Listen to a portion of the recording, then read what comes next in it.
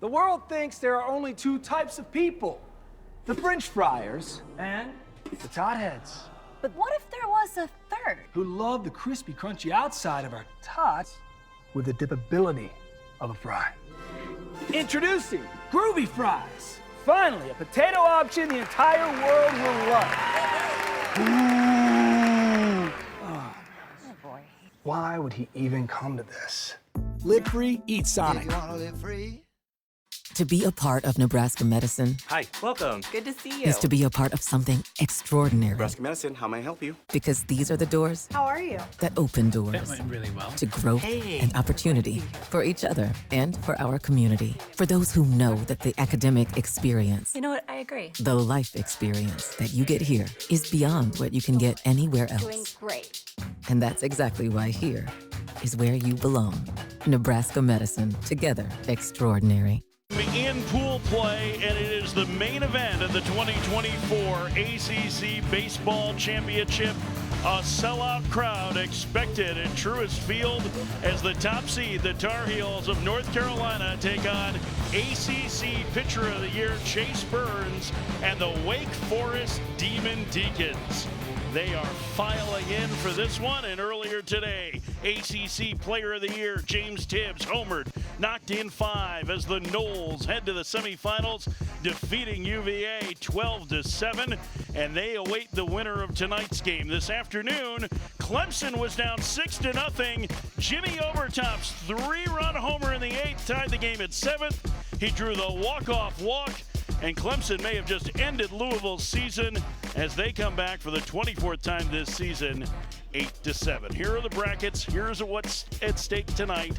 UNC Wake Forest winner goes to the semifinals against Florida State tomorrow afternoon. And we welcome you to Truist Field with ACC legend Gabby Sanchez. I'm Mike Farron. It's the matchup we've been waiting for, and a lot of it has to do with the power of North Carolina. Absolutely. We look at this team, this UNC team, top to bottom. They can leave this yard. 105 home runs in the season. They're 11th in the country in slug percentage. They had 6 home runs in game 1 versus Pitt.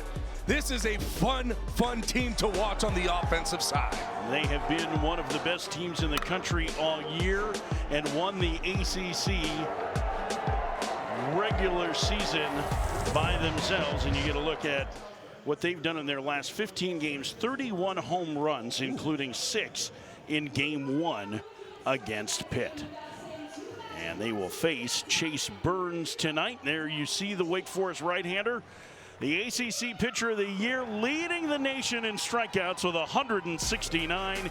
He's been incredible, the transfer from Tennessee. Well, when you talk about power pitching, well, Chase Burns is at the top of that list. It's a power fastball, 97 to 100 miles an hour. A power slider, 89 to 91. He has a power changeup, 89 to 91. Everything he has is hard. Even that 12-6 curveball that he's able to throw. He is a fun guy on the mound to watch.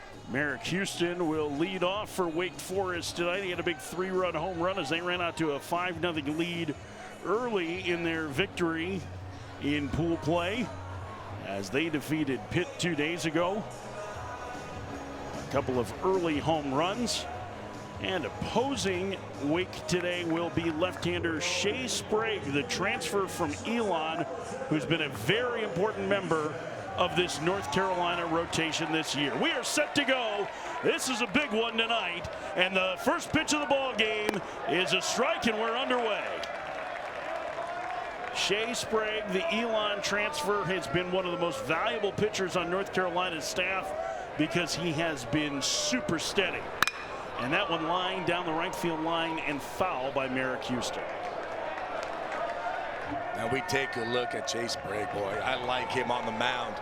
He's a good lefty. He's 3-1 so far this season. 51 strikeouts compared to the 12 base on balls. He has a 3-pitch mix, a fastball, a changeup, and a slider. It's an elite changeup. How elite? Well, it's got a 38% chase rate. That's a 92nd percentile. That seems good. It's very good. I mean, this is a powerful Wake Forest lineup. We talked about the power with North Carolina. We'll talk more about them against Burns. They've already faced him once as Houston pops it up. Shallow right racing in. D'Onofrio had a big game against Pitt with a pair of homers.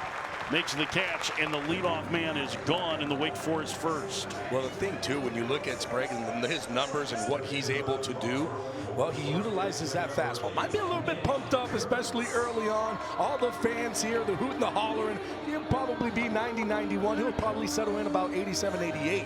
But it's the changeup, right? The arm action on that changeup. So as a hitter, you start to sit on it, and guess what happens? He's able to beat you with that 90-mile-an-hour fastball. See what he did the first time against Wake at the couch in Winston-Salem as Nick Kurtz stands in and takes the ball.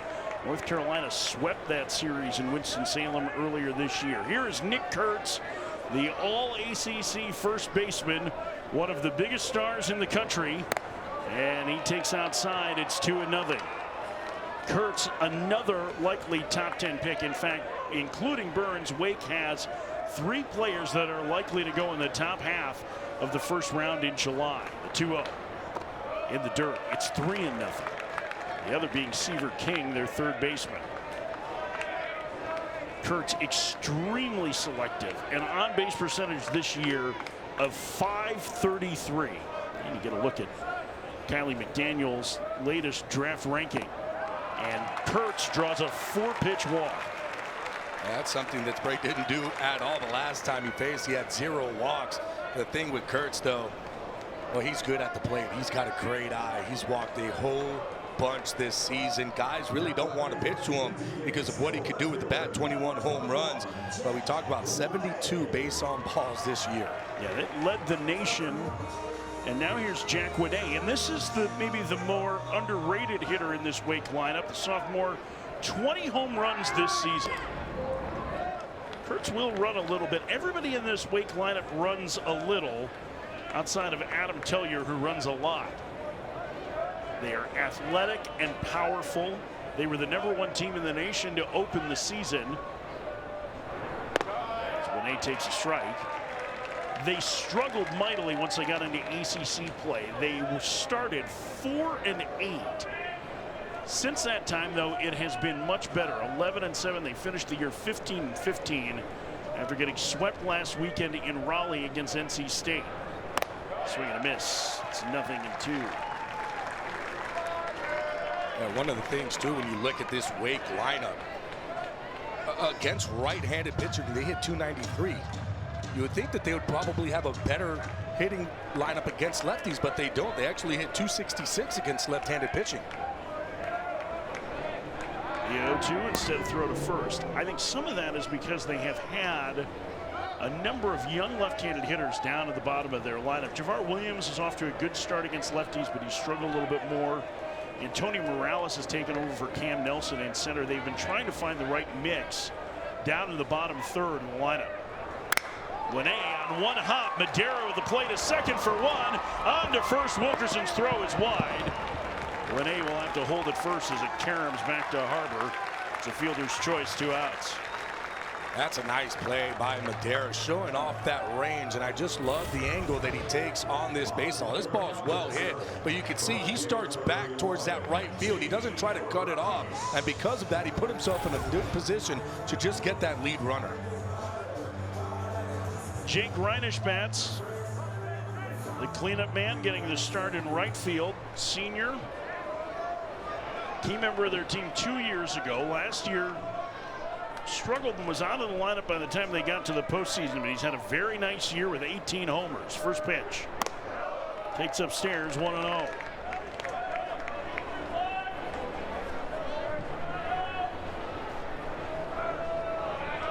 Reinisch homered against Pitt in their win on Thursday. He takes upstairs, 2-0. And here's what it looked like Wednesday. An opposite field shot. One of the 50 home runs we've already had in this tournament. The record is 54. 2-0. Swing and a miss. 2-1.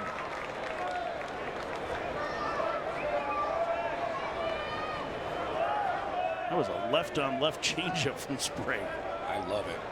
I love guys lefty changeups. I think it's a pitch that guys need to utilize a little bit more because of that right there. Now you have to stay on the pitch, and that fastball is just going to beat you. You're not going to be able to pull the trigger. 2 balls, 2 strikes, 2 outs, man at first. Just underway in the top of the first, no score. Sprague set and the pitch. Swinging a foul back. Crowd still filing in, but this is easily the best crowd we've had of this tournament. Every seat sold tonight. They were selling standing room only tickets for this game. And there are a ton of scouts here to see that man, Chase Burns.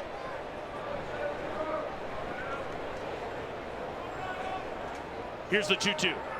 Swinging a foul, out of play. You know what I loved? When we were down there on the field talking with the coaching, and all of a sudden we see Duke teams, we see Miami teams, we see all these teams that are still here coming to this game to watch this one, because it's important for everything. But man, when you're watching this type of baseball and you're seeing UNC going up against Wake Forest, Chase Burns on the mound, it's going to bring a crowd. Throw over and Kurtz dives back. You can see the scout section pretty full. They're not just here to see Burns, they're here to see Kurtz, they're here to see Seaver King, they're here to see Vance Honeycutt with UNC. I mean, there is a lot of first-round talent on this field today. There's a lot of money on this field today. The 2-2. And tried to check his swing and hit him on the arm. They're going to appeal to third, no swing. Ooh. John Byrne, the umpire at third, says no swing, and it's a painful hit by pitch for Reinach. Ooh, I thought he went. Oh, he definitely did go. I think North Carolina may want to take a look at this because it looked like it hit the bat. And it looks like it hit the bat, but it looks like they're not going to do it. I'm going to challenge. Maybe instead he was just wanting to understand what happened with the appeal or why there wasn't one immediately. Scott Forbes, the head coach at North Carolina, the ACC Coach of the Year. 2 outs, 2 on. Here is Seaver King, 16 home runs this season, playing third base tonight. The transfer from Division II Wingate takes outside 1-0.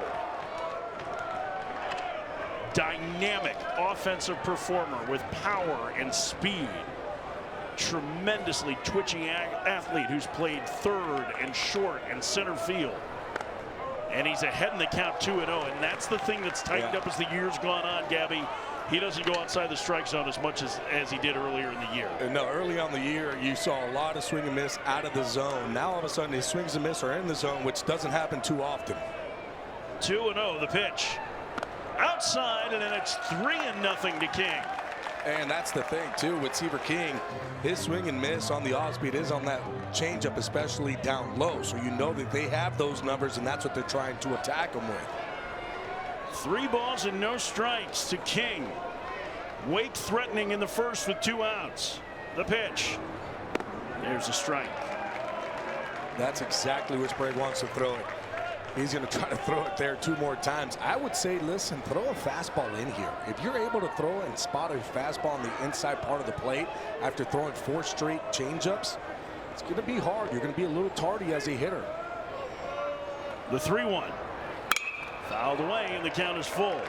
Boy, that was almost like some quality analysis out of you. I mean, I'm just a hitter, and I know if I'm up there hitting, you throw me 4 straight changeups and I haven't seen a fastball, it's hard to time that one up.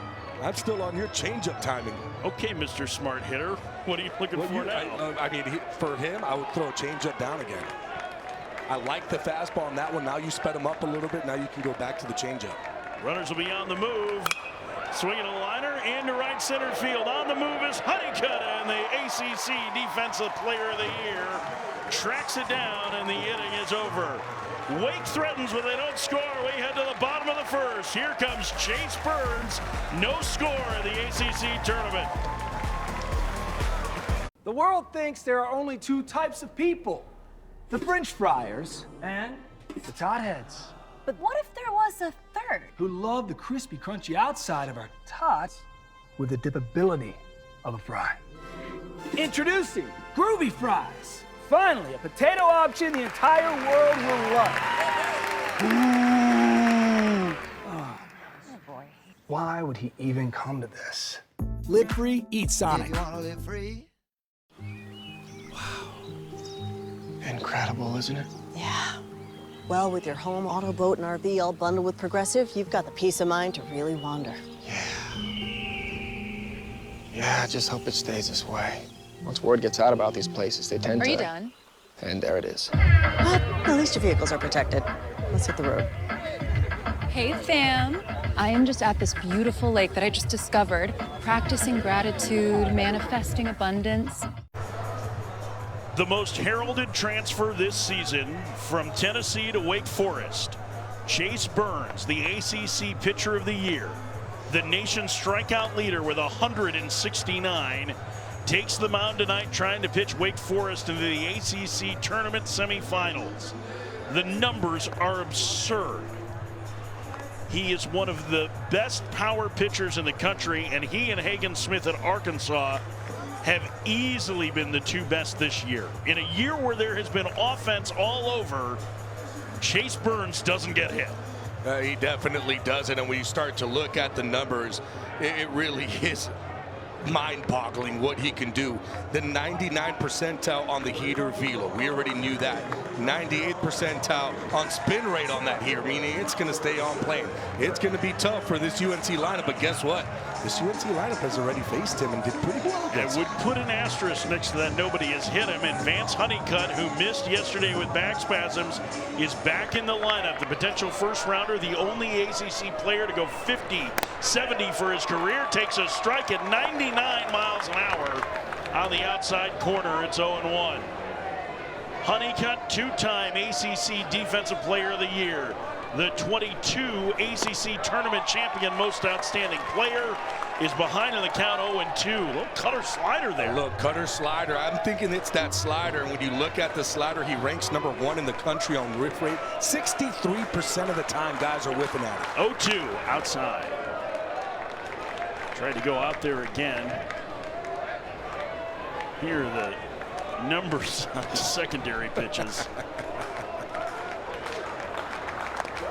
Low, 2-2. Just to put that in perspective, 64% whiff rate.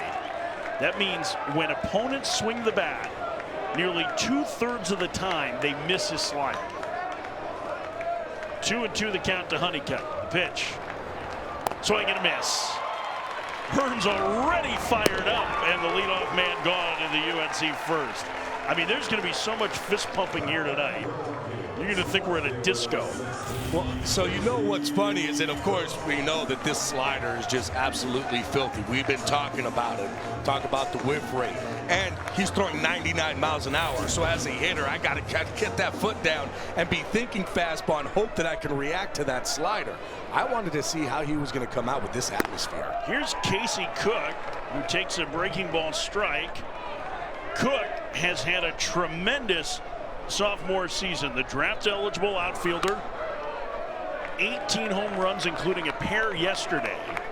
And I put that little asterisk on when on Chase Burns not getting hit. Well, North Carolina got 4 homers off him earlier this year, and 2 of them were off the bat of Cook.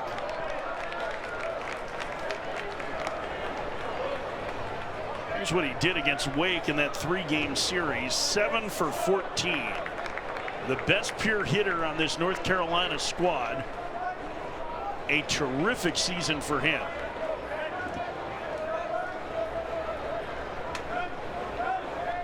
One and 2 the count. The pitch to Cook. Fouled away. He is as tough an at bat as there is in the league.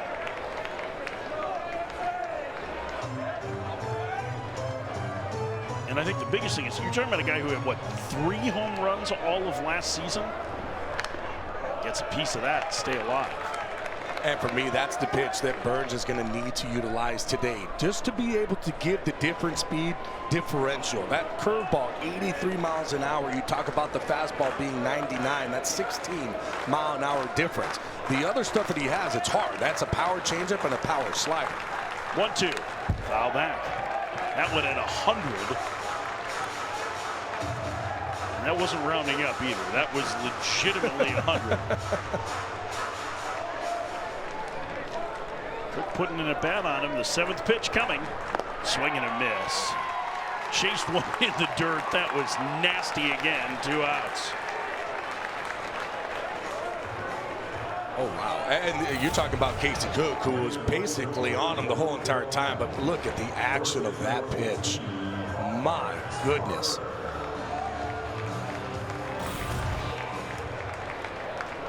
Burns was a huge part of that Tennessee squad 2 years ago that was #1 in the nation for most of the year before losing in super regionals in 3 games to Notre Dame. Last year, Tennessee's season changed when he moved to the bullpen. Second-team All-ACC performer Parks Harbor swings and misses. That may have saved Tennessee's season, who started 5-10 in SEC play, but it also hastened Burns' departure from the Volunteers program. He goes to Wake Forest, which has developed an outstanding reputation in developing pitchers, working with Corey Muscara, and he has taken it to another level. He's fallen behind 3-1.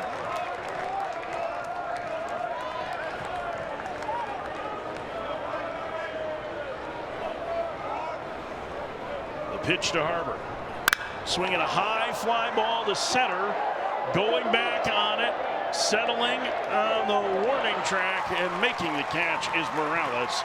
And a 1-2-3 first for Chase Burns. We head to the second. No score. Wake in North Carolina. Winner to the semis. Welcome back to this U.S. Open office plan. Miller just lobbed a message way over Jones's head using some technical jargon. Let's see if they can use Grammarly to their advantage. Jones is using it to make her point in a friendly way. And now Miller's taking a technical doc and asking Grammarly to rewrite it. Let's see if it makes the difference. It's love all, but does Jones feel it? Yes, they're aligned. Game, set, and match. Thanks to Grammarly, every word you write helps you reach your goal. Download Grammarly for free. The world thinks there are only 2 types of people. The French fryers and the tot heads. But what if there was a third? Who love the crispy, crunchy outside of our tots with the dipability of a fry.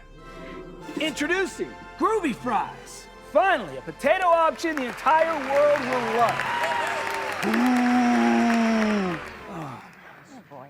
Why would he even come to this? Live free, eat Sonic. This beautiful skyline in downtown Charlotte and a full house tonight as Wake Forest and North Carolina meet. Winner goes to the semis. The top seed, North Carolina. Wake Forest, who was the #1 team in the nation going into the NCAA tournament last year and reached the Final Four in Omaha.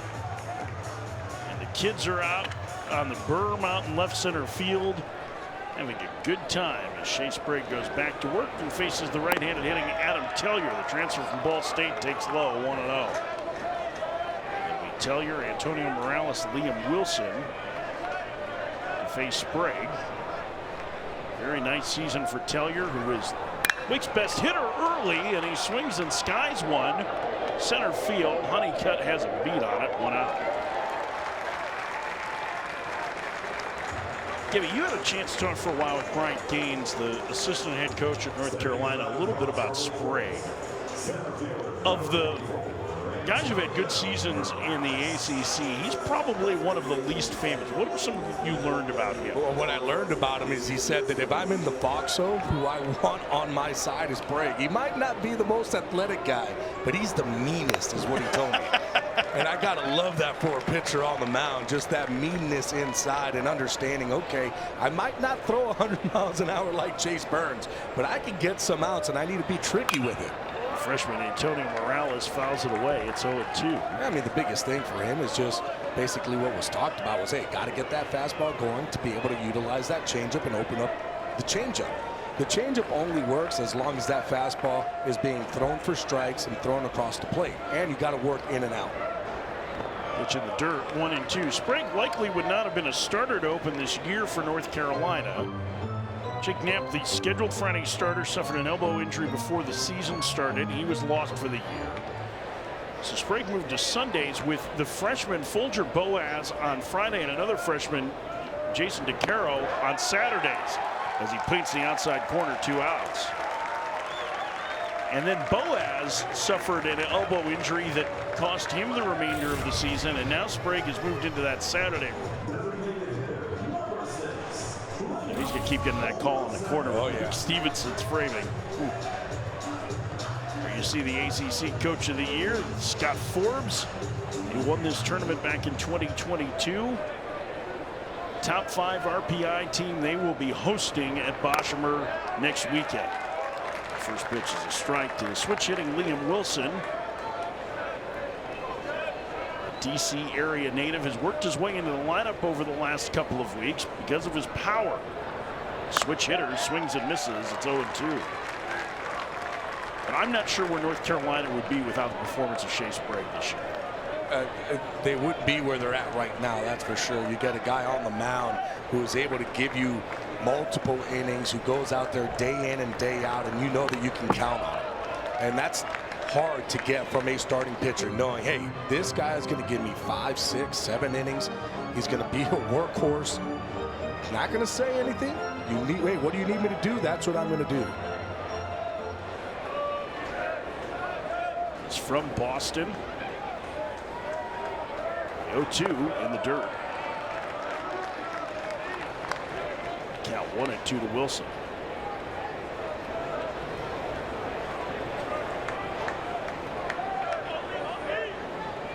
No score, top of the second. The pitch. Swing and a miss. Changeup had him out in front. And it's now 4 in a row, set down by Sprague. Through 1.5, Wake and North Carolina scoreless. Take a look at the ACC awards handed out on Monday. James Tibbs had a big day today for Florida State with 5 RBI. Player of the Year. Chase Burns, Pitcher of the Year, pitching tonight. Drew Burris from Georgia Tech, the Freshman of the Year. Vance Honeycutt, his 2nd Defensive Player of the Year award, starting tonight in center field. And Scott Forbes, your Coach of the Year of the ACC. And there's a look at Chase Burns in this scoreless 2nd inning as he will face the heart of the order. Anthony D'Onofrio will lead off. There's Vance Honeycutt, who missed yesterday with back spasms. First pitch, breaking ball strike to D'Onofrio. It's 0-1. I've seen him start a bunch of guys with breaking balls and off speed tonight. Strike, it's 0-2. That's what makes it tough. That's what makes him real tough. When he's able to throw that curveball first pitch for a strike at 81 and then come in with a 98-mile-an-hour fastball. Bounce that one up there. D'Onofrio had a big day yesterday, a pair of home runs, 7 on the year. Transfer from Quinnipiac. He is a really athletic player. He is not the kind of guy, it's a little bit like Adam Tellier for Wake in that you don't generally see guys like that play 4 years in college, and he's down on strikes here. Gill will run at him and then throw to first. 3rd strikeout already for Burns through 4 batters, 1 out. It just, you can see that D'Onofrio is up there looking for a fastball, but the action of that slider is just so hard. Hey, he is throwing that pitch really well. 1 out for Luke Stevenson, the freshman catcher. This is an impressive young player. Fine season with 13 home runs offensively as he swings and misses at 98. It's 0-1, but it's his defense that looks like is going to be the calling card for him. He was one of the top prep catchers in that class. It's behind 0-2.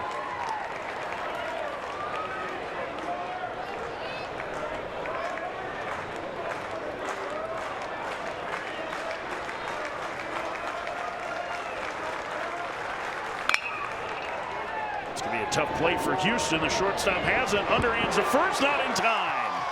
Infield single for Stevenson, who is smelling a base hit. Well, you gotta love that hustle from Stevenson down that first base line. Gets a 100-mile-an-hour fastball and just kind of hits it. Just really nothing that Houston can do. The only thing that you could have done there is flip it with the glove. That's not going to be easy to do. That ball is just right there in no man's land. First base runner of the night for North Carolina. Here's Alex Madera. Left-handed hitting second baseman, takes low, 1-0.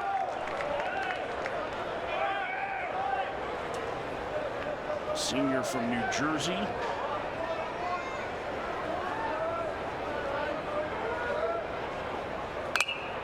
Gives it away. Dara transfer from the Division III school, Arcadia University in Pennsylvania. He was a D3 All-American a year ago. Very competitive hitter in the box.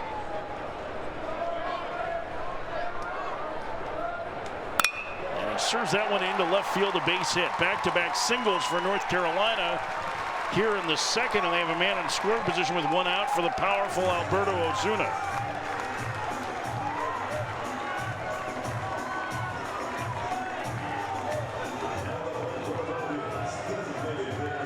And a look at Tom Walter. To his right, Corey Muscara, the pitching coach for Wake Forest. Tom Walter helping to lead Wake Forest to their first men's college World Series since 1955.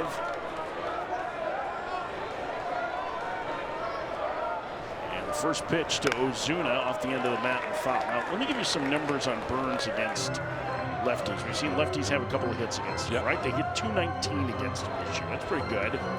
with a .467 slugging percentage. Okay. So that's okay, right? All right, so he might be vulnerable. Righties, TFCO, 127 with a .229 slug. It's coming up, boys.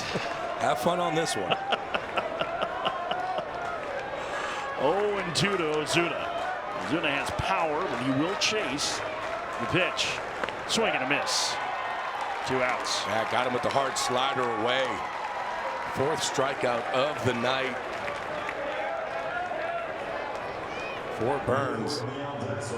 And that one there, you can see Ozuna just trying to cheat for a fastball. And it's just way out in front.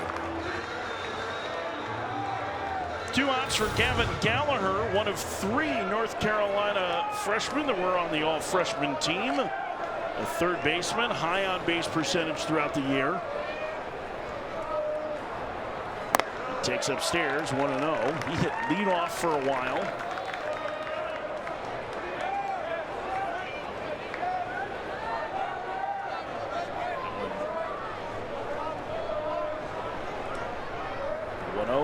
Swing and a miss. He is also the son of a former Wake Forest player and assistant coach, Sean Gallagher,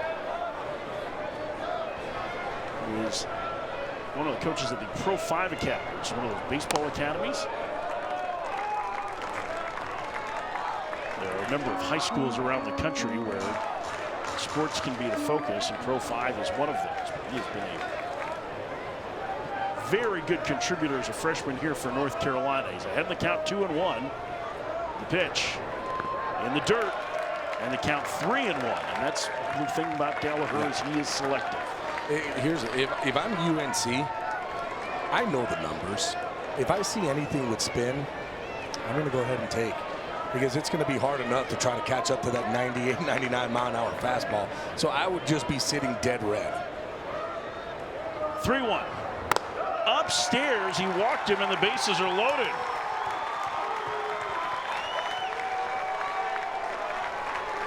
An infield single, an opposite field base hit, and a walk. And here's the switch hitting Colby Wilkerson, the shortstop. He's put together a pretty solid offensive year. Not much power. An average just under 300 and a very good idea of the strike zone.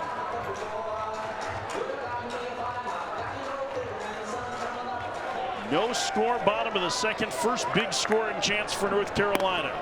Breaking ball strike. It's a 0-1. The thing is, you're not really hitting that pitch because you have to be sitting on that fastball. So he throws that one over for a strike. You tip your hat to him. He throws a slider over for first strike. Tip your hat to him. Swing and a miss.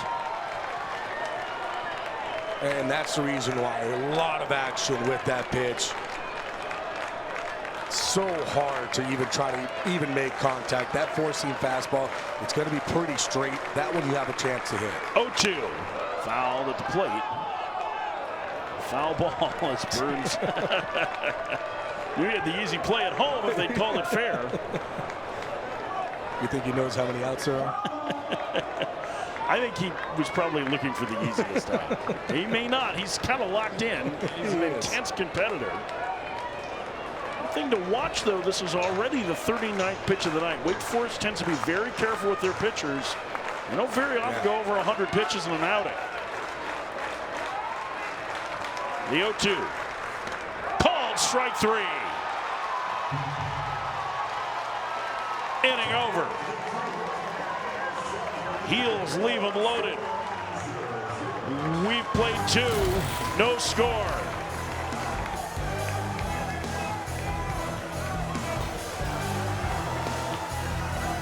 The world thinks there are only 2 types of people. The French fryers and the tot heads.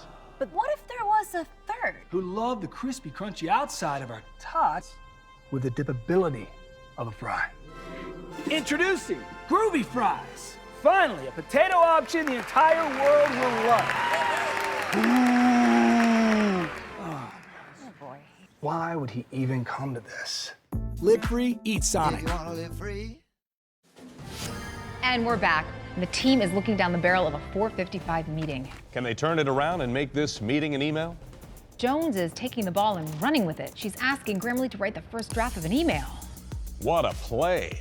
Grammarly is an AI writing partner that helps you make your point. She's got a clear shot and it's good. Bazinga! It's a slam dunk. The meeting's canceled. They'll go home champions. Download Grammarly for free. Wake Forest has become a national power under Tom Walter after coaching at George Washington and New Orleans. He's taken them to 4 postseasons since 2016. The Men's College World Series last year, 16 All-Americans so far. And you could probably see a 50% increase in first-round draft picks after this year, as he's got 3 potential ones here. Coach Walter had good success taking New Orleans to 2 regionals, has been a mainstay with that Wake Forest program and helped to turn them into a real powerhouse in the ACC. Look at Coach Walter, who very early on in his tenure at Wake, that's Cameron Gill, the number 9 here, skies that pop up. Back in 2010, he had a player on his team, actually 2011, right before the 2011 season, named Kevin Jordan, who needed a kidney transplant. Tom Walter found out that he was a match and gave his kidney to Kevin Jordan, and the 2 are still incredibly close. And Jordan played at Wake Forest, but he has helped him as a community organizer and activist. He is just a real quality human being. 1-0 to Merrick Houston. Shortstop takes a strike. It's 1-1. We were talking as we were coming off the field, Gabby, about both these coaches, Tom Walter, Scott Forbes, just outstanding people. 2 of the best in the game. And not just great coaches, but I mean, just like the kind of people that you want to be around. Yeah. Guys that you want to talk with. I mean, we had Forbes out there. He was talking with us for 10 minutes. Like it was just talking back at the house and on the couch. Forbes is a longtime assistant to Mike Fox at North Carolina. This is his 23rd year with the Tar Heels, his 4th as the head coach. Houston in the air to left. That one's hit pretty well. Back to the fence is Cook. He leaps, and he can't get it because it's gone. Merrick Houston's 2nd homer of the tournament has given Wake a 1-0 lead.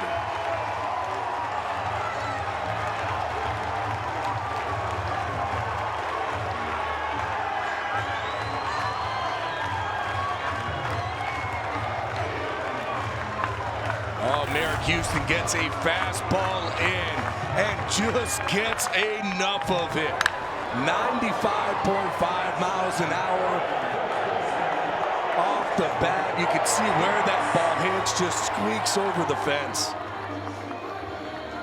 Boy, that was super close. I mean, if that fence is 2 feet further back, Cook makes the catch. Now here's Kurtz. Houston's 8th home run of the year.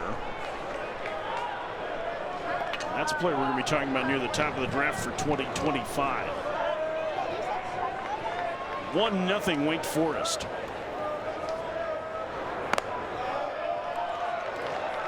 This takes the ball. It's 1-1. I was trying to see what the Merrick Houston, the ball flight was. It was 38 degrees. Now the optimal is going to be right there in that 26, 27, 28 range. So that one is way up higher. You could see that ball went up in the air. It just kept carrying and carrying out to left. That is the 51st home run of this tournament. You see the tournament record was set in 2022. I got a feeling we're going to fly past that one. Chick swing, no swing. 2-2 to Kurtz. We might get past that one in just today's ball game.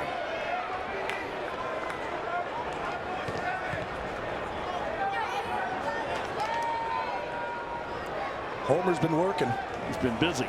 Homer's been busy this tournament. Poor guy's going to need a vacation after this one. 2-2. Kurtz into the shift. There's a shortstop Wilkerson to throw him out. 2 outs.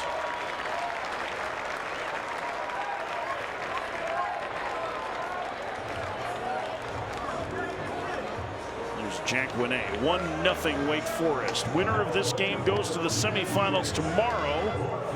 They will take on Florida State. The game with postseason implications that are more significant for Wake Forest than it is for North Carolina. North Carolina is going to be one of the top seeds. Wake probably needs to win this to be a regional host. Only one team in ACC history has finished 15-15 in the regular season and hosted, and it was North Carolina in 2022. And they won the tournament. They won the tournament. So that's the big caveat there. You basically have to win this tournament to be able to then host if you're Wake Forest. They have an RPI, ratings percentage index, that helps to organize the teams that the committee uses. That is very good. It's fluctuating between 10 and 11 this week.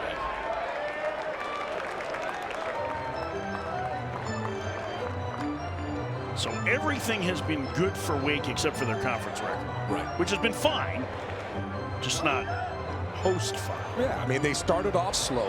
They tried to find their identity early, really couldn't do it. Then all of a sudden they really started to find, and they were beating everybody. And then it seemed like they were getting hot at the right time. They swept Clemson. All of a sudden they go to NC State, and NC State said, well, we're going to go ahead and sweep you. And I think that really hurt them, because they needed to win some of those games. They had the lead in some. NC State was able to come back. Swing and a miss.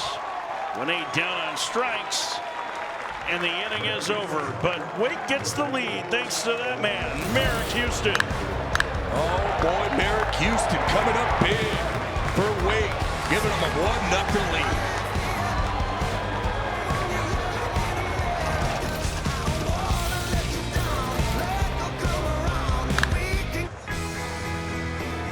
Packed house tonight at the ACC tournament, the last night of pool play.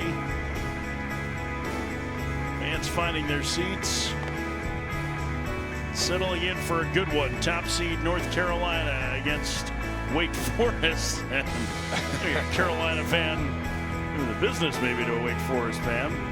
That bourbon has been real popular the last 2 days for the kids. They came out to see a doozy tonight. A lot more Carolina blue this evening than there is Wake Forest black and gold. But everybody wants to look at Chase Burns, pitched out of a bases-loaded jam in the second. And the first pitch to Vance Honeycutt is in there for a strike, 0-1. Honeycutt got off to a very slow start this season, but he has set the Tar Heel record for home runs in a career, thanks to a fast finish. 22 home runs this year, 59 in his career at North Carolina. He highlighted it at the outset, the only ACC player ever with 50 homers and 70 bags. 1-2. He was the MVP of this tournament a couple of years ago, his freshman year. He is a tremendous athlete. He's a great defensive center fielder. He has legitimate power. He can fly. And he has some swing and miss issues. And he goes down on strikes for the second time. That's already 6 strikeouts for Burns and 10 hitters faced. It's one of those things that you look at Burns and the way he's able to throw this slider. We talked about how good it is. It starts right on the outside corner, breaks off. Strikeouts are great. They look nice, but what they also do is that they get that pitch count going up. Casey Cook in the air to left, going back on it, went A to the fence, it's off the wall. Cook around second, he will slam on the brakes.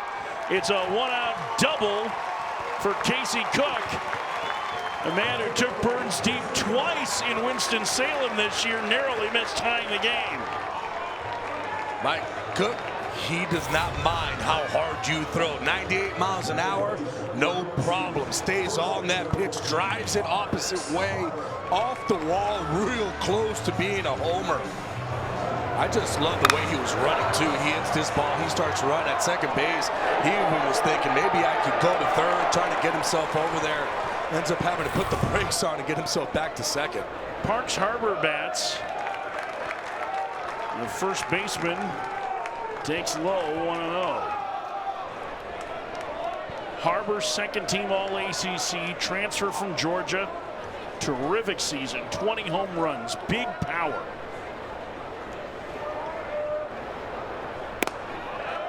Takes a strike, it's 1-1. Yeah, I'm letting him have that curveball. I kind of do what Cook did there. I'm laying off anything other than a fastball that's hard. The 1-1. Swing and a miss, 1-2. And it doesn't mean that you're going to catch up to it. Let's just put that out there. Just because that's the thought process, it's still 98 miles an hour to 100. It's still coming out firm. Yeah, monster series against Wake Forest this year, and he's down on strikes. 7 strikeouts now for Burns, 2 outs, and here's D'Onofrio. Boy, another slider. Just a good one. I mean, we've seen that pitch get swung out a whole bunch. It starts right on that outside corner, breaks off the plate away as it's getting into the hitting zone.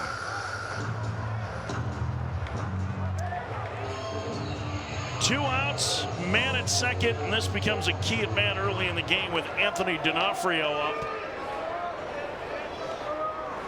First pitch swung on and missed, 0-1.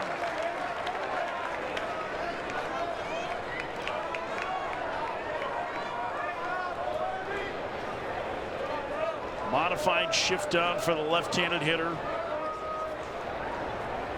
Swing and a miss. 2 disappearing pitches out of the zone. It's 0-2. And that's the curveball. I mean, just a good one.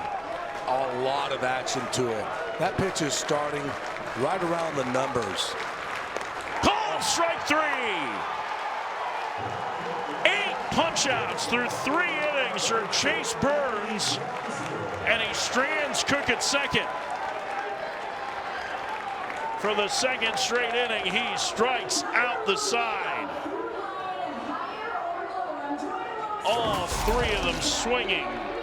Honeycutt, Harbor, D'Onofrio, 1-0 Wake.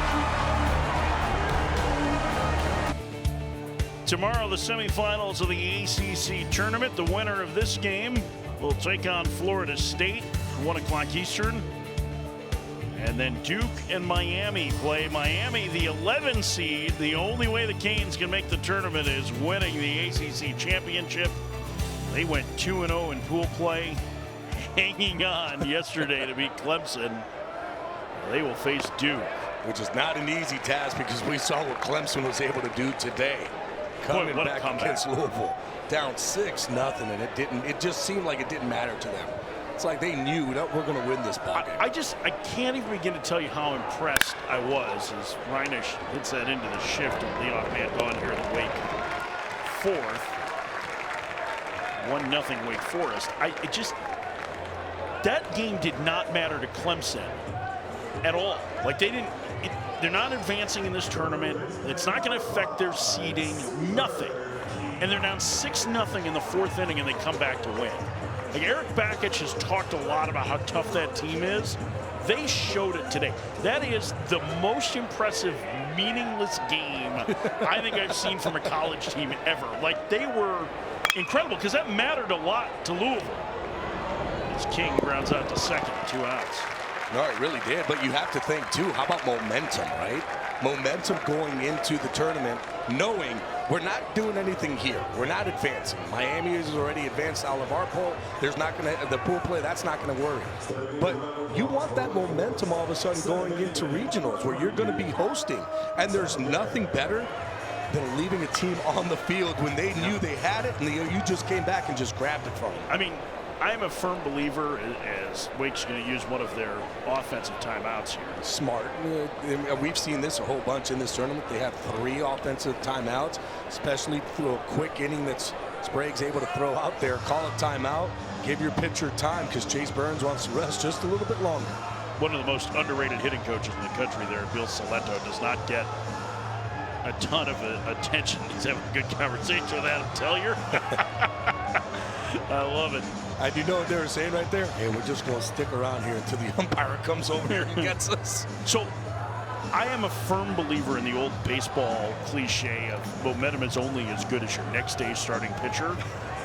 I tend to believe it in game, but walking out of here, especially the way they played the first half of the game, and Eric Bakich was not happy with it. That's going to make practice the next couple of days a little easier in Clemson. You think the guys knew that in there? Hey, guys, we better come back here because if not, this is going to be rough. As the kids say, they've got that dog in them. Tellier to left field. Back to the fence. Gone!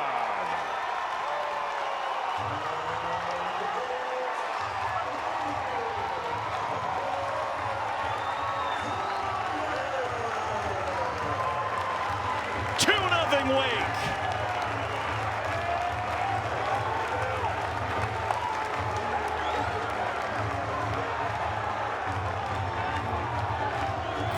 Adam Tellier, again, it's a fastball. It's supposed to be in. Gets left out over Tellier. This one he did not miss. 107.3 miles an hour off the bat. Just a line drive home run. 13th of the year. They're feeling it in there. They got their guy on the mound. They know that this game means a lot to them. They want to be hosting. Swing and a miss. Count 0-2 to the freshman Morales. Now, if you break, though, listen, solo home runs aren't going to kill you. Keeping this game manageable, that's what you need to do. Low. Well, North Carolina got to Chase Burns the first time they faced him. Morales, 3-hopper to first, and Harbor will hustle to the bag to get Morales. And the inning is over. But Wake extends the lead thanks to this blast from Adam Tellier. A rocket just above the yellow line and left. 3.5, 2-0 Wake.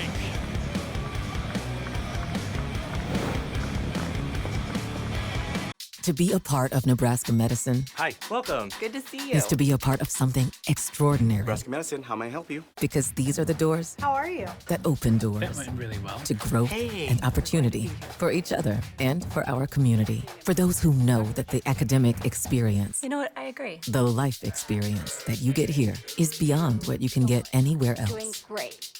And that's exactly why here is where you belong. Nebraska medicine, together extraordinary. I'm a rusty old boat hitch, and I am barely hanging on. And while we're still miles from the lake, I'm gonna launch this boat right here. See ya.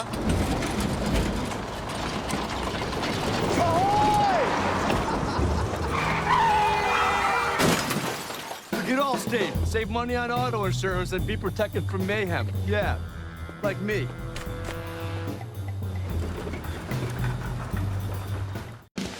So far, Chase Burns, good. You say good, I say wow. We've been seeing that fastball up to 100 miles an hour. The slider has been absolutely filthy. Let's not forget about that curveball. Got a couple strikeouts with that one too. This is just a power pitcher and a strikeout strut. Luke Stevenson will lead off for North Carolina. He takes the ball high. This is what he's done so far tonight. This was Chase Burns' first start too on March 29th against North Carolina. Look at that, no walks, 14 strikeouts, but 6 earned runs and 4 homers. Casey Cook got him twice. Parks Harbor homered off him. And the most shocking one was Colby Wilkerson, who hit just 2 homers all year.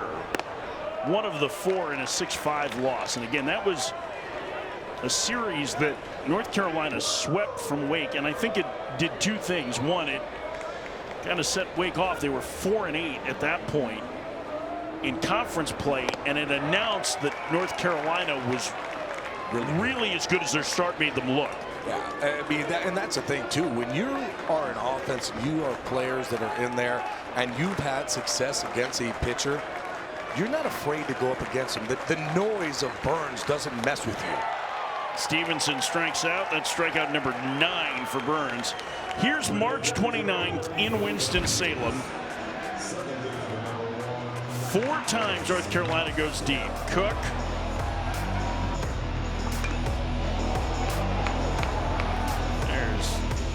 Harbor, Cook again, and this is the one that was the stunner. Wilkerson on a breaking ball that he hammered. It's Alex Madera bats. Now, I mean, he did have 14 strikeouts in that game. And he didn't walk anybody. Right. So you know going up, okay, he's going to strike us out. The other thing is, too, is when you look at a guy like Chase Burns knows where he got beat. A lot of times he got beat was off that slider. So you see him utilizing that curveball a little bit more today. The reason why is because you want to separate the speeds. You want to have something slow, get you kind of out in front, and then all of a sudden now you're going to get jammed on that 98. And this just low, it's 2-2. Only twice this year has Burns failed to strike out double digits. Check that, 3 times. Dayton, his 2nd start of the year, and then back-to-back starts against BC and Florida State. And Madera can't believe it as he's strikeout victim number 10. And he is really protesting, and Scott Forbes isn't happy either. This one I've got to say was this one's not a strike. I mean, we can see it. Everybody saw it. They're asking whether or not he swung. I think this was just a call, and it was definitely a mistake. And that is as hot as you will ever see Scott Forbes. 10 strikeouts now for Burns already. I mean, you could take a look at this one. That's nowhere near the zone. First pitch misses low to Alberto Ozuna. He's saying that ball is not even close. He's not wrong. Forbes, he's looking at it going, I mean, we saw it from over here. That one foul back. I think the way it was received, because there was a breaking ball and Gill kind of brought his glove to the ground, made it look even more like a ball. You know what I mean? Like that's part of the reaction there. I mean, yes, it is part of the reaction, but I think too, when you kind of look at it, Gill knew right away that it wasn't a strike, and he was confused when they called it a strike. The 1-1. Upstairs, 2-1, and I'm sure part of what Scott Forbes is saying is this guy doesn't need any help. Doesn't need any help whatsoever. This is the best pitcher in college baseball. Doesn't need the help. 2-1 the count to Ozuna. The pitch, swing and a miss. 98 off the plate. Here's the strikeout again. And you could just see right here, Gill, he's kind of getting up to throw the ball. And that goes to really show you. Called strike 3. That was a strike. That's a strike. And for the 3rd inning in a row, Burns strikes out the side. This time in order. Scott Forbes is hot, and so is Chase Burns. 11 punchados through 4, 2-0 Wake.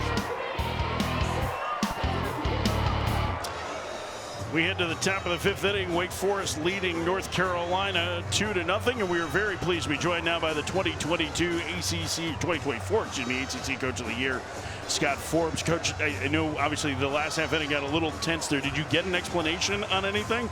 You guys, I mean, you have to be careful what you say these days. So, you guys are watching the game. I think we've had some really good at bats. You know, the zone in college baseball now is much better for the most part. And when, you know, it's a little bit bigger against Chase tonight, we got to try to adjust. I don't know what to tell you about that one against Madera. You guys can talk about that instead of me, because that won't do any good if I start talking about it. I can tell you that. Don't worry, I talked about it for you. Thank you. With Sprague on the mound, though, I feel like he's doing a wonderful job against this Wake Forest team. A couple balls there that got left a little bit over that got hit for a home run, but still, solo homers aren't going to really kill you. Yeah, no doubt. You know, Sprague's been great for us all year. Really, you could argue like him stepping up has really saved us. And he's going to keep us in the game. He's going to battle. He's a tough kid. He can throw multiple pitches for strikes, so we just got to keep it close against this arm we're facing, that's for sure. Just real quick before we let you go, Scott, Casey Cook has the opposite field double against him. He clipped Burns twice in Winston-Salem earlier this year. I know you've talked about his growth this season. What impresses you the most about Cook? Just he's got that slow heartbeat. You know, scouts would call him hitterish because that's what he is. I mean, the kid can just flat out hit, and he's working the weight room, so now he's got more power. What he's done for us is a huge reason why we're in the position we're in. But he's been impressive, hasn't he? Yeah, he sure has. Every time we see him, he does something else. Coach, we appreciate the time. Best of luck tonight. Thank you, guys. Scott Forbes, the ACC Coach of the Year, joining us. And I appreciate as much candor as he could give us in that. I don't want to get him in trouble either, but that now he's laughing about it at this point. Nothing you can do at this point, right? You just move on. Hey, it is what it is. Called it. Move on. Game on. Swing and a miss. Freshman Wilson down on strikes. And you mentioned it. I mean, this has actually been a very good outing so far for Sprague. It's 4 strikeouts for him. I mean, he's been very good what he's been able to do. Just kind of moving the ball back and forth, has that changeup working, is utilizing the fastball.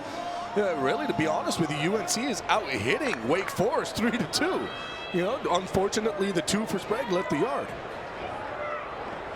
First pitch to the number 9 hitter, Cameron Gill.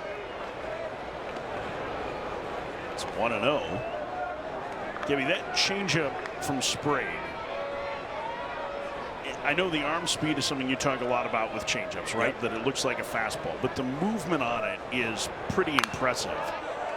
At least according to some of the data, that is moving at least the width of the plate. All right, so take me through that as a hitter when you've got a lefty that all of a sudden, I mean, does it look like it's starting at you then and running all the way away? And that's what it really is what it's doing. But the problem that he has also that's good. Gill in the air to left, back to the fence is Cook. He has room this time to make the catch for out number 2. What he has is the extension on his pitches. It's at 7 foot. So you look at major league average, it's 6'6". So he is in the elite conversation of extension. So now you put the extension with a ball that's a changeup that's running, you know, what was it, 17 inches? Yeah, 17, 18 inches sometimes. You know, that ball is going to start on the righty. It's going to look like it's going to hit you. It's going to run back over. Then he'll start it right down the middle of the plate. You think that's going to be the hitting one, and it's off the plate away. So it makes it really hard, especially that 90-mile-an-hour fastball is going to play and makes that pitch look even nastier. I mean, his fastball has a lot of movement to it, too. And again, you know, the plate is 17 inches wide. Grounder inside the bag at third and fair. Houston hits it into the corner. His second extra base hit of the night is a 2-out double in the 5th. Boy, Merrick Houston has had a tournament. And Merrick Houston's been swinging the bat extremely well. Again, this one just down in the zone. It was a changeup, and he's able to just pull it and hug that line down the third base line. It's going to be an easy stand-up double for him. All of a sudden, Wake has a guy in scoring position for their 3rd hit of the night. And now here's Nick Kurtz. Kurtz is 0 for 2. Lefties have been better against Sprague this year, and with that in mind, it's an intentional walk to the powerful Kurtz. I think that has to be because the last AB that Kurtz had, he hit it 111 miles an hour off the bat. And I guarantee you that they knew that, and they said, no, we're going to go ahead and walk him. We're going to talk to Tom Walter, head coach at Wake Forest, in the next half inning. Now here's Jack Winay. Grounded out, struck out, and Luke Stevenson's going to go out to visit with Sprague. There is action in the bullpen for North Carolina. At 72 pitches, I wouldn't think that they would be taking him out. It's not like, you know, they're doing really much off of him. Yeah, 3 hits, 3 extra base hits, but that's about it. But Dalton Pence has been one of the most valuable relievers in the ACC this year, and you saw Matty Mateus with him as well. Those two have been outstanding. In fact, by pitching value, wins above replacement, according to 643 charts, they've been their first and third most valuable players. And Scott Forbes, it looks like, is going to make a change. Rather than have Sprague face Winay a third time, a long conversation is going to happen here. It's just Pence that's throwing.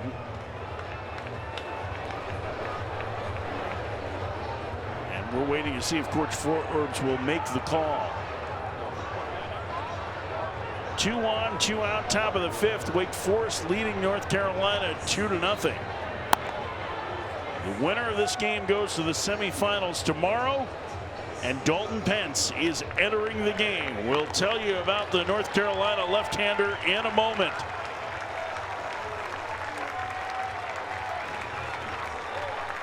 Put them hands together. The Boston native was wicked good tonight for North Carolina. 4 2/3 innings in his final tune-up before regionals.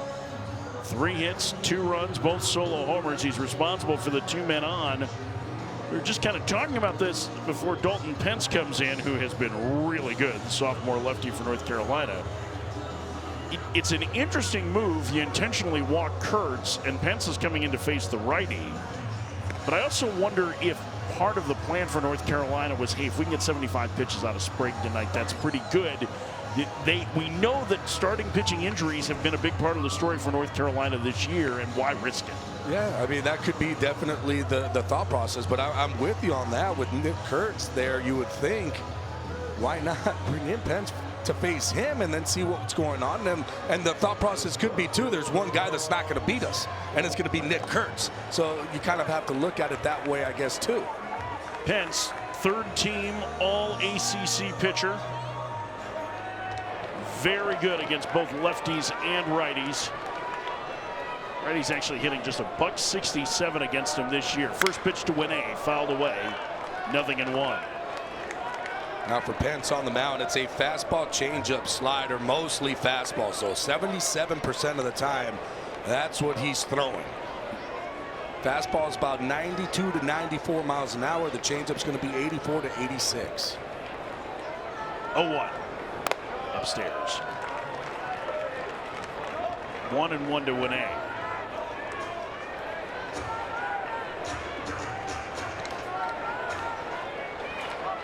Pence can get swing and miss in the strike zone. It's one of his strengths. Swing and a miss there. It's 1-2.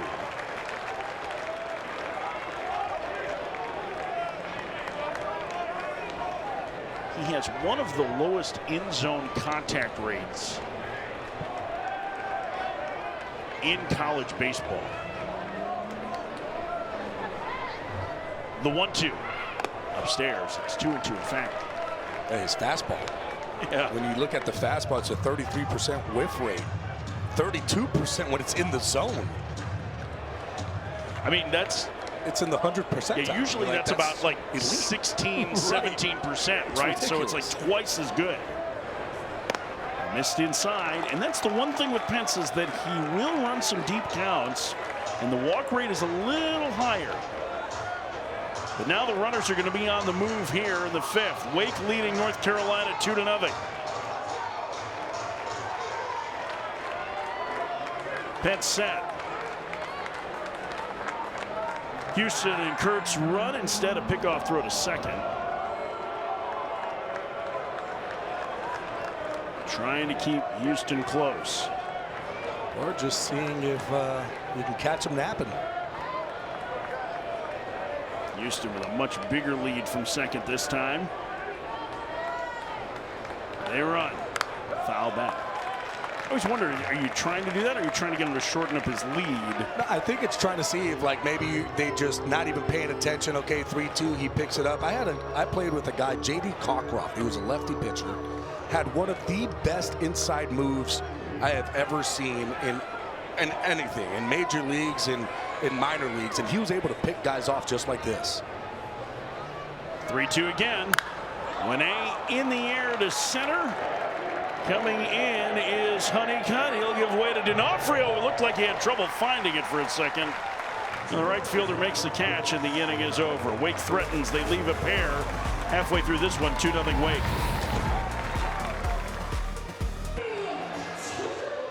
Charlotte, North Carolina, the home for this year's ACC Baseball Championship as we get ready to start the bottom of the fifth inning with Wake Forest leading North Carolina 2-0, and we are pleased to be joined now by the head coach of the Wake Forest Demon Deacons. Tom Walter is with us. So this Chase Burns guy, has he got a chance to be pretty good?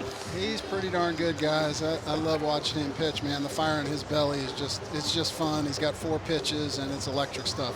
I'm looking at your hitters right now. Big swings of the bats for a couple of your guys. What are you telling the hitters in there in the dugout?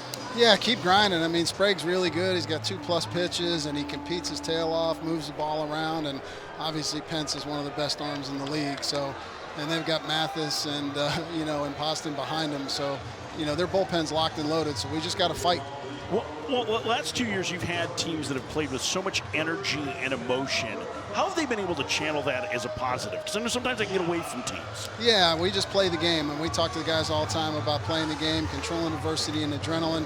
We want to have the energy, we want to have the passion, but we don't want to let it take us out of what we do. We want to be able to stay on our branch. All right, Tom, we appreciate the time. Best of luck tonight. Thanks, guys. Tom Walter, the head coach at Wake Forest, joining us.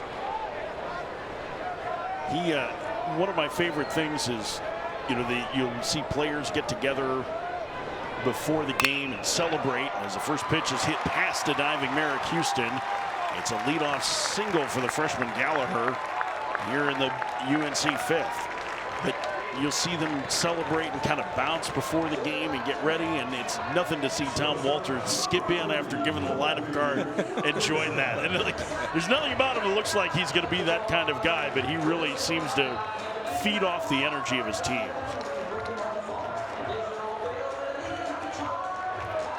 Number 9 hitter Colby Wilkerson will hit. Now, Wilkerson was one of the players that tagged Burns for a home run in March. He only has 2 on the year. He's the tying run. That one in the dirt, and Gill having to scramble after it.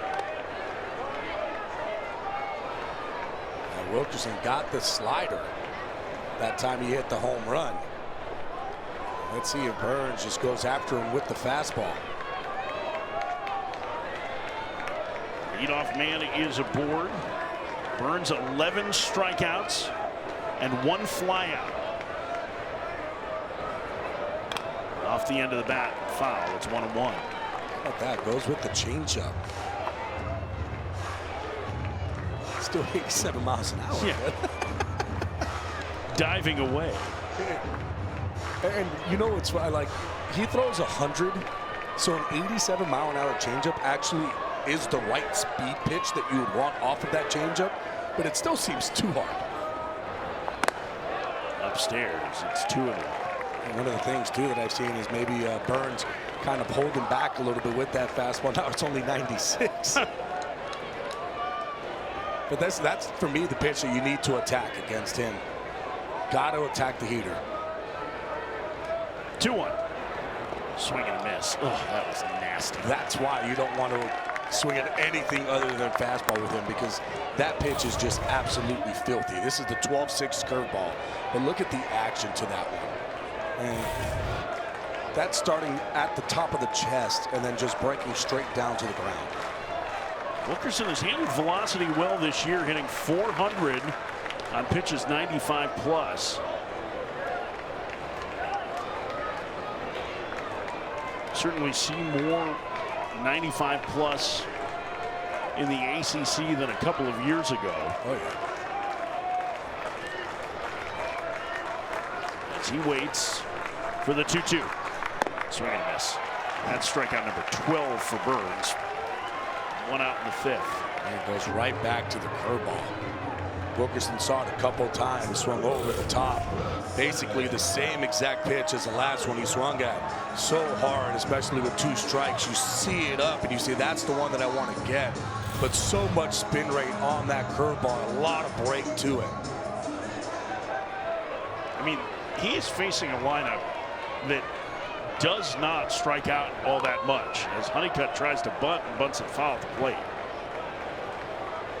This is, I mean, they are what, 6th in the conference? The last 10 all via strikeouts. In terms of the lowest strikeout rate, 8th among ACC participants over the course of the regular season. 4th lowest chase rate, and they've already fanned a dozen times. I mean, this is a really good offense. I would say, and I know Virginia has a great offense, I still put UNC ahead of them just because of the power and everything else that they bring along. It's a scary team top to bottom hitting. Everybody in that lineup can beat you. Honeycutt certainly has the power to get this game tied with 1 swing. He's punched out twice. A 1-1. He swings and pops it fouling out of play in the count 1-2. Now that was one that was left up. That's the one that you want to hit when you see it pop out of the hand. So when it goes over that they talk about the tunnel, right where that ball is being released. When you see that curveball pop up, that's going to be the one that you can hit because that's going to be the hanger. Gallagher's been on base twice, gets the lead from first. 1-2 upstairs. 2-2.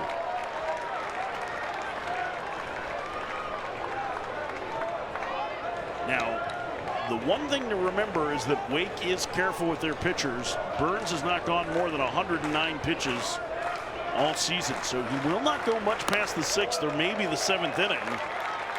And the count runs full to Honeycutt. I mean, that's what I feel like they're hoping. I think Wake is hoping that way they can get to their back end bullpen guys.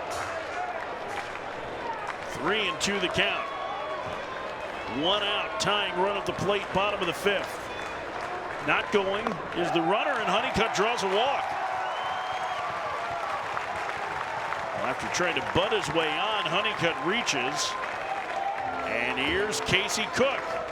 And Casey Cook, well, he don't care how hard you throw, because when you throw 95 miles an hour and above, he's hitting 600 this season. Corey Muscara, the pitching coach for Wake Forest, is going to make his first visit.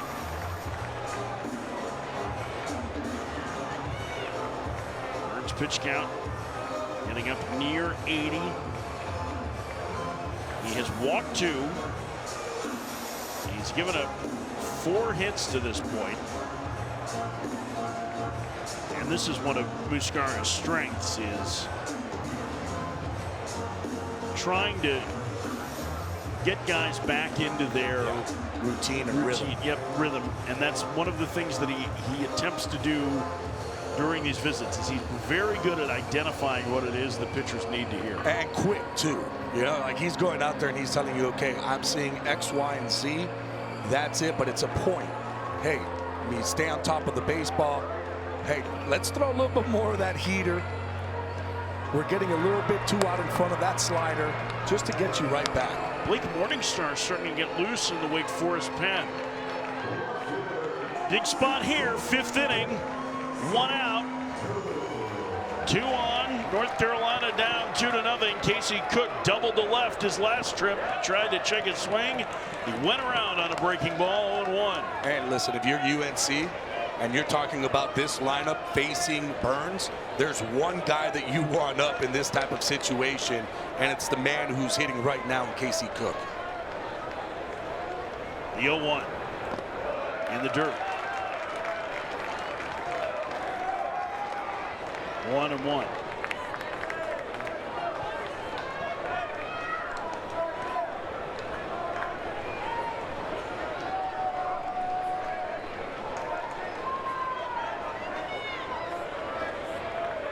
Burns to the set. A check of the runner. The pitch. Swinging a high fly ball to right. Coming in. Reinish makes the catch. Hunter Bluff's going from second. Throw behind him, round number 2. Cook didn't miss that one by much. No, he didn't. Got the curveball, and it was up in the zone, and boy, he was just underneath it. And now it'll bring up the powerful Parks Harbor. Harbor, a classic run producer, 20 homers, close to 60 knocked in. He also took Burns deep in March. Tying runs aboard in the 5th. The first pitch, swing and a miss. Oh. Not too many righties can say that they've taken Burns deep, that's for sure. He has allowed 5 home runs to right-handed hitters this year. Overall, they're slugging just .229 against him and hitting a .127. Pitch in the dirt. Stopped by Gill.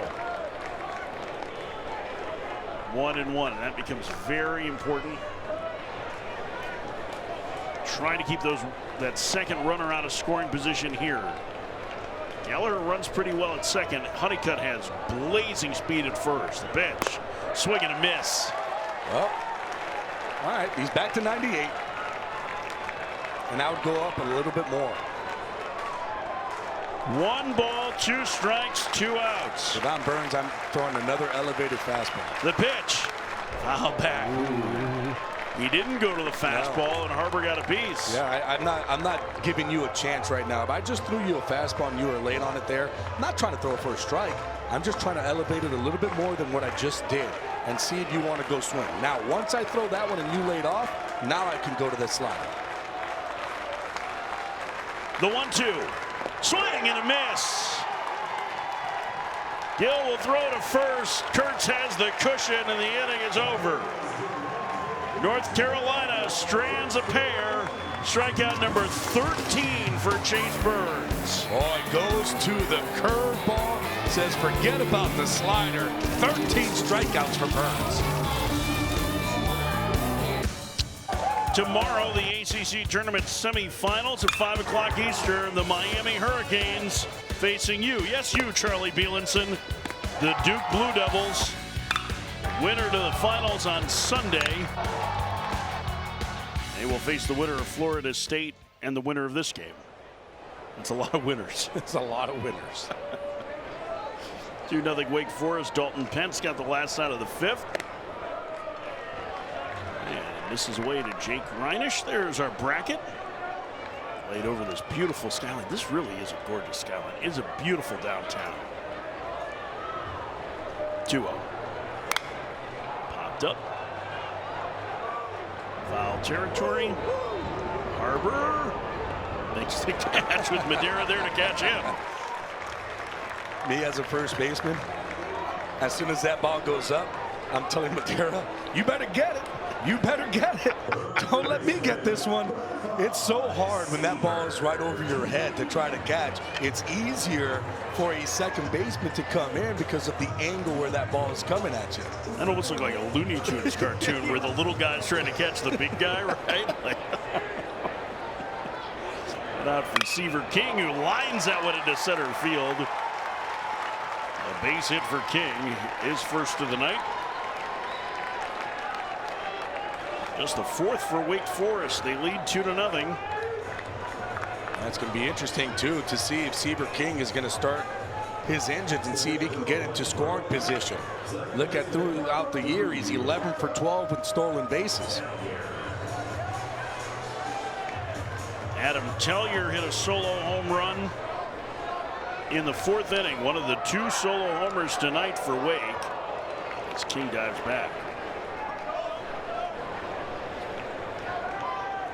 Tellier opened the year as a third baseman. He moved to second. He is a really good athlete. Very fast. Now King, a little hesitation move going back there, having trouble picking up Pence's move, and that was right near that 45-degree line that lefties have to be at, right? It's close. He's flirting with that line right now. That's why Seaver King kind of held for a second. It's home this time and misses low. All right, so let's explain what that 45-degree line is for lefties in a pickoff. Well, you have that pitching mound, and then you have home, right? That's going to give you that 90-degree. Well, if you cut that line right in between, you got that 45-degree mark. Now, can a guy go 40 degrees and not get called? Of course. You have to really break it to be able to see it. Trying to check his swing. He went around. It's 1-1. But for the most part, it's there. There's Tellier's blast, a line shot off the railing and left to give Wake a 2-0 lead. And in the fourth inning, still lead by that margin. King with a decent lead at first. The pitch popped up on the infield. Harbor a little more routine play this time. 2 outs. That one I don't mind. That one I said, okay, fine. I can get behind that one. That's going to be an easy one. So you're telling me the one that goes to the top of the Bank of America building? Yeah. So maybe it's the one that goes about the Bank of America building, and it's right over your head. Those are hard because you're trying to move back and you don't have the angle to be able to catch it. So there you're just going, I hope there's no wind up there because I'm going to look silly. 2 outs for Antonio Morales, the center fielder. Over to first again. Seaver King's got to go here at some point. Try to get himself into scoring position. You're down to the bottom of the lineup. It's going to be hard to muster a couple hits for you to score. Just took an extra couple inches on that lead, and now a throw over his bat. Well, the last time he went over twice, he went home on the third. And you can kind of key in, too, off that front knee. When that front knee passes his other knees, he's usually going home. Well, he really sped that up that time, and Morales routine for Honeycutt. Inning over. 1-out single. King is left at first through 5.5. 2-0 Wake.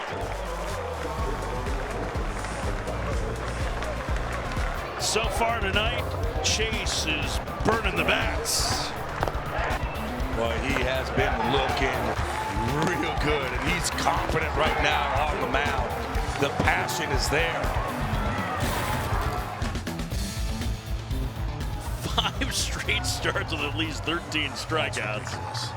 It's 182 strikeouts now on the season to lead the nation. I mean, he was leading the nation before even coming into this ball game, and now he's just adding on. So he's showing off at this point? He's just showing off. I mean, this is a good hitting team. This is not just like any rinky-dink team. No, this is one of the best teams in the country with the bats. Winner of this game to the semis tomorrow, 1 Eastern. They'll take on Florida State. Carolina's only down 2-0. The proverbial bloop and a blast could get them back in this one. D'Onofrio's punched out twice.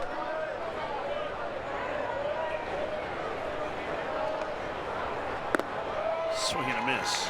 The number of pitches that have just disappeared below bats tonight is pretty ridiculous.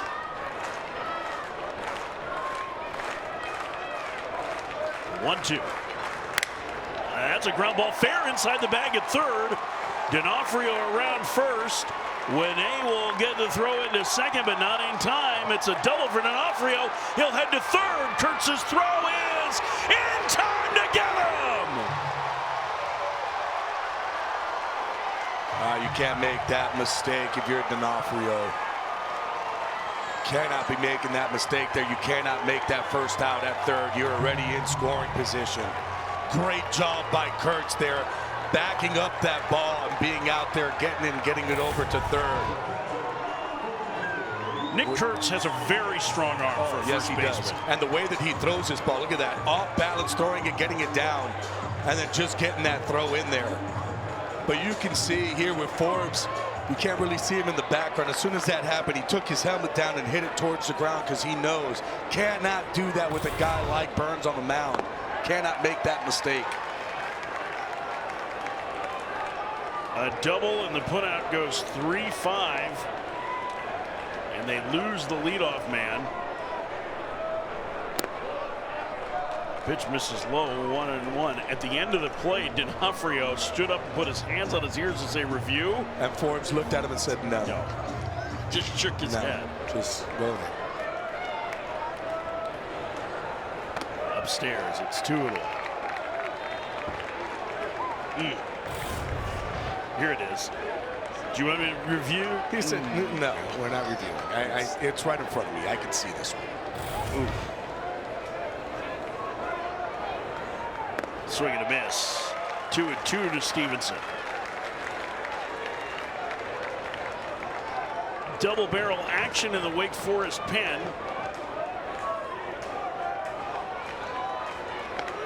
They have a righty and a lefty getting loose. Stevenson just does get a piece of that one. I have a feeling at 96 pitches, this is probably going to be Burns' final inning. I think it's his final inning as well, especially when you start. I mean, we saw guys warming up last inning. Now you have double barrel action going in this inning. I don't see him going past maybe even the 100 mark. Hammered to right, coming in and playing on a bounce is Reinisch.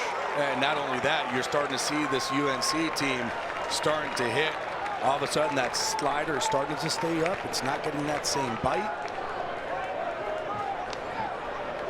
And how about this? How important now is that out?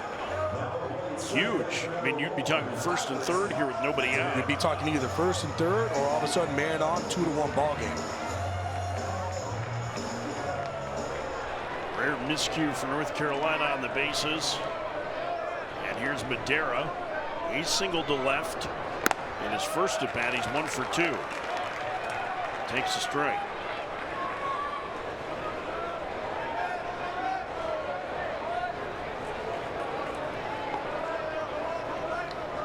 The 0-1. Swing and a miss. That curveball. Look, I know the slider has a bunch of swing and miss. That curveball is just something. That's an elite curveball. That curveball would play in the big leagues right now. He would get guys to swing and miss at that pitch. Pitch number 100 is a strikeout. Number 14 for Burns, 2 outs.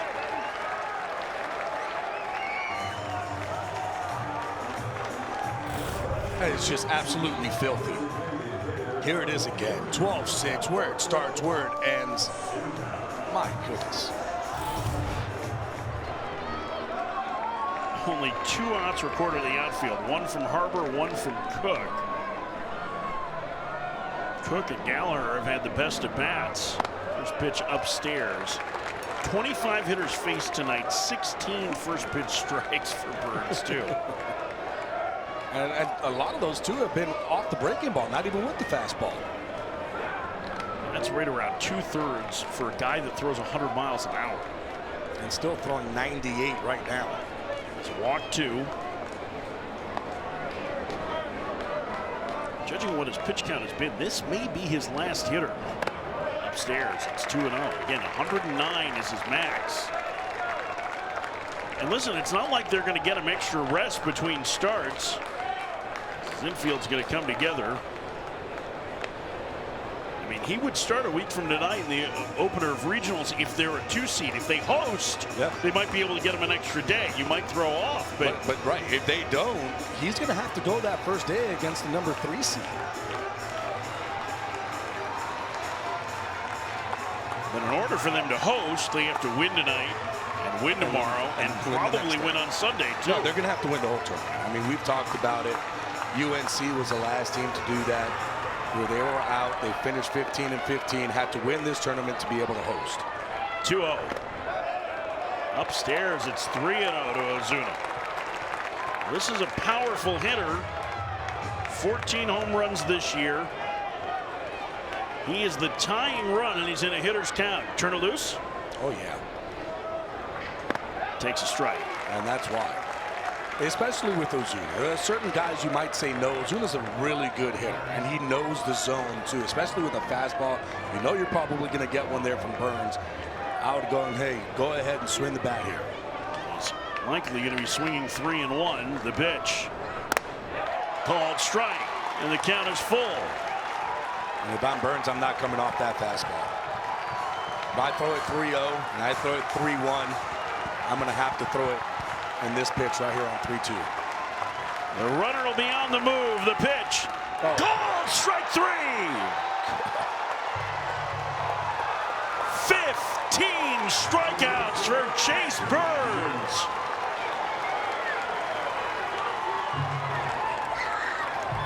It is Chase Burns' day again. 6 shutout innings. 2-0 Wake to the 7th.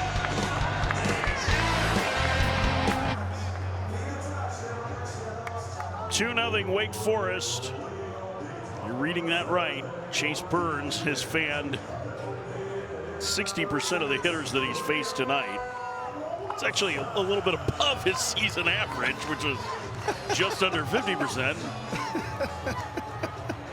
And it looks like that's going to be it for the talented right-hander for Wake Forest. 6 innings, 15 punch-outs, and a 2-0 lead.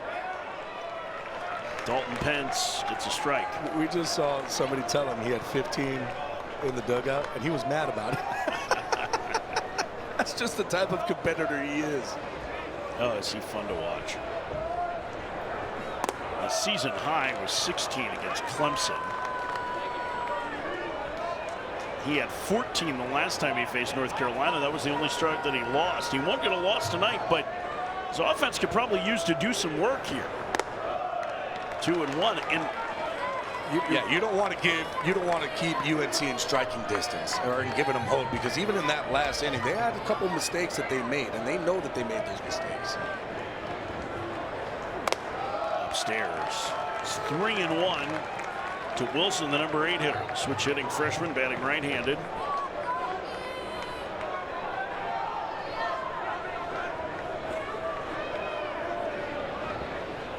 Pitch.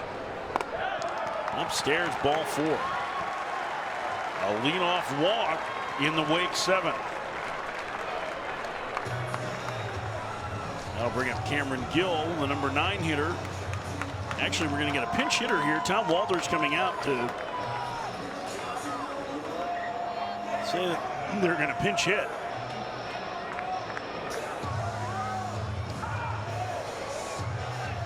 No, I don't think so. I think this is still good. No, so he went up to Gill. All right, so that is Gill. I don't know why he was stand up. Sure either. I'm thinking, do you go right here and tell Gill, let's lay one down, get a guy in scoring position? I would think, based on what we've seen Gill do, that's the case. And Gallagher at third is certainly thinking that, and that nearly hit him. It's a pinch runner for Wilson at first. That was the decision. That's what it was. Austin Hawk. He is the younger brother of Tommy Hawk, the former Wake Forest center fielder. Firecracker. Oh, he was a fun player there. That guy, watching him play. Gill bunts it foul at the plate. It's 1-1. Hawk led off the Super Regional last year against Alabama with a home run. So good. Austin Hawk started the year in the lineup but had struggled. Now Stevenson's a very good catcher, and Gallagher is way in at third. Gill squares to bunt and bunts it foul again. It's 1-2. That one got a piece of Adam Dowdy, our home plate umpire. So now Gallagher is going to back up. I mean, Gallagher was in like they used to play in for pitchers. Yeah, I'll tell you this, Gill did not look comfortable trying to bunt here. That top hand even came off the bat. Dowdy got that one.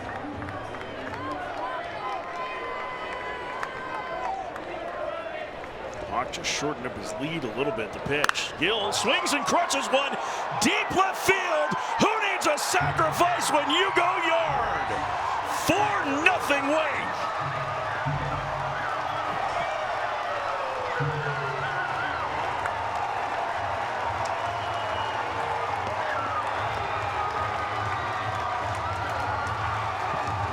Well, partner, that's one way to have your coach not get mad at you for not putting down a bunt. You get a pitch and you leave the yard with it. You know Tom Walter's looking at him saying, you're lucky you did that one, big man. A little smirk from Walter there. Oh, gets that fastball that's in off the plate. Look at how he throws his hands close and tight to his body. Boy, hits that one 101.6 miles an hour off the bat. A little breathing room for the Wake Forest bullpen. And now action there in the North Carolina pen. Let's go back to the home run. So after 2 bad failed bunts, he said, no, let me do this one instead. Let me bat flip you as I round the bases. Well, this was a no-doubter off the bat. Right off top of the pavilion out there. Cameron Gill had 2 home runs on this season entering this tournament. He's matched his total over the first 2 games. And Scott Forbes is heading out to the mound to have a talk with the left-hander Dalton Pence. And a pat on the shoulder, and that's going to be in after 24 pitches for Pence. We have a pitching change. Wake Forest leads North Carolina 4-0 with nobody out in the 7th. 4-0 Wake Forest. Cameron Gill still celebrating his 2-run home run that has stretched this lead for Wake Forest. Immediately following our game, post-game reaction from those 2. There's Justin Walters sitting down, explaining to Danny Graves something. Why he doesn't need to add that insurance when he rents a car. That's exactly what he's doing. Danny Graves, that is his good side. Those 2 will be up immediately following our broadcast tonight with all ACC from Truist Field, as they have been all week. It has been really great to see Gravy, and here is 3rd team all ACC reliever Matty Mateus. And for Matty Mateus, you look at the numbers, 12-4 on the season, 47 strikeouts to 47 innings. That's 1 per inning. It's a good fastball, 92 to 94. Has a cutter that he likes to throw. Also throws a curveball. You're going to see a lot of cutters and fastballs coming out of this right-hander.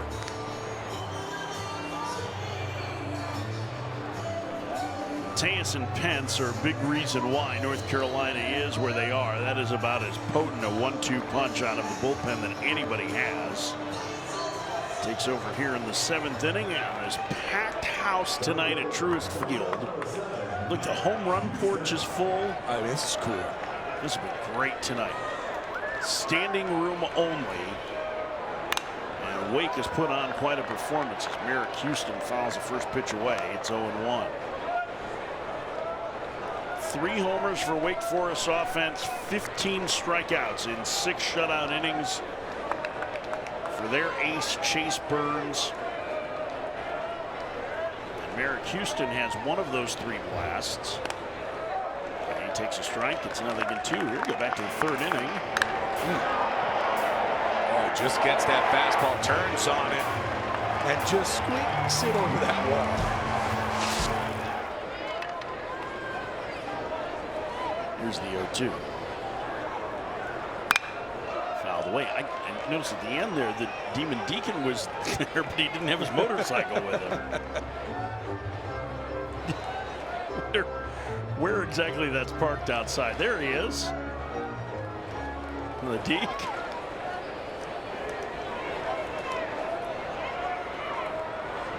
Pitch in the dirt. That's what Wake has done tonight. That's how you win. By the way, the yeah, long ball. I mean, homers win. I mean, listen, Cameron Gill proved it, right? Never bunt. 2-2 the count to Houston. And for Houston, I mean, he has been extremely hot in May. Coming into this ball game, hitting .356. And another thing that he doesn't do, doesn't really whiff. 15% whiff rate, lowest on the team. Well, that was one of the reasons we really liked him last year and thought, boy, he could be pretty good. He fouls another one away. Now he's added strength and muscle. He is a really steady defender at short. He battled some leg issues early this year, and that impacted their defense early too. Now, Seaver King was a highlight reel at shortstop when he filled in. But man, Houston is just a really good player. Called strike 3. Boy, that was perfect for Mateus. 1 out. I think for Seaver King, he was looking for something else, and you could see right away he knows the strike zone. As soon as that ball got thrown right out of Mateus' hand, he started just walking right back to that dugout. Here is Nick Kurtz, 0 for 1. A walk, an intentional walk. Kurtz, the likely top 10 pick. First pitch is a strike on the outside corner, 0-1. Tell you what, whatever team drafts him is going to be extremely happy. Strike zone discipline, doesn't swing and miss much, stays in the zone, walks a bunch. Fouls it away. Athletic, he could run, sneaky speed, and that's what people, you look at him at first base and you go, oh, he's a first baseman, he's big. No, he can run, he can put the feet down. His first fall at Wake Forest, they actually played him in the outfield. Yeah. And he banged up his shoulder, and that they moved him to first base. Fouled away. He is somebody that Tom Walter has talked about as being unbelievably tough. You're talking about a guy with a .533 on base percentage. That's ludicrous. Outside, it's 1-2. Remember, he got off to a slow start this year. The walks have been there all season. Yeah. It was tough for him because guys weren't pitching to him, and that's why he has the many walks as he has. He also may have been pressing a little bit, it sounded like. I mean, there were high expectations on him. There have been high expectations on this Wake team all season. I mean, they started off the season as the #1 team in the nation, and then just didn't really get off to a hot start, especially in ACC play. They rolled through their non-con schedule.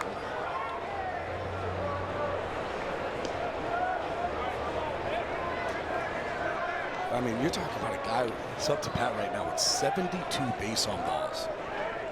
I was entering today. He's at 74. 74 now. He swings and fouls that one away. I mean, it's 74 walks, and it's, what, 38 strikeouts? Yeah. So, I mean, it's almost 2-1. Like, if you have a 1-to-1, people are talking about you as a first rounder. I guess this makes you a super first rounder. 2-2. Kurtz in the air to left, back on it is Cook, still going back, reaching for the fence, makes the catch for out number 2. Also, he's very strong, and so he can hit a ball not very hard and send it to the fence. He can hit that one exit velo of 92 and still almost hit the top of the fence. A nice play out there by Cook. Get back to that wall and jumping and catching it. 2 outs, nobody on. Jack Winay, the batter, 4-0 Wake.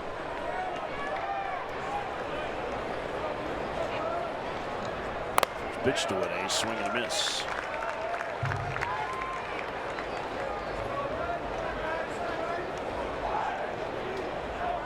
Winay's hitting the fielder's choice, struck out swinging and skied to right. Winner of this game goes to the semifinals tomorrow against Florida State.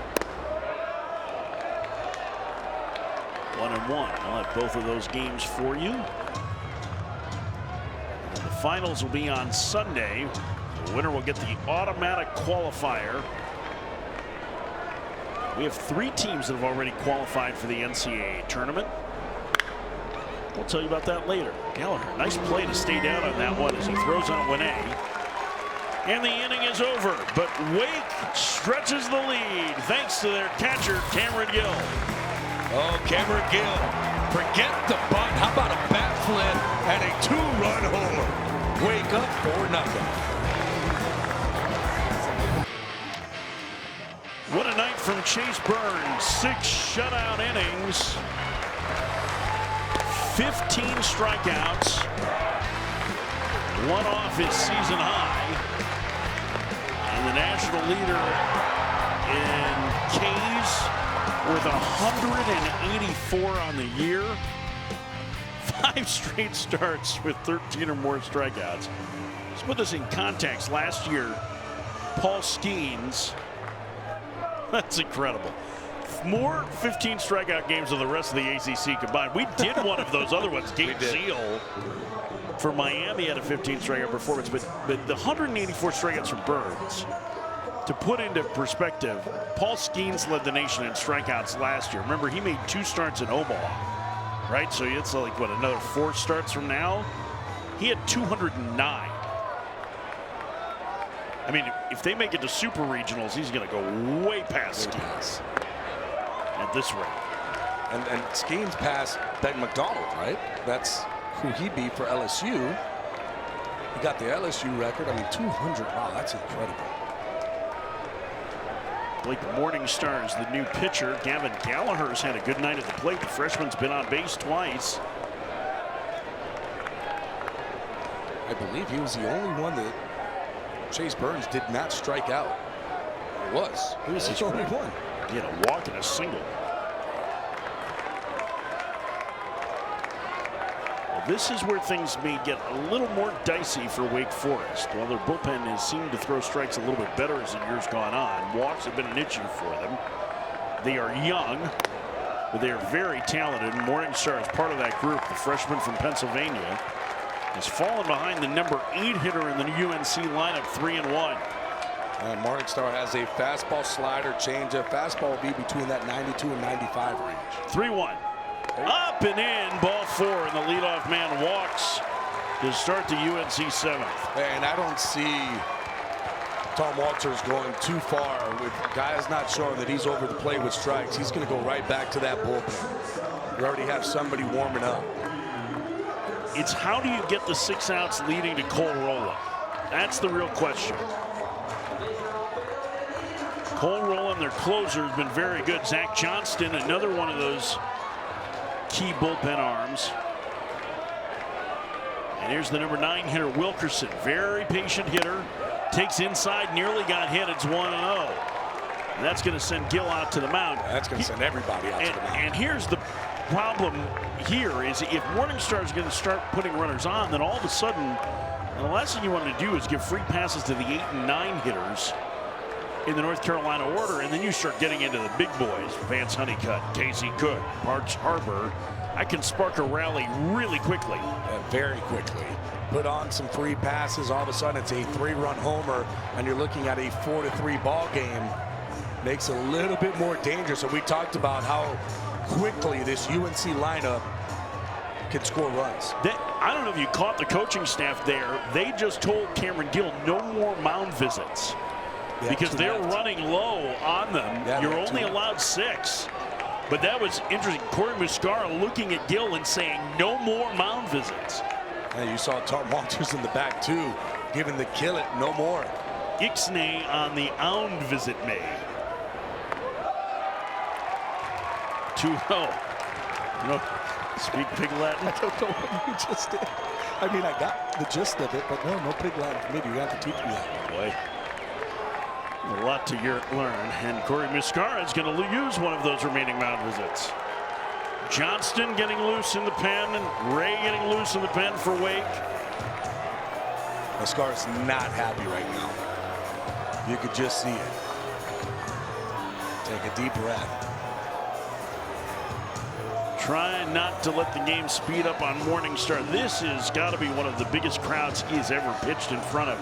And listen, let's take some of what we're watching here, the competition, right? Wake's trying to win the championship. They want to be able to host. They want to be able to have the road to Omaha at least partially go through Winston-Salem. But getting the experience in front of these big, and in this case, a largely hostile crowd, has to be really important for them with these freshmen if they want to try and get to Omaha. They really do, and they need this pitching staff to be able to do it. You need to be able to hold a Chase Burns outing like he had today, and all of a sudden not let the fans all of a sudden get the adrenaline pumping too much. There's pitchers that know how to pitch with adrenaline. Case in point, Chase Burns, he knows how to pitch with it. And then there's pitchers that really do need to work on trying to just calm down. I think that was their 5th mound visit. I think that's what we just saw signaled, which means they would have 1 left before a pitching change that had to be made, and that one inside, it's 3-0. Clear the mechanism. That's one of the great ones.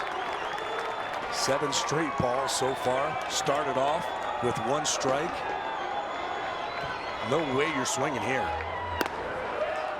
Wilkerson takes a strike. It's 3-1.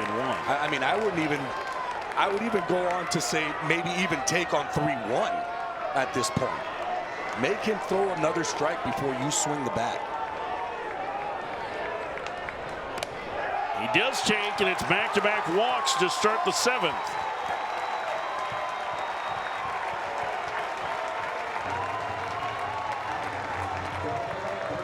He's not going to be in there long. He is not going to be in there any longer. He is going, it appears, to go get Ray. Right-hander to face Honeycutt. 10 pitches, 8 missing the zone for the freshman Morningstar. And this has been part of the issue for Wake Forest with their young relievers. Some nights they look unbelievable, and others they get into trouble. We'll tell you about the new pitcher for the Demon Deacons in a moment. North Carolina threatening, down 4-0, bottom 7.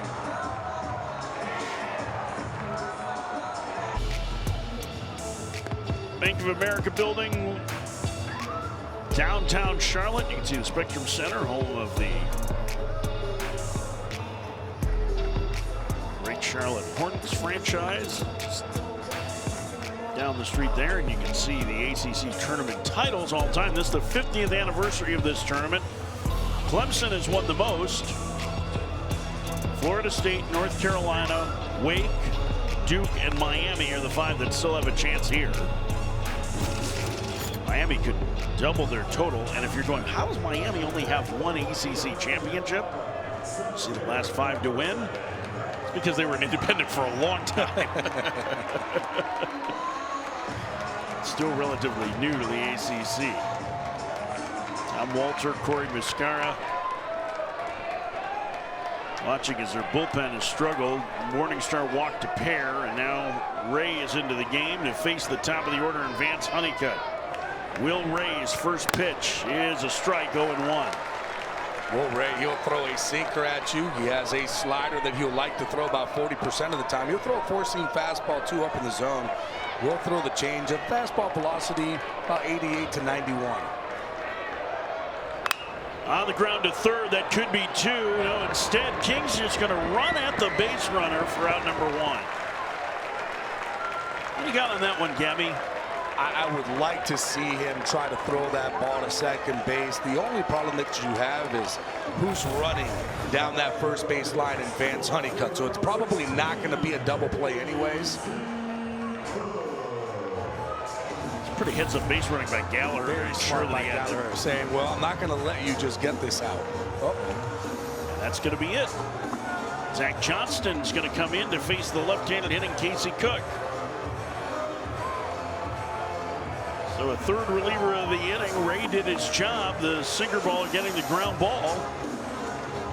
But they only got 1 out of it, and now the dangerous Casey Cook at the plate, and he will face the lefty Zach Johnston. 1 out in the 7th, 2 on.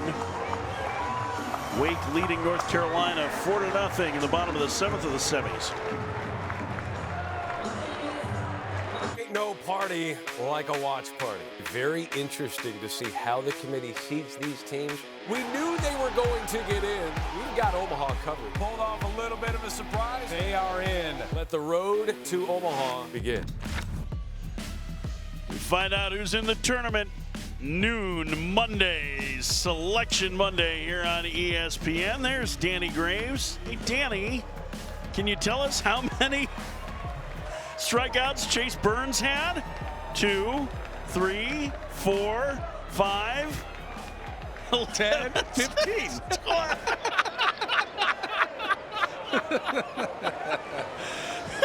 That's Producer Brian Ives looking at him and going, oh my goodness. What a beauty. 4-0 Wake, bottom of the 7th inning. Zach Johnston facing Casey Cook. A big spot here. Wake trying to hang on to the lead. Burns fan 15 in 6 innings. The Wake's on their 3rd reliever of the inning, and this is just the 4th batter that's hit. And for Zach Johnston, it's a sinker, a changeup, and a slider. That slider's that put-away pitch. 27 walks, 34 2/3 innings, and he's fallen behind Cook 3-0. And Parks Harbor, who has mammoth power, is on deck. Let's not forget about who's up to bat right now, who has massive power too. 3-0 the count. Called strike. 3-1. Wake walked the fewest hitters in the country last year. They have just struggled to consistently be in the zone this year. 3-1 liner, center field. That's going to fall in front of Morales for a base hit. And now the bases are loaded with 1 out, and here comes the potential tying run.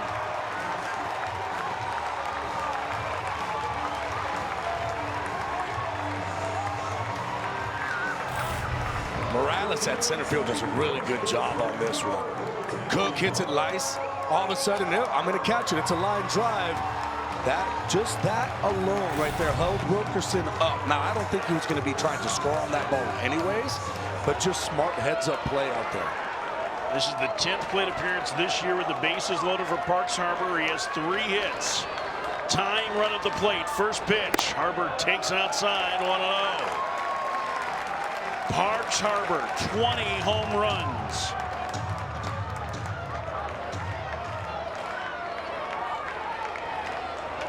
Johnston set. The pitch. Swing and a roller foul. It's 1-1. Thursday, Harbor had 1 of the 6 homers for UNC.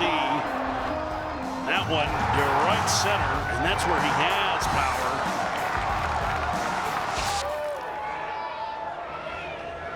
The 1-1 pitch. There's a strike, and it's 1-2.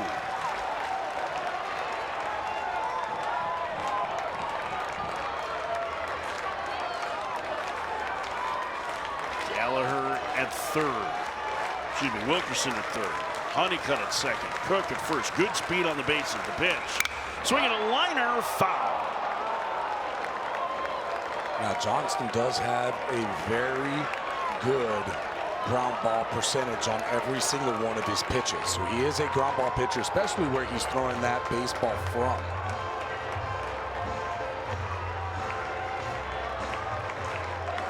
Ground ball, strikeout. He needs something here.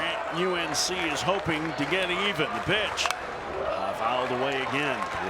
You got to love Harbor, too, working underneath that baseball, saying there's one thing I don't want to do, and that's hit a ground ball.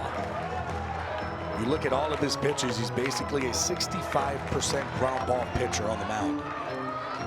Johnson working underneath it.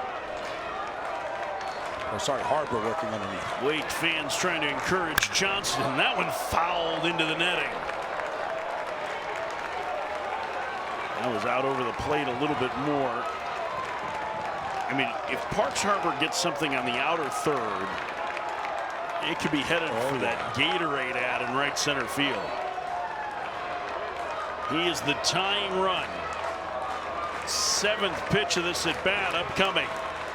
The 1-2.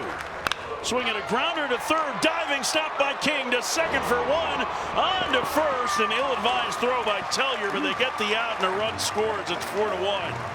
Nice play by Seaver King, who may have saved an extra run by getting that stop in the out. Seaver King coming up big. My goodness, what a play. Out of Tellier. Don't make that throw. Put that one in your back pocket. Get the out. Now there's 2. Last thing you want to do is throw that ball into the dugout and add an extra run. King was giving some instructions to Johnston, but remember, they're down to 1 mound visit left for Wake, so he had to do it quickly and hustle back to his position. Here's D'Onofrio. 4-1 game. He takes a strike. It's 0-1. Boy, Sieber, I mean, that's a huge play for Wake. And we've seen him make some spectacular plays all season long. The 0-1.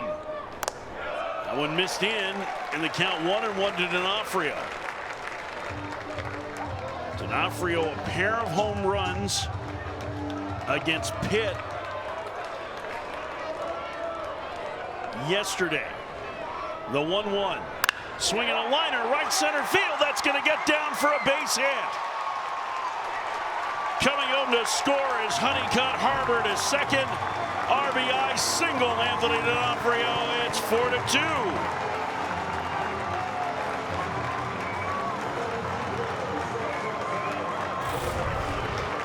Boy, lefty D'Onofrio gets a fastball in on the hands and just pulls those hands close and tight to his body, using the big part of the field. That's a huge hit. All of a sudden making this a 4-2 ball game. One swing of the bat here, and UNC could take the lead. And here comes the freshman Luke Stevenson. 13 homers during the year for the freshman catcher. First pitch, down low, it's 1-0. Boy, as good as Burns was at getting ahead of hitters tonight, the bullpen has been falling consistently behind. 3 relievers in this inning. The set. The 1-0. Swing and a miss. 1-1. When we talked to Forbes too a little bit earlier today before the ball game, he told us that he was going to stack more lefties together because of Burns and how good he is against righties. And he said, well, if they go to the bullpen, we're just going to have to deal with it. But the lefties are coming through. The 1-1. Swinging a grounder back behind the bag. It hits the base into center field. It's a 4-3 game, and the tying run is at third.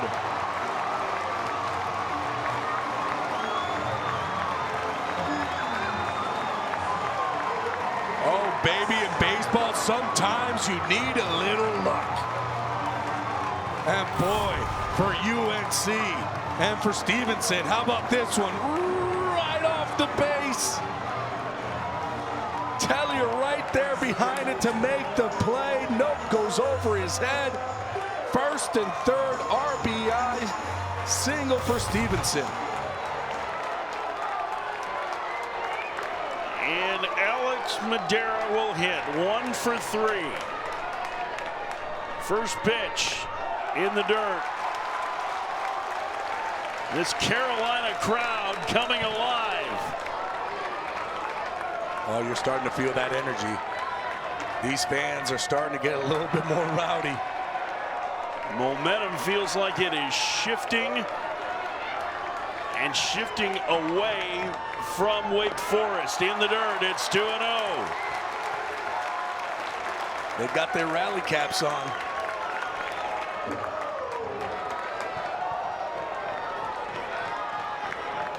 Two balls and no strikes. The pitch. Called strike on the outside corner. It's 2-1. Forbes didn't look thrilled with that call as it may have eluded the edge. Johnston gets the call though. The pitch. Fouled away. It's 2-2. A couple of key pitches have gone against North Carolina hitters.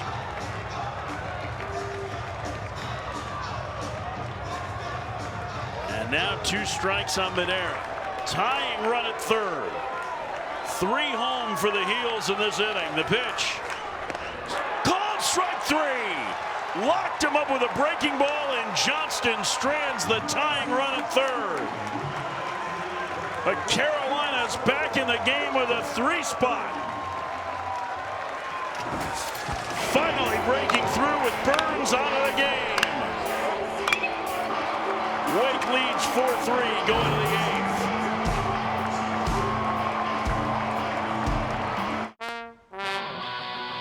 Hey! You like Dr. Pepper strawberries and cream?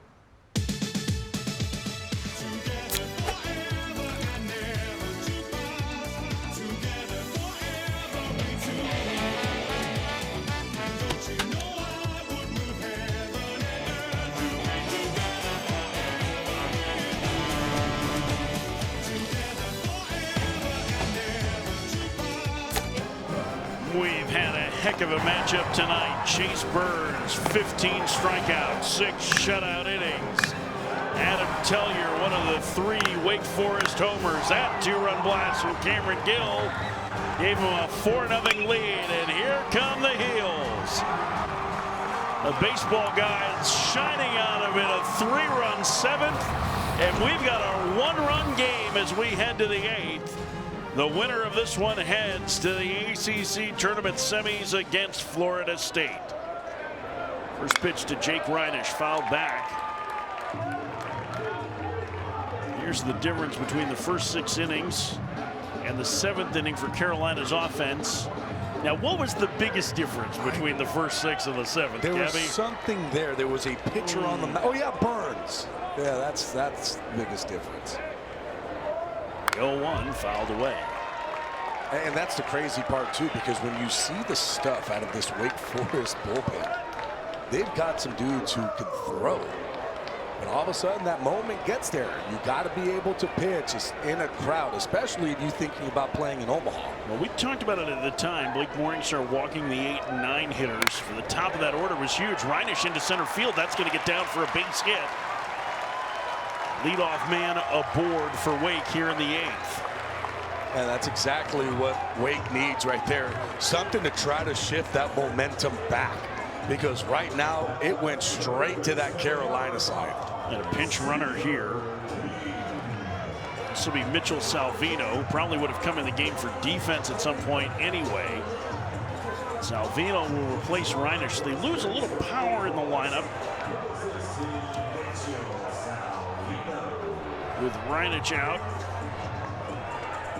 They gain a better defender at speed, and Salvino can handle the bat all right. And here's Seaver King. Single his last trip. Great diving stop to save a run for a moment. In the last inning, and he scalds one to center. Honeycutt on his horse, leaps, he got it! Holy cow, did he make that play!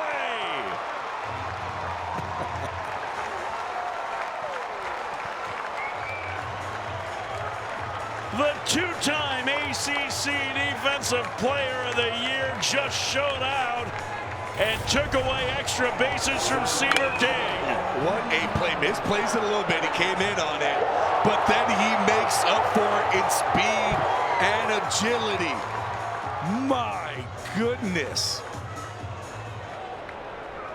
Game, respect game right there. 1 out. Here's Tellier. Swings and misses in the first pitch. For Mateus, it's 0-1. Last 2 years, Vance Honeycutt has been voted as the best defender in the league. Defensive runs saved from 643 charts agrees. One of the most valuable defenders in the country.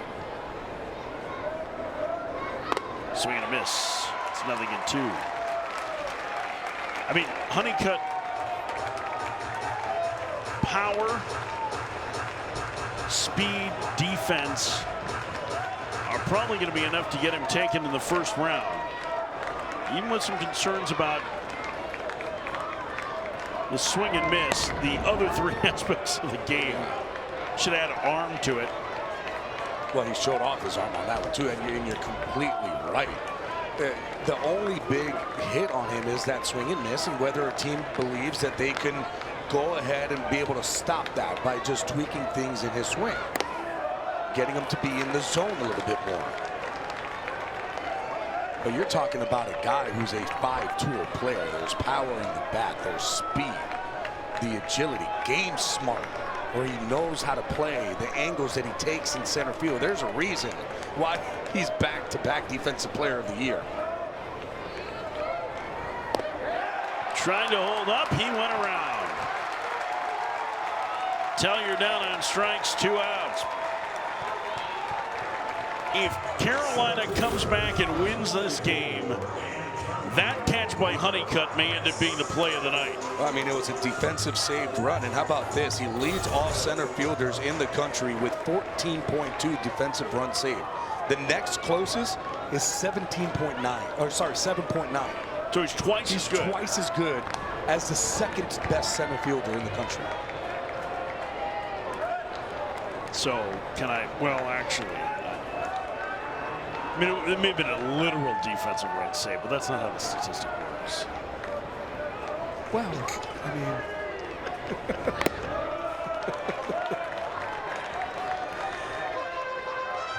it's okay to say, just stop it, Farron.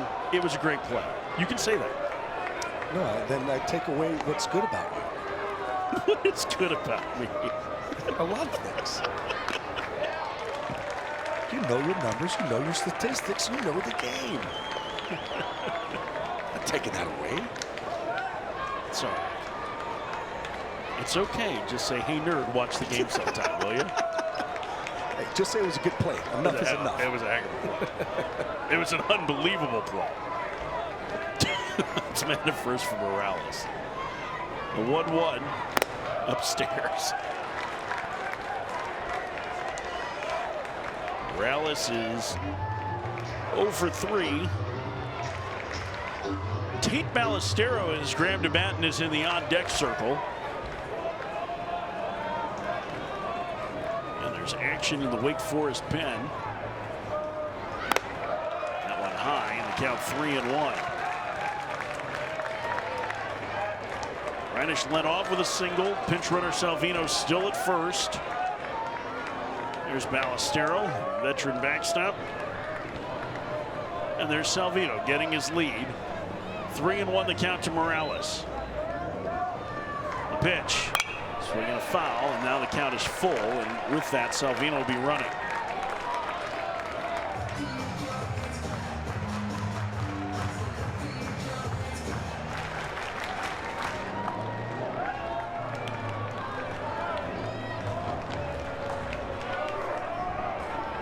Three balls, 2 strikes, 2 outs. Wake batting to up a run in the 8th. Mateus set.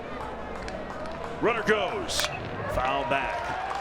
Tell you what, this Morales kid who moved into the lineup late in the season for Wake puts together some really good at-bats. Yeah, he really does. It makes pitchers work. Makes them throw a lot of pitches. Tom Walter's been trying to find the right mix in center and left field. He's the go-to now. Salvino runs. Morales fouls another one out of play. And he is making Mateus work.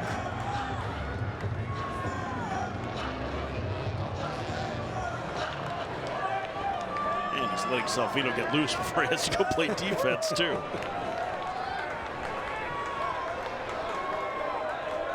Sixer hitting over 300 with 2 outs.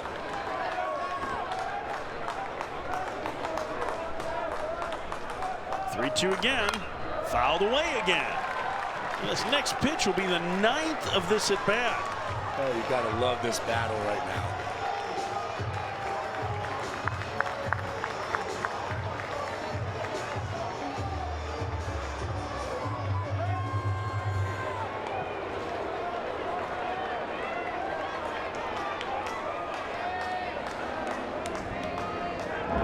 Pickoff throw this time, and Salvino drives back. Sure, why not try and freeze the kid a little bit? Salvino's saying, okay, I'm warm. I'm good. No more. I was cold. I loosened up already. We're good. Did somebody get him a towel so he can wave the white flag? Goes again. 3-2, swing and a miss. Morales down on strikes.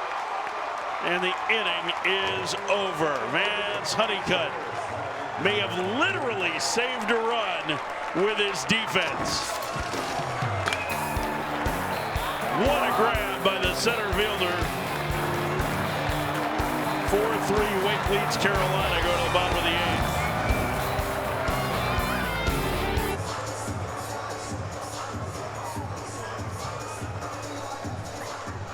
ton of youngsters here tonight enjoying this action. North Carolina and Wake Forest doing battle in a one-run game. The winner goes to the semifinals tomorrow against Florida State. Had a great crowd tonight. They've been treated to an outstanding baseball game with some sensational performances.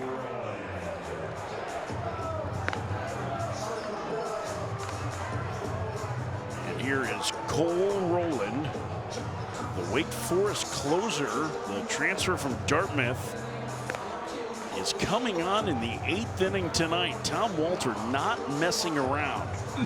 No. Tom Walter says enough is enough. I'm going to go with my guy who throws the curveball, the changeup, the slider. He'll throw the fastball. I mean, he is really good with his off-speed pitches. He doesn't walk guys, which is what we've seen that's gotten Wake in trouble. 22 strikeouts to 2 base on balls. Rowland will face the bottom third of the North Carolina order here in the 8th. Ozuna, Gallagher, and Wilkerson.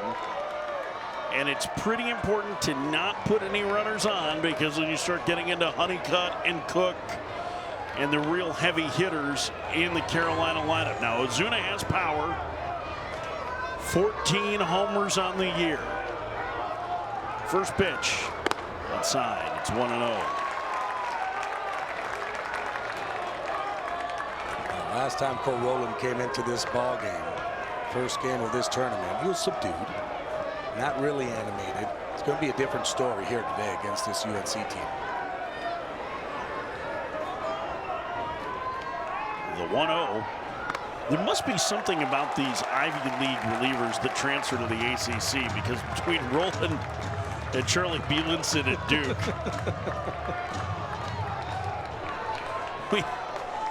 we certainly get guys that really enjoy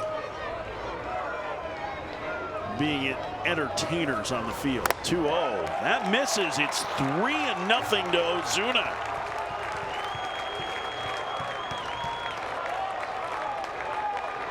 Walks plagued Wake in the last inning. The first 2 reaching. Rowland's in there to try and shut this game down. The pitch. Ball 4 low, and the tying run is aboard in the 8th. And that's something that you do not see out of Cole Rowland. That's just his 3rd walk of the season. Rowland missed about half the season with injury. Oh, and he's frustrated the way he fired that ball back in. He is upset with himself. And they're going to get a pinch runner here for Ozuna. No, we're going to get an offensive timeout for North Carolina.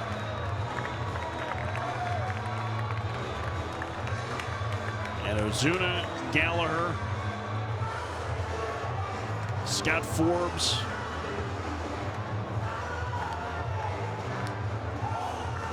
meeting with Jesse Wozbicki, the hitting coach. Oh, we got the rally caps. Is that a hippo? The rally hippo? What is this? Shenanigans. That's what this is. It's having fun. I'm guessing it's a hippo. You tell me. That's a hippo. That's a hippo. That's a hippo. I know a hippo when I see one. That's the best part of college baseball, is everybody's having a good time. Jackson Vanderbrake, senior, who was the starting third baseman for most of the year for North Carolina, is going to be the pinch runner at first for Ozuna. Gavin Gallagher, the starting third baseman now, will hit. 1-run game, third baseman King ready to pounce. Coming in, first pitch, butted foul, it's 0-1. Vanderbrake 5 for 5 in stolen base attempts this season. But it looks like they're content to try and let Gallagher push him up. Now, this is a guy who's walked twice and had a single today. He's got a very good idea of the strike zone. The freshman's going to be asked to try and get the tying run into scoring position. King creeping in a little further at third. He squares, and he bunts to first and foul, and it's 0-2.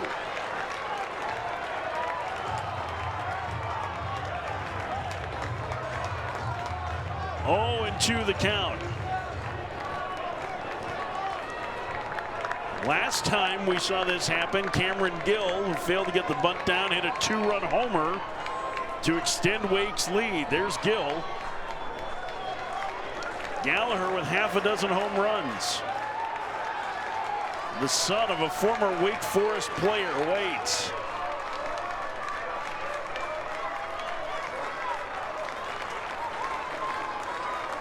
A long hold from Roland. And the 0-2.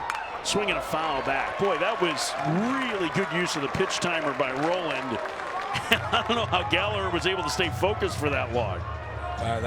That's tough.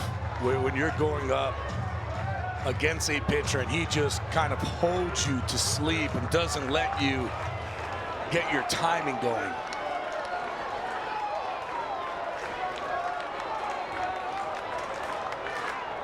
Gallagher back in the box. Gotta just stay off the ground here. King guarding the line at third. Infield double play depth up the middle. Throw over to first. And diving back is Vandenberg. Right now, if you're Gallagher, you're trying to look for something that you can just drive to the outfield. Do not want to hit this ball in the ground. Tonight's action has lived up to the hype. It has been a great ball game. Carolina down a run with the tying run aboard here in the 8th. The pitch. Swing and a miss. Roland got him on a breaking ball, 1 out. I'm actually okay with that swing there. You don't want to just put the ball in play. You want to swing hard. You want to still drive something. If you strike out, sometimes it's okay, especially with a guy like Cole Roland on the mound. He's going to throw you the slider. It's a good pitch to hit. But I'm glad he wasn't just trying to make contact, try to drive it still. Colby Wilkerson, the shortstop bats, the switch hitter. Only 2 home runs on the year. King playing at the cut of the grass at third. The pitch, swing and a miss. Oh, that was nasty again. Well, Roland's breaking ball just goes straight down. He gets on top of the pitches so well. The slider, the changeup.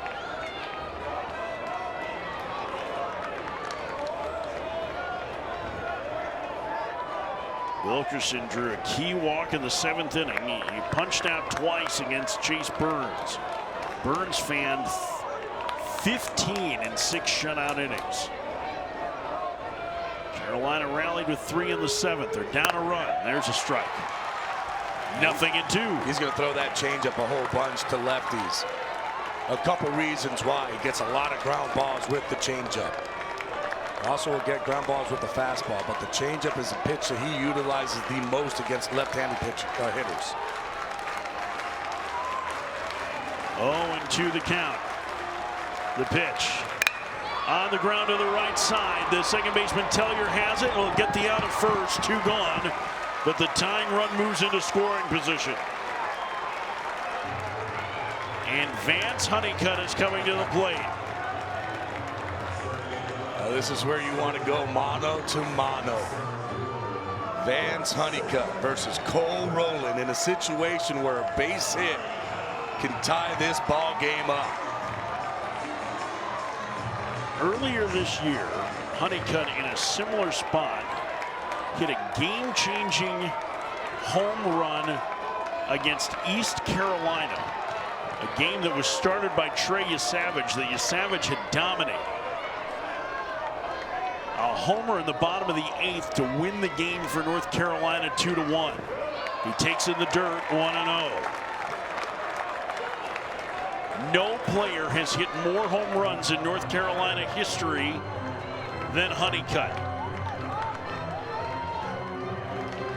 Another good thing in this situation is how Honeycutt has done with 2 outs, batting .367. Seaver King is going to call time here. That's it. That'll be their last mound visit. And I wonder what happened that King had to call that. That was... I wonder if we got a signal from the bench or something. I don't know. I don't think the bench was happy that he just did that. I mean, that's it. You can't go out anymore.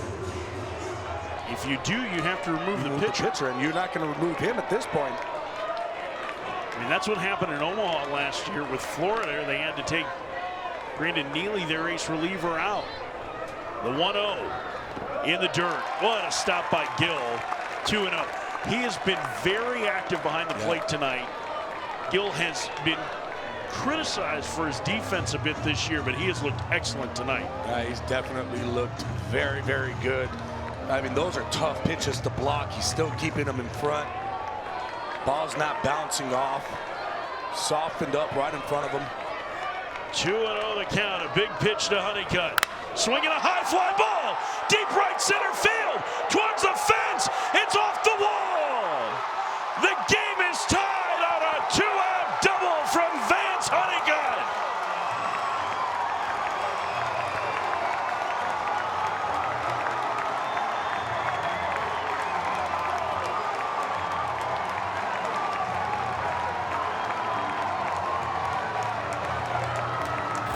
And Vance Honeycutt comes up huge, gets a changeup, it's up in the zone, and boy, he delivers.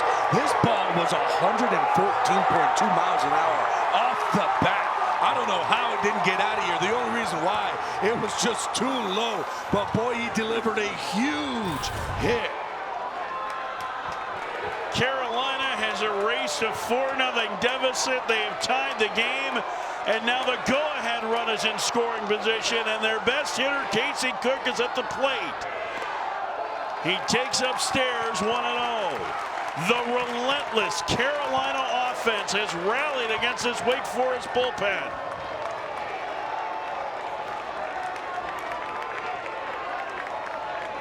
There is a huge gap in left center field. The pitch. Cook takes down and in. It's 2-0. I wonder, Gabby, if they consider just putting Cook on here and taking your chances with the right-handed hitting Harbor. It doesn't look like they're going to. This is a big pitch. Down low, it's 3-0. They certainly don't look like they want to give him anything too good to hit, though. No, they're just trying to see if he'll go ahead and chase. We talked about Gill being really good. It looks like they might. Are they going to put him on now? No. Looks like Gill's been doing good behind the plate, so they say, hey, we'll take our chances and see if Cook will just chase one of these. 3-0. There's a strike. It's 3-1.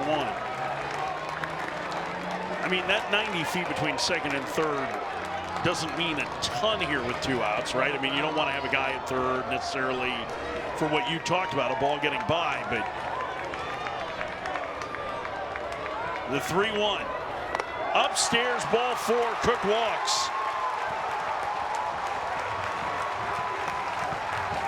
And that'll bring up Parks Harbor.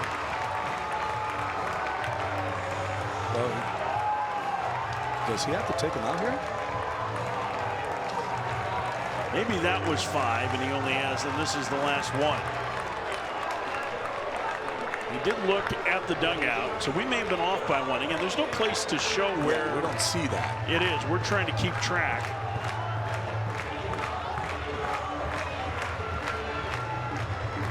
So that, we'll wait to see what our home plate umpire, Adam Dowdy, says. Well, I think that they would have already gone and told him.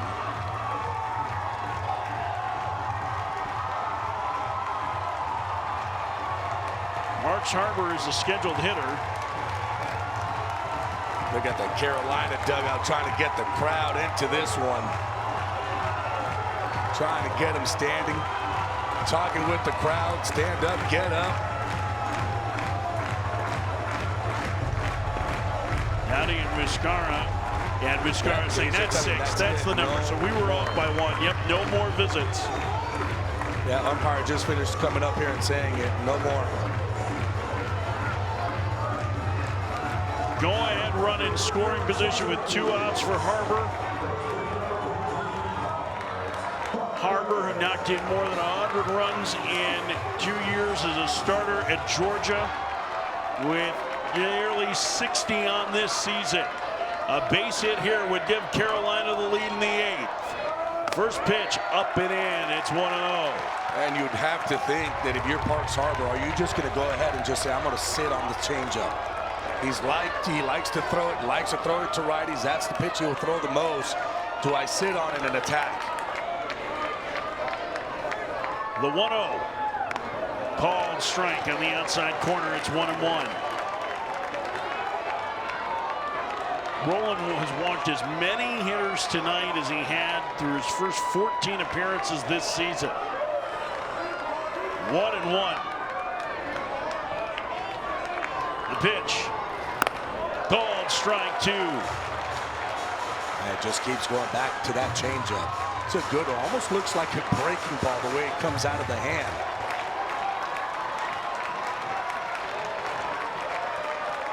Harbor waggling the bat as he waits. Honeycutt with great speed at second. The 1-2. Foul back. Ooh, that was up. Maybe a little higher than Harbor wanted it, but Scott Forbes at third. If I'm rolling here, I'm throwing a heater up in the zone. I'm not going to go back to that changeup. I'm going to throw the fastball. Got to change velocity. 1-2. The pitch. Liner, center field. Coming on, Morales can't get there. Carolina leads.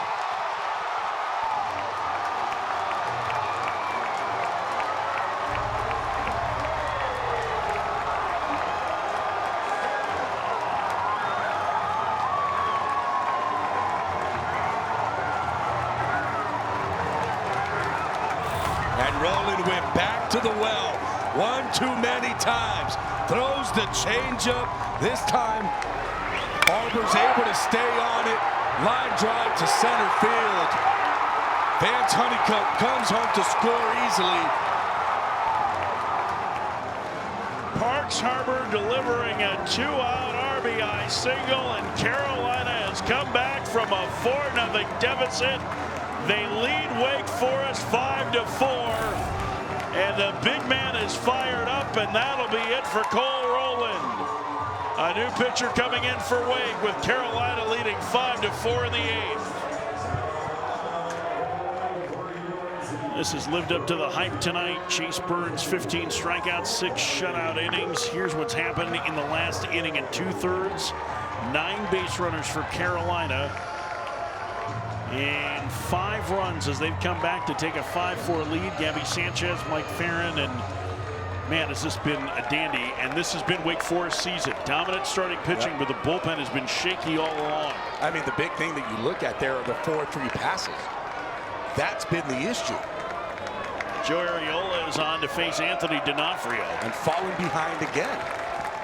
You're talking about a Wake Forest bullpen that we saw last year, and they were, lights out. This year, they've got arms, they've got good guys, but you can't just fall behind consistently to really good hitters. Swing and miss. Oh, a good fastball there. It's 1-1. Last year it was Roland and Massey and Camden Manassi.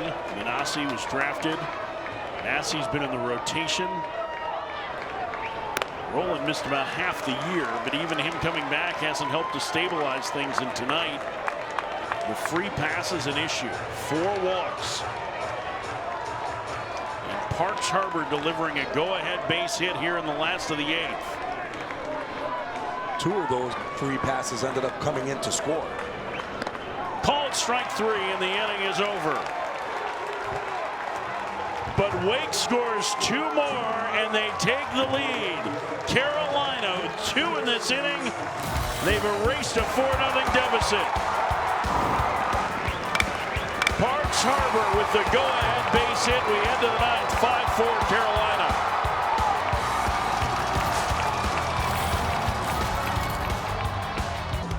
A comeback for Carolina, down 4-0. They got the breaks. And the defensive player of the year got a great jump, potentially saving a run.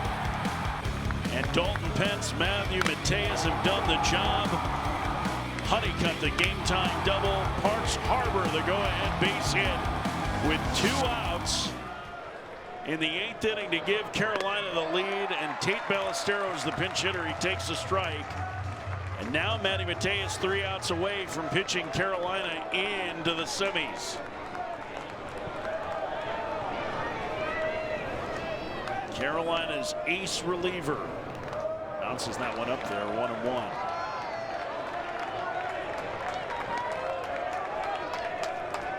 Ballesteros, senior catcher, had a hit as a pinch hitter on Wednesday. Wake needs a base runner. Swing and a miss. Here's what's happened after 7 innings. Wake was 29-1 this season, despite their bullpen struggles. Carolina hadn't won a single game when trailing after 7. Still haven't yet. They need 3 outs. And it's 8-9-1 in the order here. Ballesteros, Cameron Gill, who homered earlier, is on deck. And the top of the order with Merrick Houston. And if anyone reaches, Nick Kurtz will come to the plate. And that's Wake's hope. That just missed. 2-2. Wow.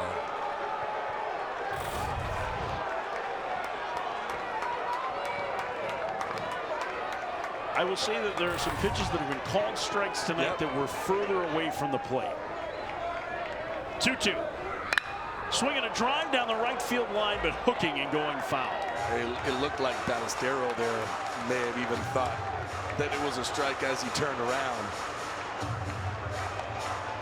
Honeycutt couldn't believe it. Vance Honeycutt, game-tying double, game-saving defensive play. 2-2. Called strike 3. 1 out in the 9th.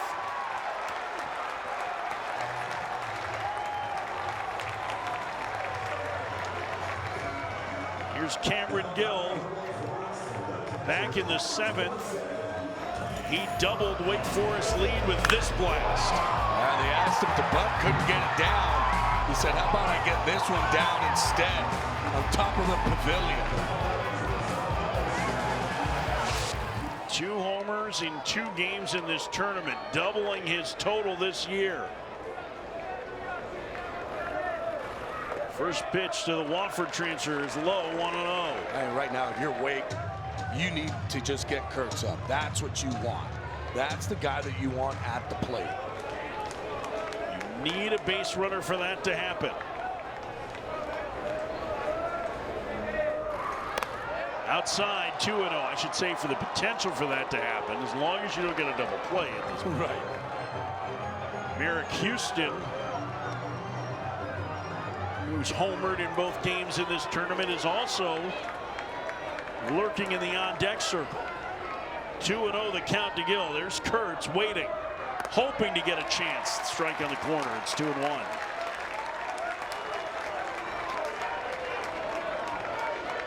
Carolina 5, Wake 4.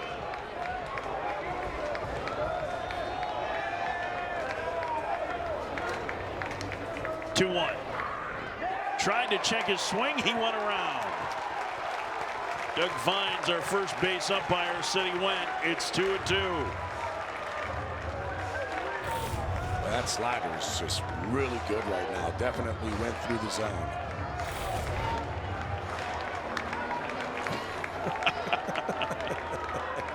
I don't know what you call this, but I think he's into this game. Keep ball in the dirt and the count is full. It's kind of like putting the whammy on. Yeah. Got the 2 fingers going. The tank top helps to sell it.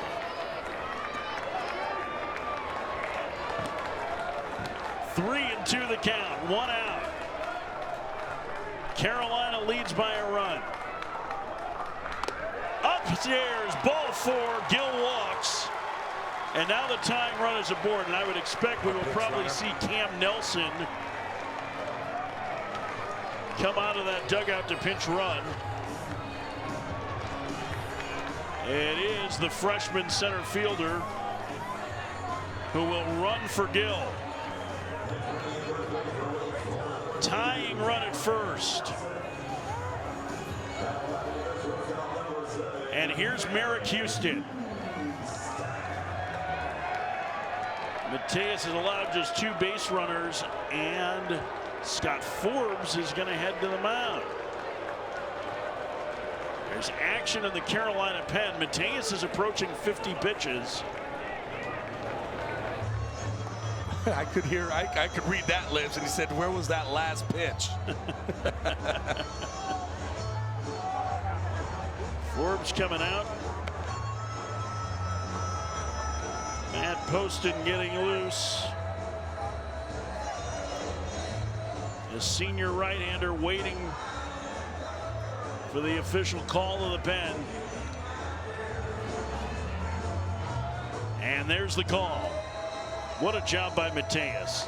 9 hitters, just 2 of them reached, 3 strikeouts. So the sophomore right-hander, he helped Carolina get back in this game, but Wake has the tying run aboard in the top of the 9th, trailing 5-4.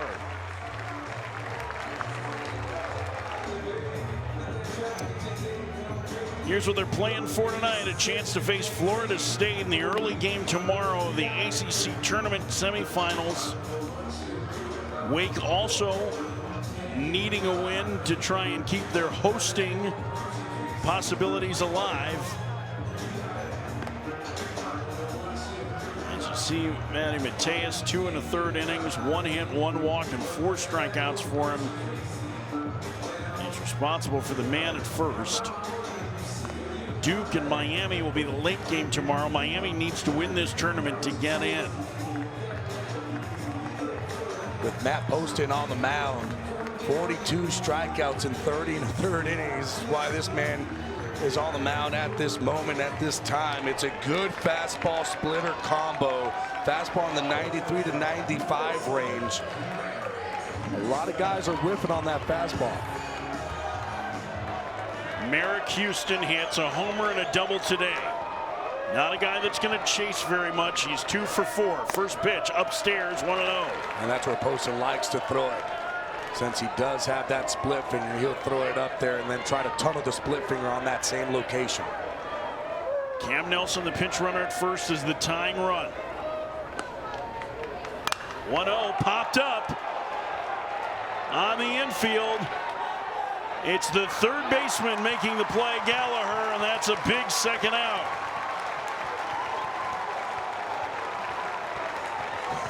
It's going to come down to this. Would you want it any other way? No, I would not. Power versus power. Carolina 5, Wake 4, tying run at first. Wake's leading home run hitter, the first team All-ACC first baseman, Nick Kurtz will bat. First pitch, upstairs, it's 1-0. And how about that for Poston? You think he got a little extra juice? 97 miles an hour on that fastball. Kurtz today, 2 walks, a ground out to short, and a fly out to deep left field. Shift on, pitch, down low, it's 2-0.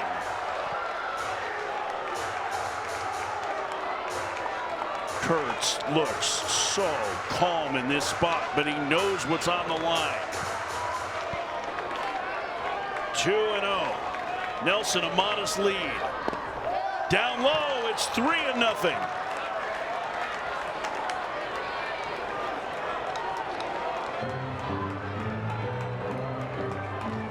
Three balls, no strikes, 2 outs. Tying run at first, top 9. There's a strike, it's 3-1. I was just about to say, I mean, it's a crazy thought process, but just walk them and then just get to when they, I mean, it's not the craziest thing to think of, putting a guy in scoring position. 3-1, he takes a strike. He went to the splitter, 3-1. Went to the splitter, and guess what? I would probably be going to the splitter on 3-2 here too. Nelson will be on the move. 2 outs, 2 strikes, 3 balls. Down a run, the pitch, foul back.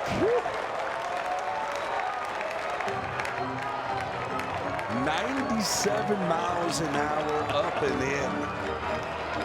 Is this great or what? Oh, this is fun baseball. One of the best relievers in the ACC against one of the best hitters in the league. The 3-2. Swinging a fly ball. Deep. Right center field. It'll split the gap and go all the way to the wall. Nelson scores. Nick Kurtz has tied the game at 5.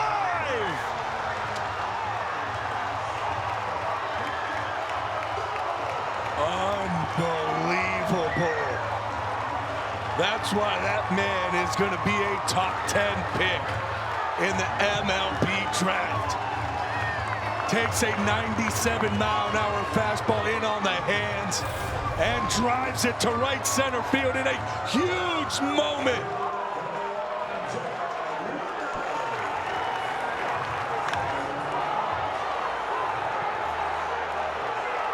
Nick Kurtz, first hit of the night. And now here's Jack Winay, who takes inside and 1-0. Here's Cam Nelson scoring. And the Wake bench going crazy.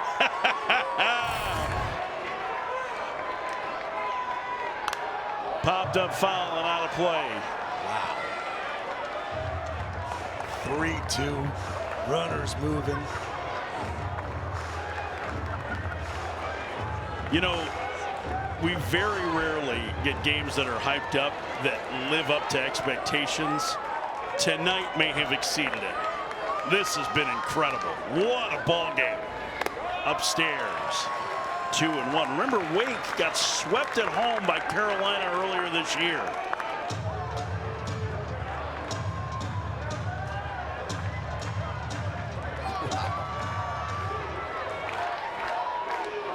Jack Winay hit 20 home runs during the regular campaign, and he taps that one foul. It's 2-2.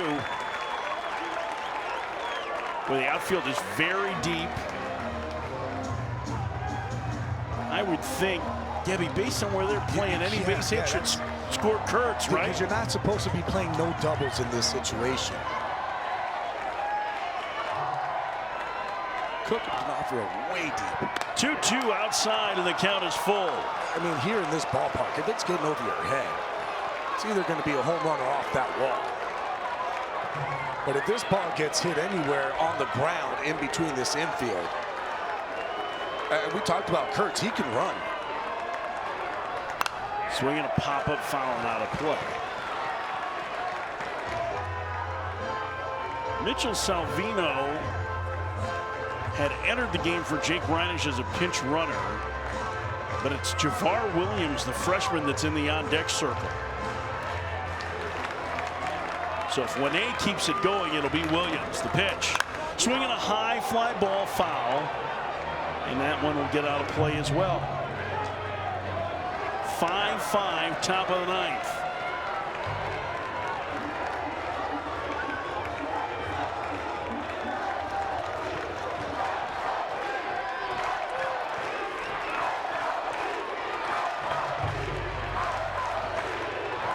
Kurtz with a healthy lead at second. Big hole in the right side.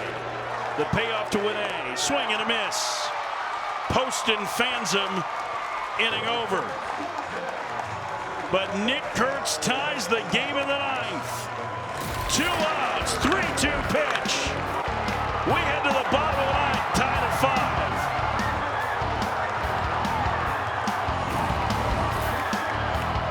5. Cruz upset-minded. It's the Canes. They get ready to take on Duke in the semis tomorrow night. Yes, you, Charlie Bielenson, you're going to be called on. The Duke Blue Devils 2-0. The Miami Hurricanes 2-0. Their freshman sensation Daniel Cuvée. Zach Morris, who's got 3 homers and 9 runs knocked in for Duke. Winner goes to the finals tomorrow night. Miami needs to win this tournament to make it to the NCAAs. Duke, if they end up winning, could host. There's a chance that you could have Duke, North Carolina, Clemson. Well, Duke, North Carolina, and NC State all hosting in the Triangle. Think about that. That would be pretty incredible. East Carolina probably will host. So that's in Greenville. It's been a great year for baseball in the Carolinas. Bottom of the 9th inning, 5-5 game. Joe Arriola back to work. The lefty got out of the 8th, and he will face Luke Stevenson, the freshman catcher. First pitch.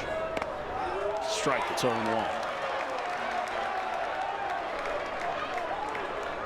If you're just joining us, where have you been?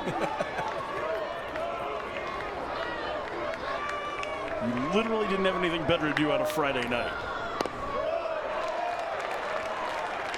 Wake used 3 homers and 15 strikeouts in 6 shutout innings to run out to a 4-0 lead. Carolina with 3 in the 7th, 2 in the 8th, and Wake ties it with 2 outs in the 9th on a Nick Kurtz double. I count 1 and 2 on the freshman Stevenson.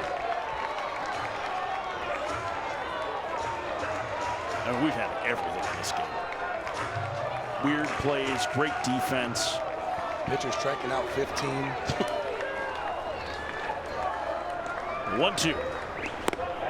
Ooh, that just missed. 2-2. That was the same spot that they wanted to call in the last half inning, so at least there's consistency there. From Adam Dowdy, our home plate umpire. 2-2. Time is called as a ball got loose from the bullpen.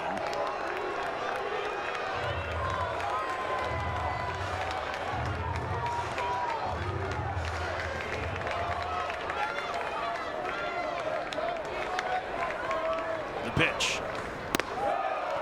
Missed low, and the count's full to Stevenson.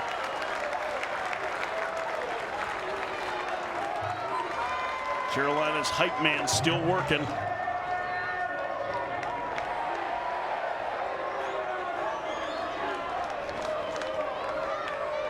The payoff. Hit into the shift. That's Tellier in shallow right. A strong throw to first, and the leadoff man gone in the 9th.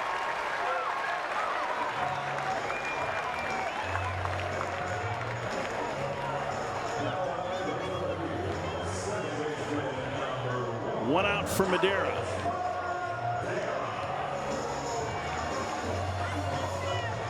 Alex Madera 1 for 4, 3 strikeouts. That's a rarity for him. Madera walked more than he struck out all season. Takes it outside. It's 1-0.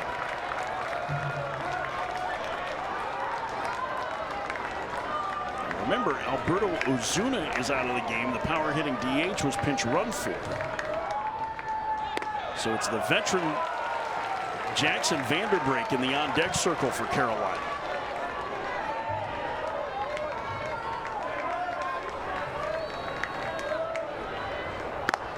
Called strike. 1-2.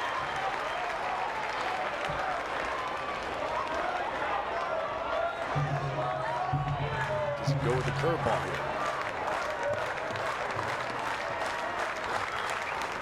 He did. It's a good one. His fastball's been pretty good tonight, too. It's been in the zone. 96, yep. 95, 96 miles an hour. Huge, big 12-6er. Can go back to it again. He can also elevate with the heater here.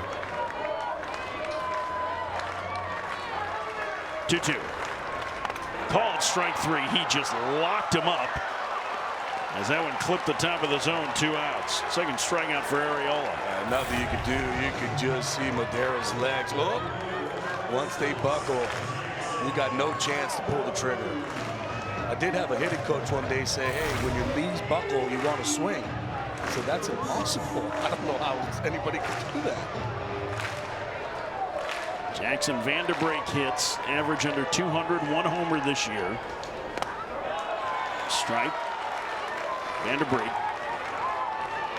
was the third baseman for most of last year for North Carolina. Transfer from Tacoma Community College.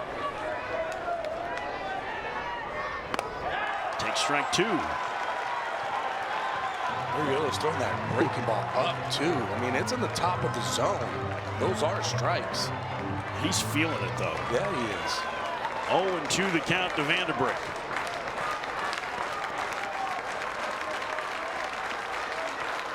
pitch. Fouled at the plate.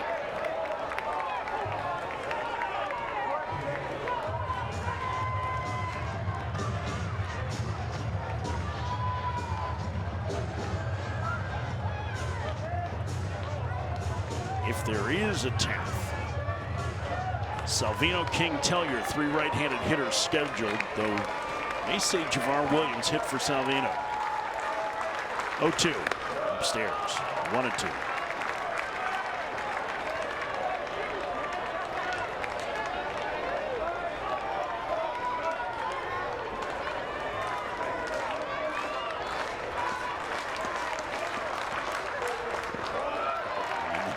Trying to get him to chase. Well, that's a good take by that. I feel like he knew the curveball was coming there, especially after that fastball up in the zone. He tries to lock him up with one in the zone here. Oh, goes the fastball and he blew him away. A 1-2-3 ninth for Arriola. We head to the 10th, tied at 5.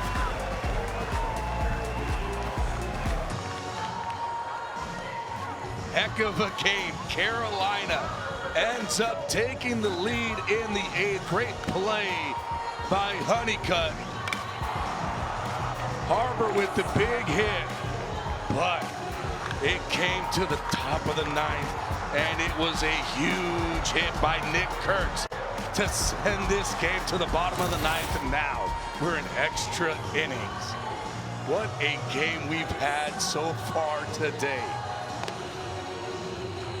We've had everything. We've had a pitcher strike out 15. We've had a comeback by Carolina. Takes the lead.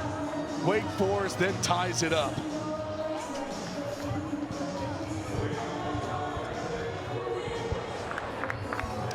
Javar Williams is the pinch hitter for Wake Forest. As he leads off the 10th. As Gabby told you, it's a tie game. First pitch misses outside. It's 1-0.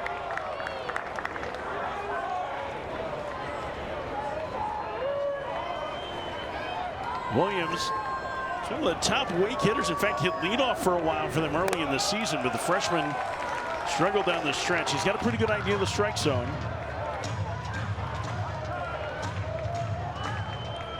And he's ahead in the count here, 2-0 on Poston.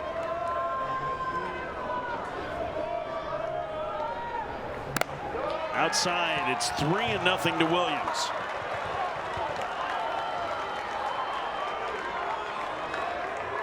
Wake tied the game with 2 outs in the top of the 9th inning on a double from Nick Kurtz. And Williams takes a strike. It's 3-1.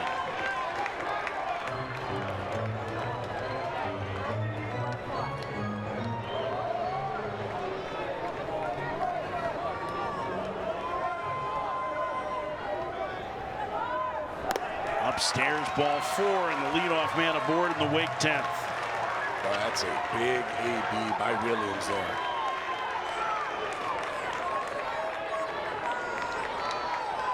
I don't think that you're going to be punting here with Seaver King. Probably not. Unless King were to try and find a way to bunt for a hit, which you can see that. They're playing corners in. Well, now Ballard starts to move back a little bit. King with a single, but he's kind of built for these moments. Takes low, 1-0. King, the transfer from Wingate, really jumped on the scouting radar last summer on Team USA. Incredible baseball instincts, and he has a flair for big spots. He bounces that one back toward the middle. Gloved at second, Madeira to first, a double play.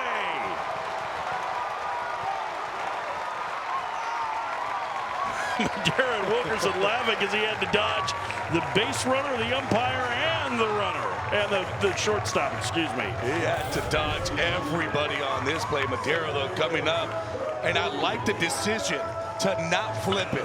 You would not have turned the double play if he would have gotten that ball and flipped it to Wilkerson. Smart play of just getting it, throwing it right off the base. 2 outs. Nobody on Adam Tellier, homered earlier in this game. Poston wants to talk to Stevenson. This was all the way back in the 4th inning. He made it 2-0 Wake Forest. A line shot from Tellier. One of 3 Wake Forest homers.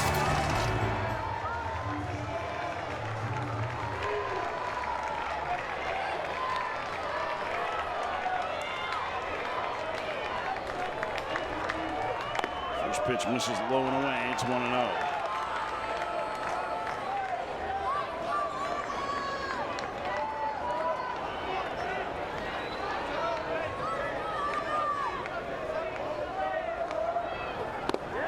Trying to check his swing. He went around. It's 1-1.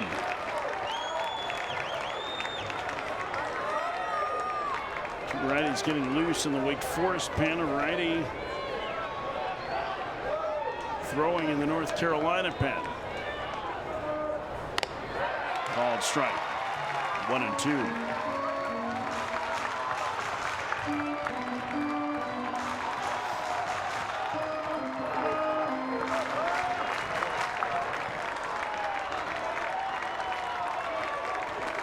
Pitch upstairs. 2 balls and 2 strikes to Tellier.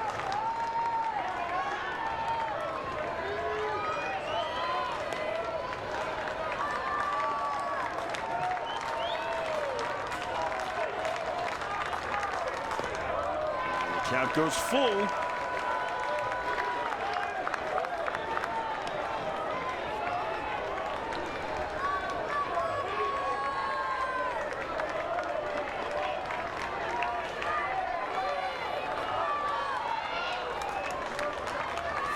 To the count, 2 outs, 5-5 game.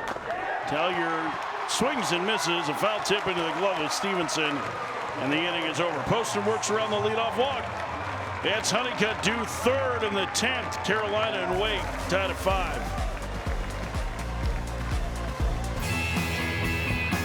Beautiful downtown Charlotte, North Carolina. You can see the NASCAR building, NASCAR Hall of Fame not far from there. Big weekend here. That was the Coca-Cola 600, always on Memorial Day weekend, and we have a big night here at the ACC tournament. Winner goes to the semis. 5-5 our score. Bottom of the 10th. Gabby Sanchez, Mike Farron. You having fun? I'm having fun. I'm having a blast. What a game! I mean, this has to be one of the best ones that we've called together. The back and forth action. We've had everything. I mean, Wake's hit 3 home runs, had a 4-0 lead, and their starter punched out 15 in 6 shutout innings, and yet they had to get a 2-out, 2-strike double in the top of the 9th to tie it. To get us where we're at right now. That guy wasn't even a Demon Deacon. He was barely a deacon. He was when this game started.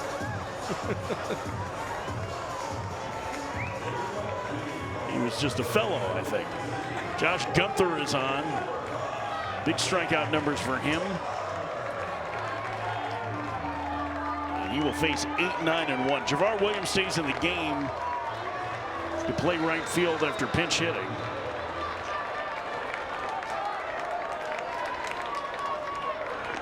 First pitch to Gallagher, the freshman, skies it down the right field line. Williams over and well out of play. It's 0-1. That's a freshman because he's still got energy in the 10th inning.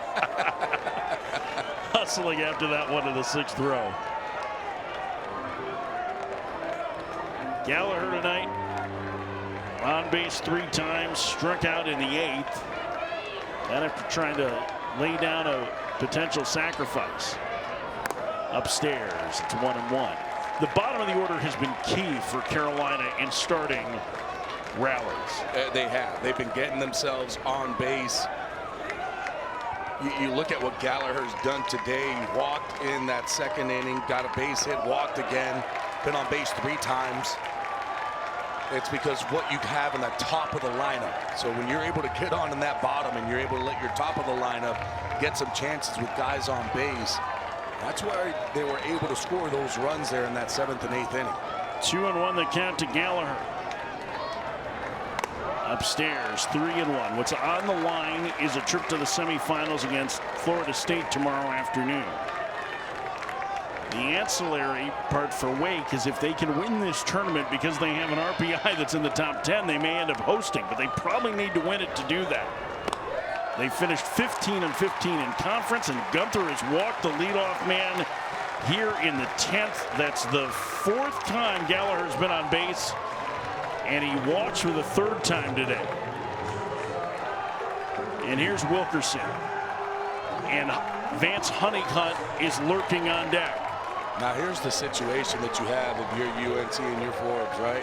If I bunt, more than likely they're going to walk Honeycutt, but that's Are okay. they? Because Casey Cook's behind him. That's right. I was going to say that's okay because you have Cook behind. Wilkerson bunts, fouled away. The only reason why I would say to walk him is so you have a double play in order.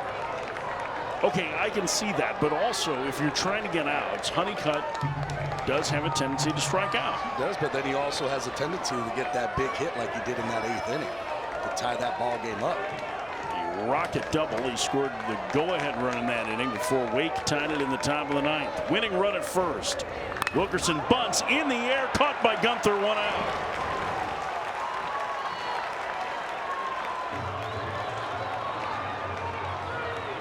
Oh, they've had trouble getting that bunt down, both teams today. And here is Vance Honeycutt. 8th inning, Cole rolling on the mound.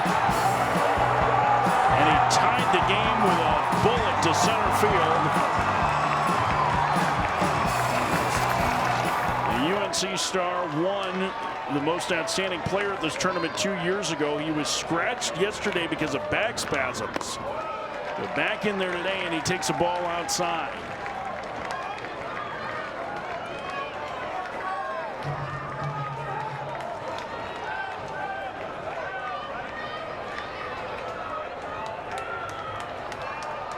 They're giving him a mound visit here in extra innings, and so Corey Muscara is going to use it.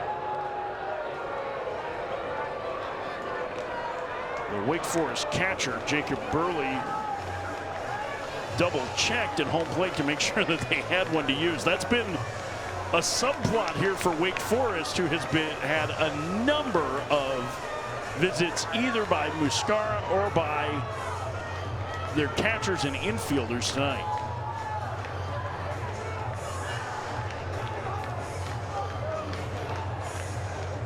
Muscara just pleading, it looks like, with Gunther.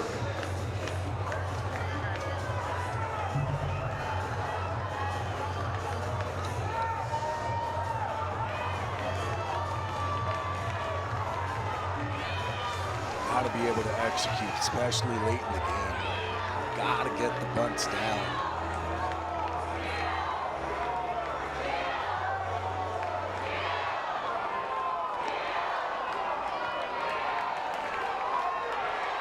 It's been a long day.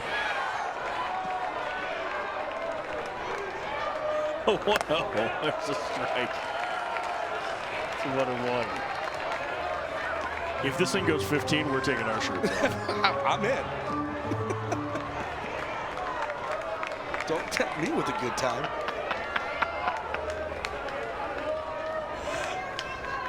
Here's the 1-1. Foul back, right overhead. Gabby had a beat on it. If the ball gets in here, that would be the most amazing foul ball ever. 1-2 the count, 1 out, winning run at first, bottom of the 10th inning. Honeycutt at the plate. The pitch. Swinging a high fly ball deep to center field, tracking it and making the catch. They're out number 2 is the center fielder Morales. Honeycutt didn't miss it by much. No, and he got a good pitch to hit over the heart of the plate. Just got jammed just a bit. Honeycutt knows it too. Casey Cook tonight, a double, a single, a walk in 5 plate appearances.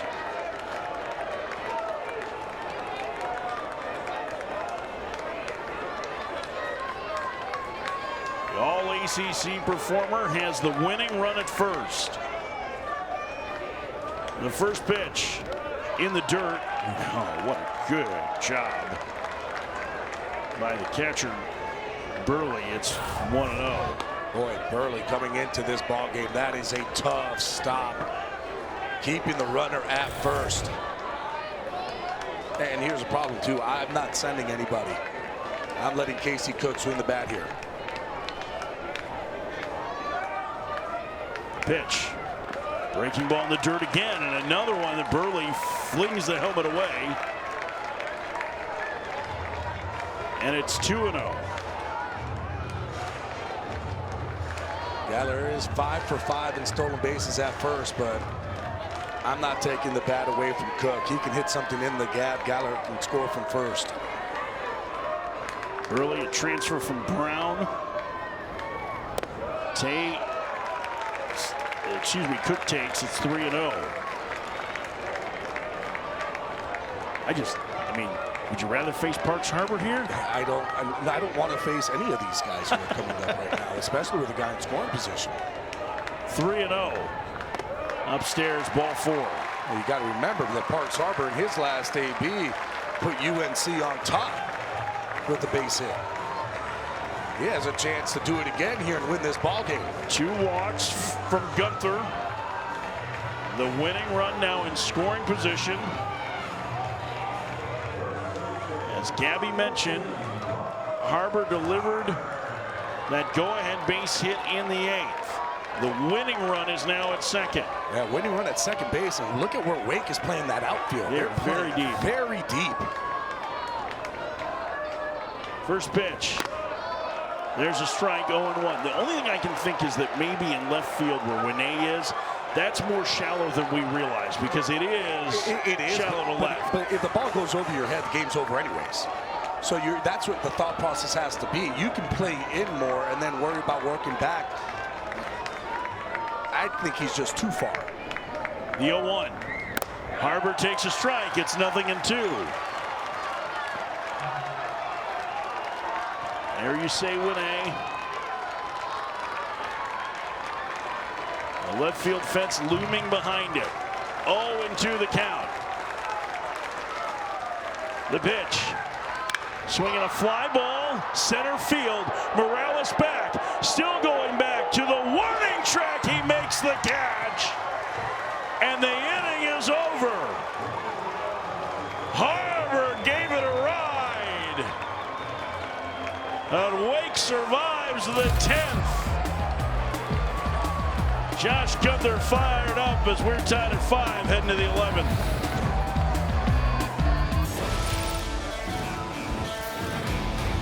Charlotte, North Carolina, Truist Field, the home of the ACC Baseball Championship. AAA home, the Charlotte Knights, the White Sox top affiliate. We have had a great ball game tonight. 5-5 top of the 11th.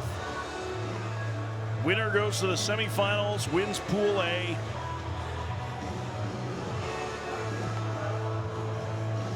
Some nervous Wake Forest fans here. You know, at this point, listen, both teams care about getting to the semis. Obviously, we talked about what some of the bigger picture stuff for Wake is as Bennett Peterson comes on.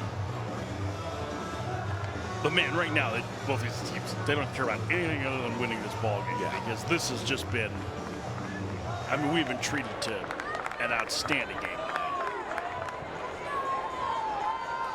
And with Peterson on the mound, it's going to be a fastball, curveball, cutter mix. We'll mix in a splitter and a slider every once in a while. But it's the curveball that's really good. Has a big chase rate of 35%.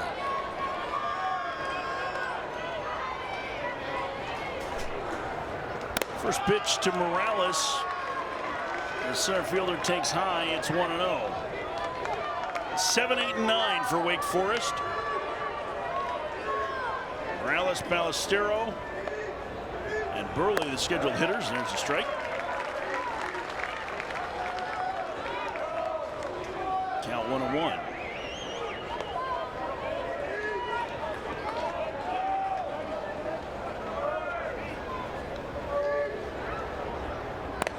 Tried to check his swing. He held up. It's 2-0.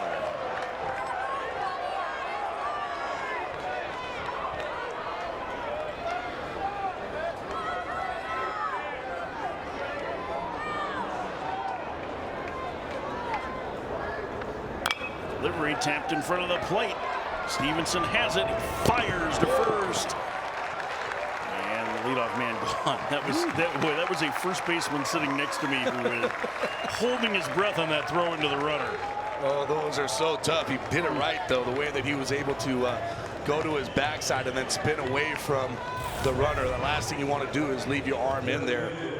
Stevenson comes up, grabs it bare hand, fires over. Look where this ball is, right up the lane, and oh, boy.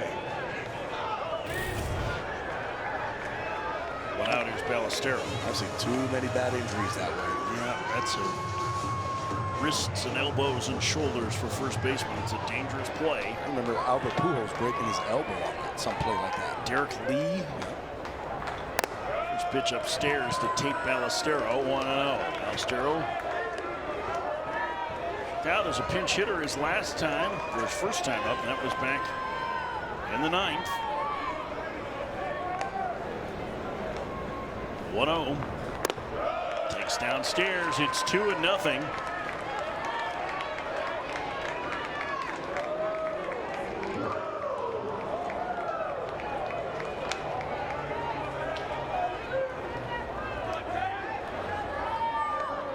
Set and the pitch.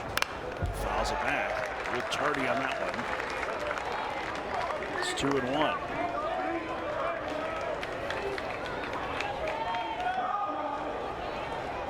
If you're curious about where things stand for North Carolina, 3 lefties do in the 11th. There's a strike. It's 2-2. Joafrius, Stevenson, Madera.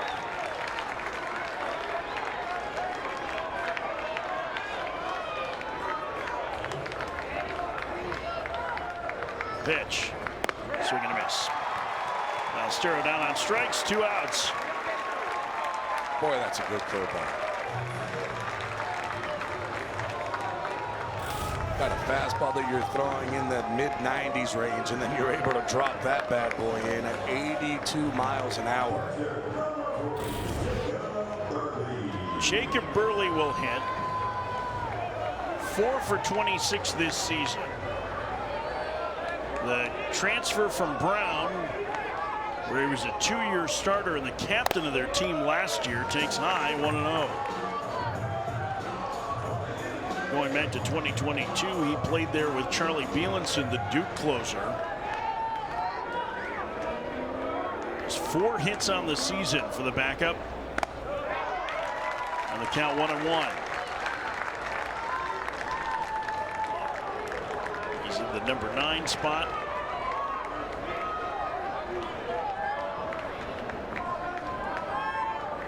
The 1-1. One to the screen. One of the things I noticed was right before that pitch came, he had his hands kind of towards the end of the knob. And as he has his hands, as that pitch was coming, he kind of dropped his bat just a little bit to choke up. Almost thinking he's going to probably throw me a fastball. Let me choke up here real quick. 2-1. Foul back. A little tardy on 93. It's 2-2.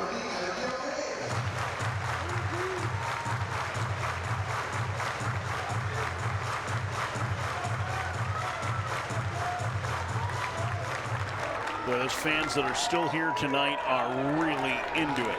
5-5 game. The 11th pitch called, strike 3. And Peterson works a perfect 11th to the bottom half. Carolina fired up. They can win it with 1. We're tied at 5. Chase Burns started this game tonight and was dynamite. 15 strikeouts, 2 walks, 6 shutout innings. Wake Forest had a 4-0 lead until the 7th. In the 8th, Vance Honeycutt's double tied it. Parks Harbor gave them the lead in the bottom of the 8th. And then with 2 outs on a 3-2 pitch in the top of the 9th, Nick Kurtz delivered a game-tying double up the alley in right center. And Rockies just skipping rope as the underdog Deacons forced extra innings, and we head to the bottom of the 11th inning. And there's Chase Burns. He's had a chance to shower and get dinner, I think, since he left this game. But, man, was he electric. This has been a tremendous ball game. It really has. We've seen everything that you can possibly witness in a baseball game. It seems like in this one here today. Anthony D'Onofrio will lead off against Hayden LeFew, the new pitcher for Wake. Talented lefty from Kannapolis. And another guy who has had trouble throwing strikes consistently this year. First pitch outside, 1-0. LeFew's held lefties to a .214 average. And he's got 3 scheduled to hit for North Carolina. There's a strike. It's 1-1. LeFew has a very good fastball. It's going to be somewhere in the 92 to 95 range. Has a changeup. Has a curveball. Swing and a miss. Oh, that was a curveball. And it's a little side to side angle. More like a sliderish. I would call that more of a slur than anything else in between that curveball and slider range. But it's a good one. A lot of action to it. 1-2. He just missed. 2 balls and 2 strikes to D'Onofrio. A pair of hits. D'Onofrio doubled to lead off the 6th against Burns. And then when the throw got away at second, he tried to take third and was gunned down for the first out. There was a key moment at that point with North Carolina down 2-0.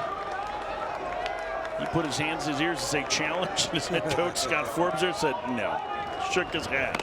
D'Onofrio down on strikes. Challenge with a high heater, 1 out. And now here's Stevenson. Quietly, Luke Stevenson has had a very good night. He's had 3 hits and knocked in a run in the 7th. Yeah, that big base hit right back up the middle. Ball hits off second base. Freshman catcher.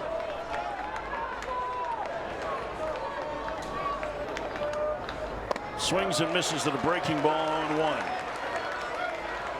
Stevenson is going to go down as a really good player in North Carolina history. You can already tell he is going to be a star. He takes in the dirt. It's 1-1. Look at the year that he's had, especially from behind the plate, being a catcher. So far in this season, in 297, 13 home runs, 56 runs batted in. Upstairs. He was doing that from the 8th spot for most of the year. I mean, you think about that, it's what, 56 runs knocked in, as you said. That's what, 2 fewer, or 3 fewer than what Parks Harbor has, hitting in the middle of the lineup. There's some big moments already, and he's ahead 3-1. For LeFew to get back into the count, he's been throwing that breaking ball. 3-1 the count. 1 out. Tie game. Bottom 11. Upstairs. Ball 4. And the winning run's aboard with 1 out.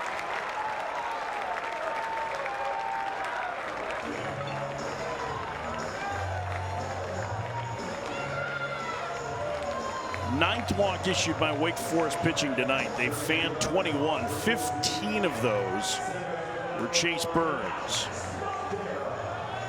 Oh, and our friend has gotten better seats.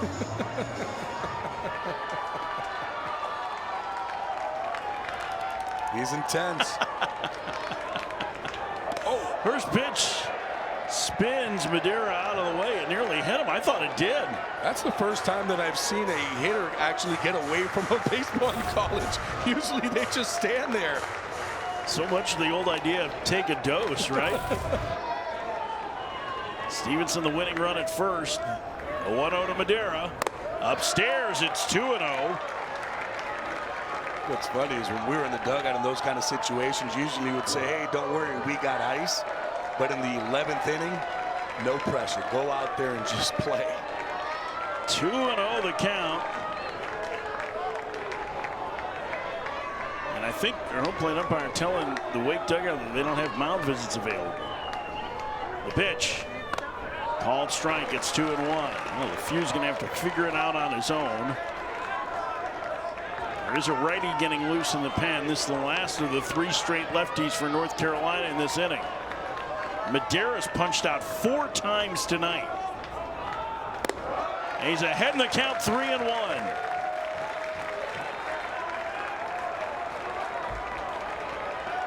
And a ball just got loose from the Wake Forest bullpen and rolled all the way to the Carolina on deck circle. 3-1. The pitch. Outside, ball 4, and the winning run's in scoring position. I saw something like this happen in an earlier game today. A walk with the bases loaded. Is it going to get to that situation? Clemson came back from down 6-0 to beat Louisville. And we're going to get a pinch runner at second for Stevenson. Carter French, sophomore outfielder, is going to run here representing the winning run. The veteran right-hander Jackson Vanderbrink, right-handed hitter, will hit.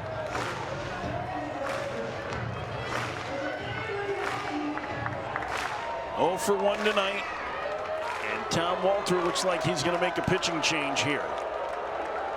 LeFew retired 1 of the 3 lefties he faced. He's calling for the righty in this big spot. Game on the bases. Bottom of the 11th inning. Wake Forest and North Carolina are tied at 5. The winner of this game goes to the semifinals to take on Florida State. We'll tell you about the new pitcher for Wake in a moment. Back here at Truist Field. Winning run at second base. Bottom of the 11th inning. See what's at stake.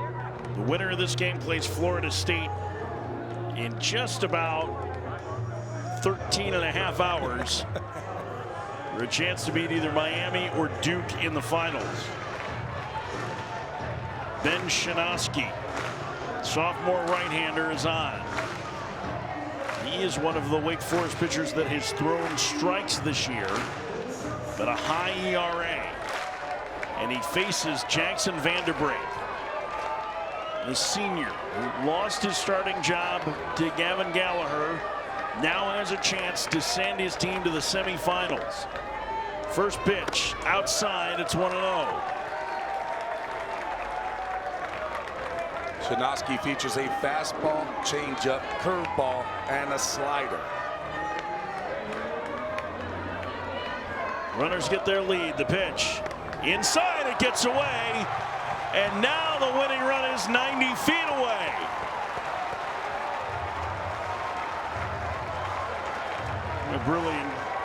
Burley and Gill had done such a good job on pitches in the dirt, and that one was just too wild.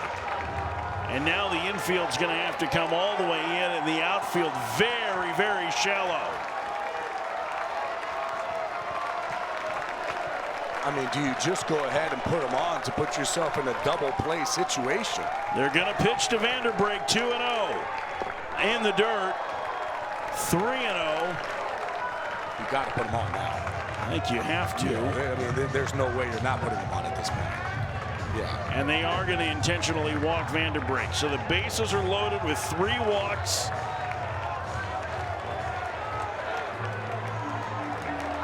Last Friday,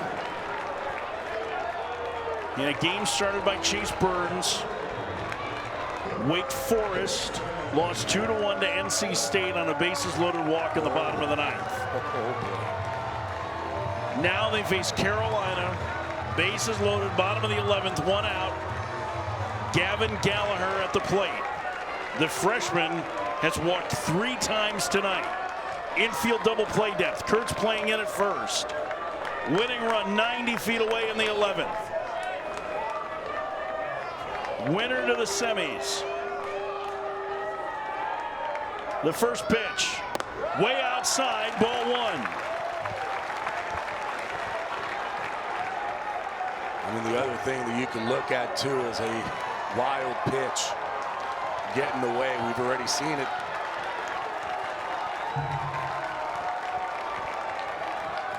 The 1-0. Swing and a miss. Down to a knee on that one. The freshman chasing. It's 1-1.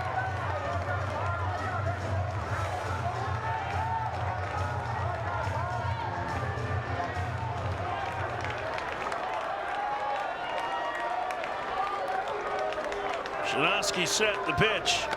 Outside, it's 2-1.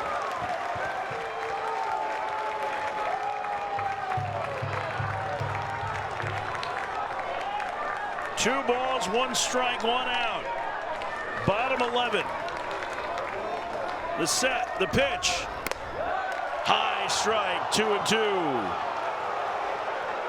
Gallagher did not like it.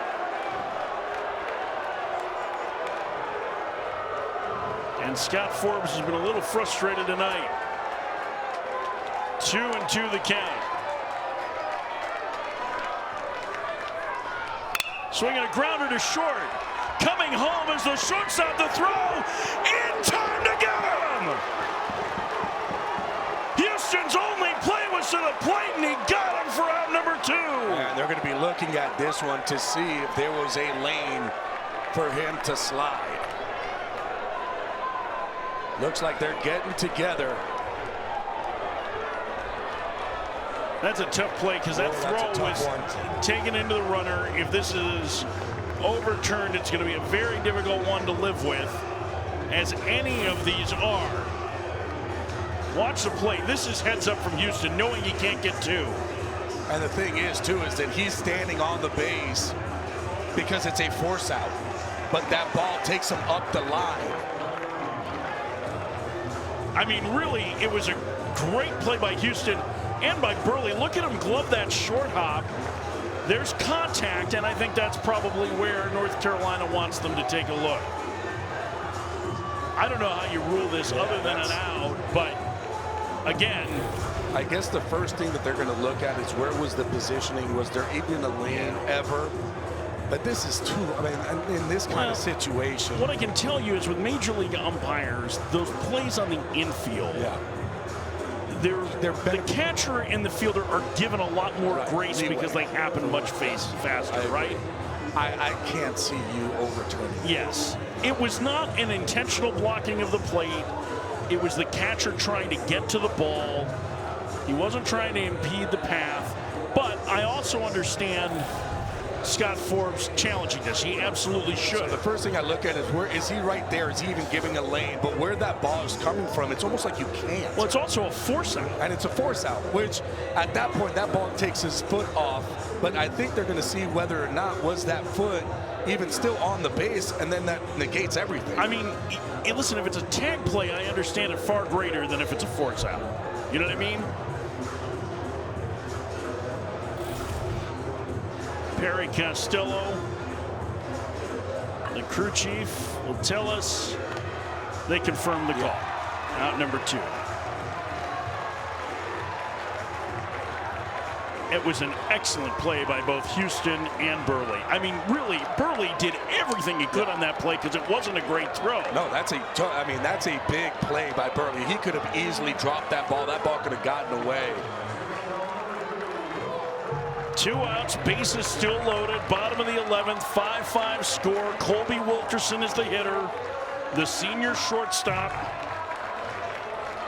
He has walked in 5 trips. He is 0 for 5. First pitch, outside, 1-0.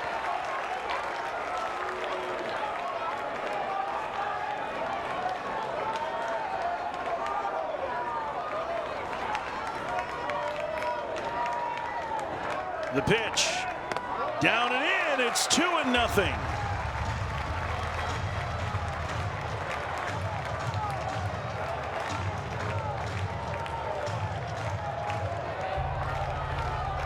Madera, the potential winning run, is at third. 2-0 the count. Called strike. Floated a changeup in there. It's 2-1. Yeah, he was taking on that pitch.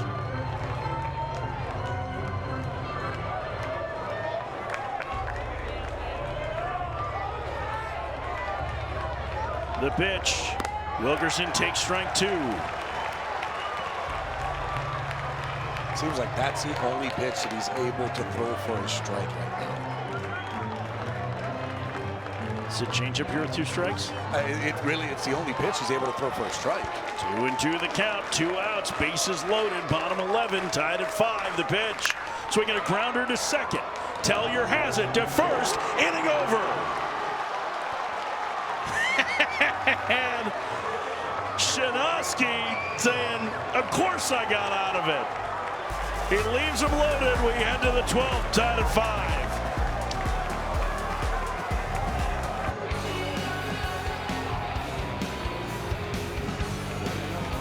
It's almost later today that we will have the semifinals. North Carolina and Wake playing for a chance to take on Florida State. Miami and Duke the other semi. It's the last game of pool play, and it's been a dandy. Peterson back to work for his second inning. Top of the Wake lineup here in the 12th. Got to make something happen here in the 12th inning for one of these teams at the top of the order coming up. Eric Houston's ahead 2-0. Yeah, if you're Wake Forest right now, you definitely want to get 1, maybe 2 even across, putting some pressure on this UNC team. Houston a homer and a double today. As he takes a strike, it's 2-1.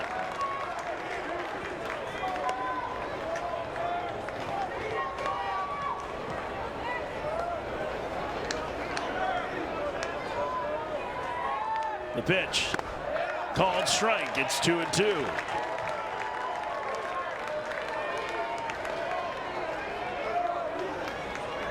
Peterson very impressive in a perfect 11th. Pitch in the dirt, and the count is full.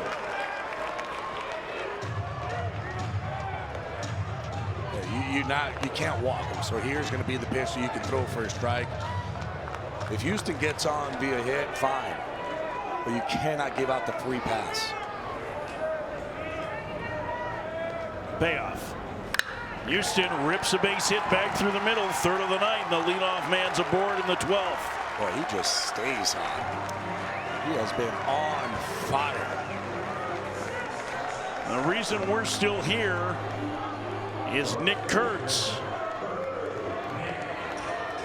His RBI double in the 9th inning on a 3-2 pitch, scoring Cam Nelson from first. Kept this game alive for Wake after they lost a 4-0 lead. Power against power. First pitch. He swings and skies one deep. Left center field. Gone!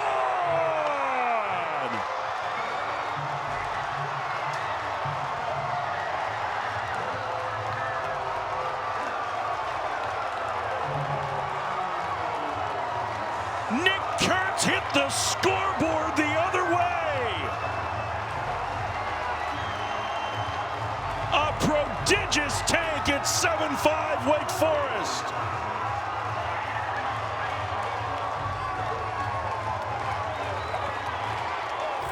Oh my. Fastball down in the zone.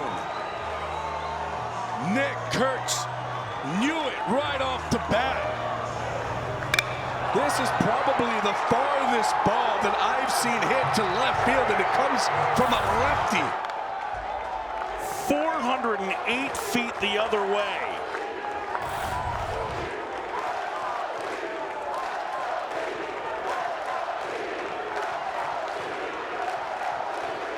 And for the first time tonight, a loud "Let's Go Deeks" chant. Jack Winay hits on the ground to third and under the glove of the third baseman Gallagher, and Winay's aboard.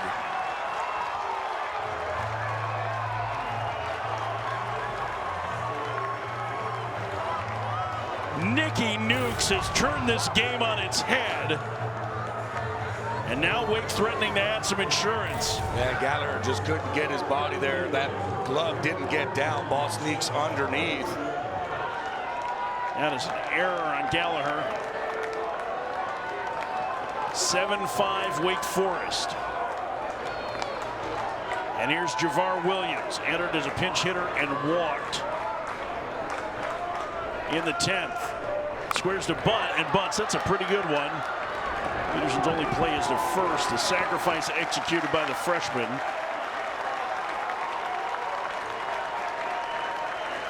And Winay in scoring position for Seaver King.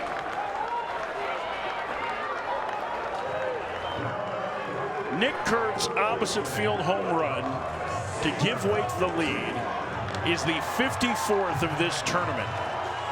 That ties the record set in 2022 for the most ever in the ACC tournament. And Seaver King's just earned an intentional walk. 54 home runs. 4 homers tonight from Wake.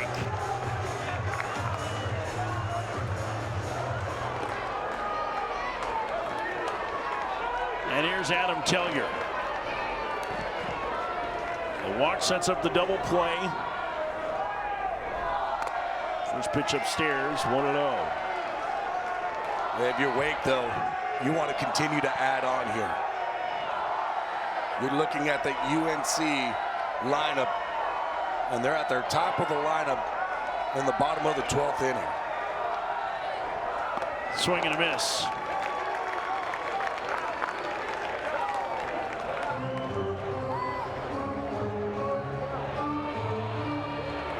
Quick mound conference here.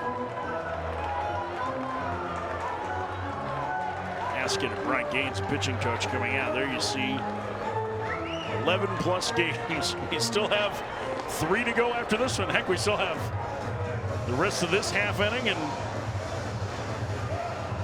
the bottom of the 12th.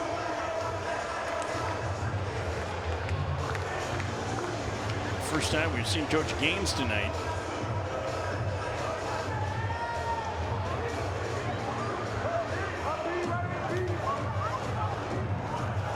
Senior Peterson's going to have to get back to work. Nick Kurtz, 22 home runs on the year. First team all ACC first baseman. Delivering. And a count at 1-1 to Tellier.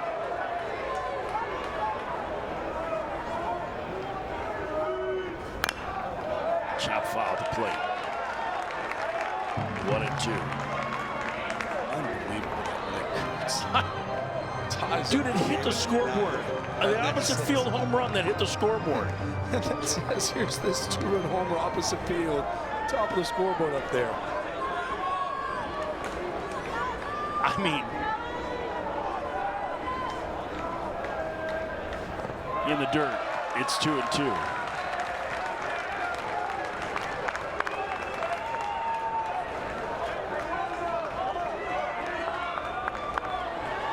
We've seen some unbelievable stuff tonight. I mean, and the thing is, it's been from the Stars, right? Yeah. Foul back by Tellier. The Stars have done it tonight. And starting off with Chase Burns, 15 strikeouts. Yeah, Vance Honeycutt with the big double to tie up the game in the bottom of the 8th. Seaver King throwing leather. Seaver King throwing some leather out there. Kurtz the game time double of the 9th. Go-ahead homer in the 12th. Center. Yeah. I mean, Dalton Pence, Matty Mateus both being good out of the bullpen for North Carolina. Their star relievers. It's Parks Harbor with the big hit. Yeah. You go on and on. It would take us 4 hours and 20 minutes to recap this game, I think. But we'll leave that for Danny and Justin on All ACC. 2-2. Swinging a bouncer foul. We also had some funny moments where Cameron Gill couldn't get down 2 bunts and then hit a home run on the next pitch. That's right. And we've seen the most vulnerable record in history fall. I mean, it was the 54 home runs in this tournament was destined to fall in about the 3rd inning of game 1. Foul back. Well, there's still 3 games left. Right. This has been this one. I'll tell you what, this has been the best day of action so far. Absolutely. I mean, even the final looked pretty decisive in that second well, that game was great. But the Florida State-Virginia game was a good one, too. I mean, they combined score with 12 runs in the 7th. That in on the hand of Tellier, and it hit him. If you took the day off work today, and you're walking around on the concourse, and you've been here for all 3 games, you have made a very wise decision.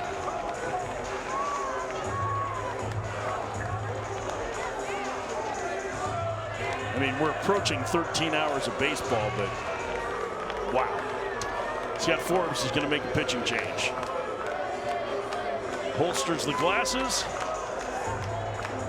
And he's going to go to the pen. Wake has the bases loaded in the top of the 12th, leading 7-5. We'll tell you about the new UNC pitcher in a moment. Winner of this game to the semis.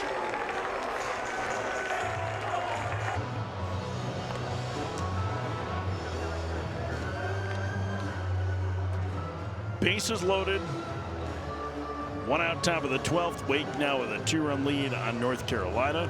They get ready to take on Florida State. The winner of this game does tomorrow in the first semifinal. Duke and Miami resting comfortably.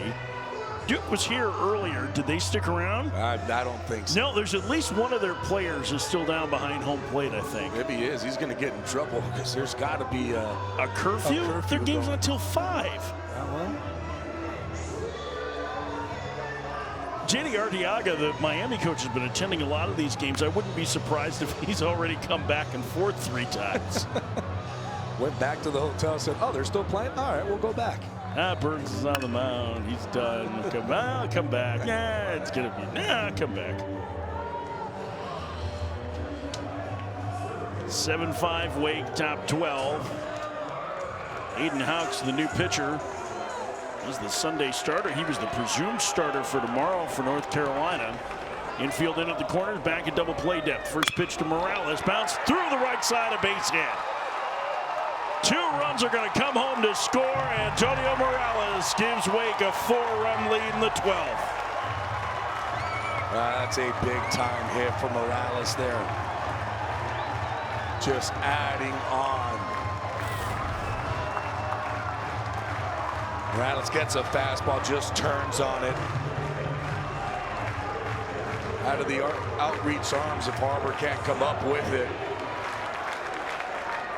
And all of a sudden, Wake has taken a commanding 9-5 lead. Their second 4-run lead of this game. Tate Ballestero, who entered this game as a pinch hitter, now with his 3rd plate appearance. Foul back, 0-1.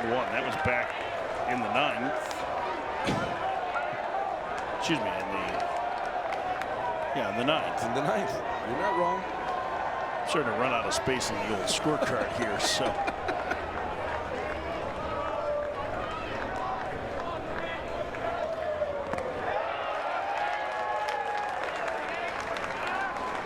One the count. It's officially weird baseball time. We've hit midnight local. But you can get out your ice cream. It's tomorrow. So if you were saying you were keeping an ice cream per day. No, now it's today. Or it's today. Now it's today. Now it's. Sweet this 1 and 2. It's 13 hours away from the winner of this game playing Florida State.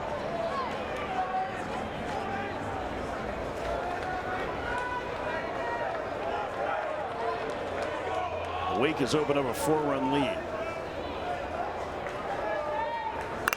Foul back. I mean, you look at that last inning for UNC, they had bases loaded with 1 out and just couldn't get anything done. UNC left 16 men on base today.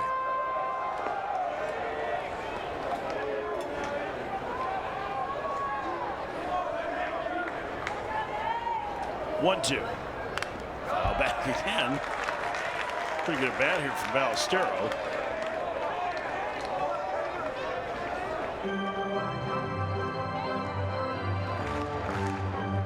Starting to get messages from the other tournaments which have wrapped up tonight. Pitch in the dirt. It's 2-2.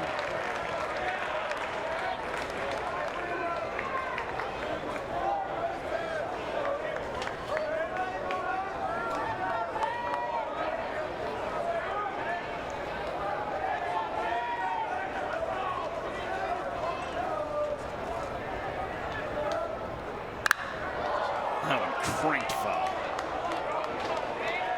That reached the concourse out there. I mean, that reached everything out there. Boy. Mad dash for a ball.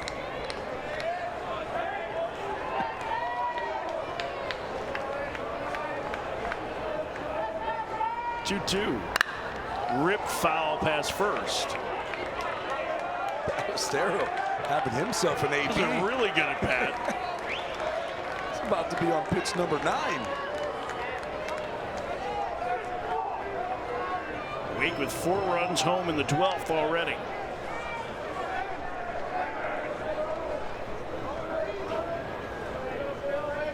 The pitch.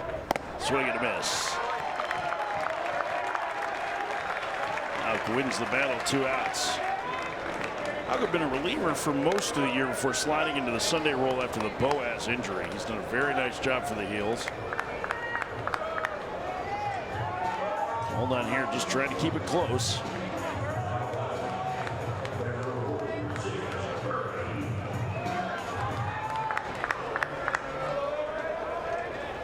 And here's Jacob Burley. Backup catcher swings and misses, 0-1. 9th man to come to the plate in this inning. As Gabby mentioned earlier, the top of the North Carolina order is due in the bottom of the 12th. It's going to be tougher for him at this point, but I wouldn't put anything past him. Called strike, it's 0-2. And the way this one has gone, I agree.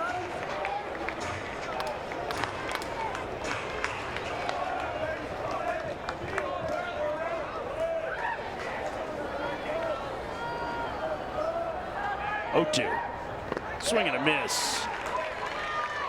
Early down on strikes, inning over. Wake sends 9 to the plate. They score 4 times. They head to the bottom of the 12th, leading North Carolina 9-5. Here's how we got here. Chase Burns started this game. 6 shutout innings. 15 strikeouts for the Wake Forest right-hander. They had a 4-0 lead going to the bottom of the 7th. Carolina scored 3 there, and then Vance Honeycutt tied the game with that wall ball double. Parks Harbor gave him the lead. 2 outs, man at first, bottom 9, 3-2 pitch. Nick Kurtz tied it for Wake. And then Nicky Nukes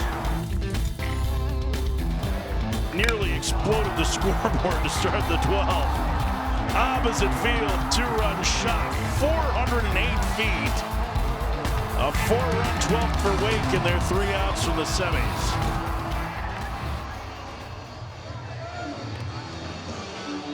Yeah, you're just going to want to replay this. Like, just go to the ESPN app, start it over. Hopefully you're recording it on your streaming service, cable or satellite device.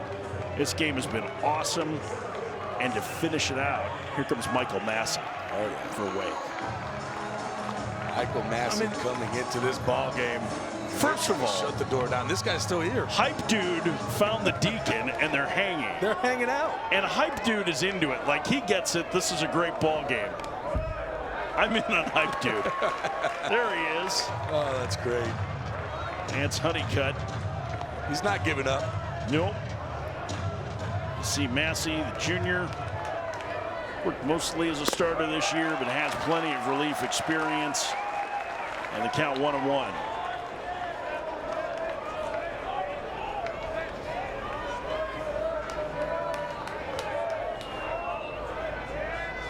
Swing and a miss. It's 1-2. Honeycutt. He He showed you that huge double in the 8th inning. He also made a game-saving, at the time, catch on a screaming liner to center, and he starts the bottom of the 12th with a gapper. Honeycutt around first, digging for second. Williams throws offline. Second double of the game for Vance Honeycutt to lead off the 12th. Well, if you're North Carolina, that's exactly how you want to start it down 4. And who's the one that's doing it? Of course, it's Vance Honeycutt. Getting things started for UNC. Says, hey, we need to get 4. Just follow my lead, fellas.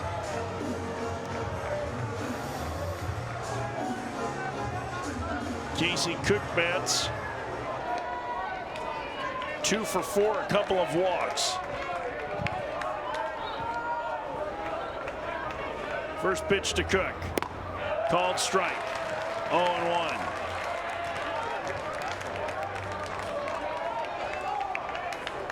The the draft eligible sophomore. A good night at the plate. And a great season. Upstairs, it's 1-1.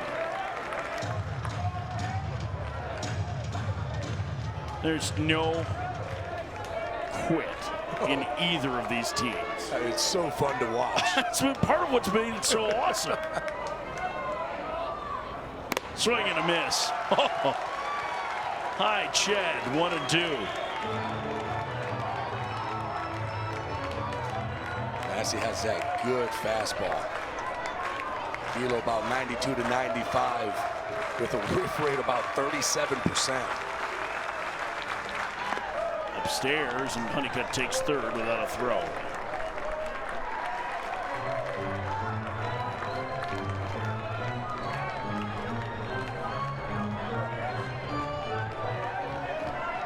Two and 2 the count to Cook.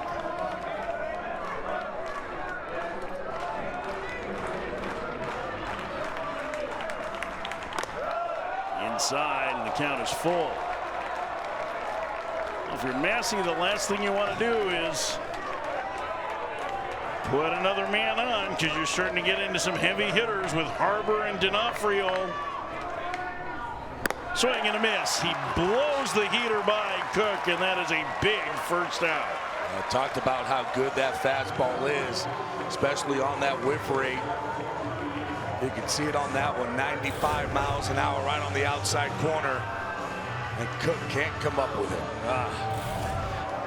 And Cook, who's actually one of the best in hitting velocity. First pitch way upstairs to Parks Harbor. It's 1-0. Harbor 1 for 6 with a couple knocked in. 60 RBIs now on the season. Takes high. It's 2-0. Massey moving a little fast here. Trying to hurry up and get this one finished. Wake by 4. There's a strike.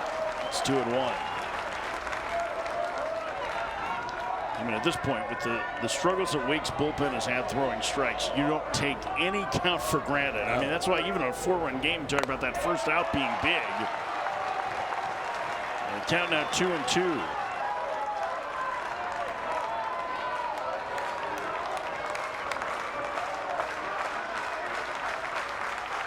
Foul back. Tom Walter's expression has not changed tonight. It was the same when Chase Burns was pitching. It was the same. It's almost like that Elliott Avett, right? Like they'll give you a smile when the game is done and they've won. Until then, no chance. It's a very calm demeanor. Bouncer foul. I would say the difference is that Walter looks calm. Elliott looks like he needs milk of magnesia. Like it's that beautiful nervousness of baseball, right? He's nervous about everything. Like it's 2-2. Swing and a miss. Harbor down on strikes, 2 outs. Got him to chase that slider. Zaleo likes it. And Wake now 1 out away from the semis. They won't be playing too long either.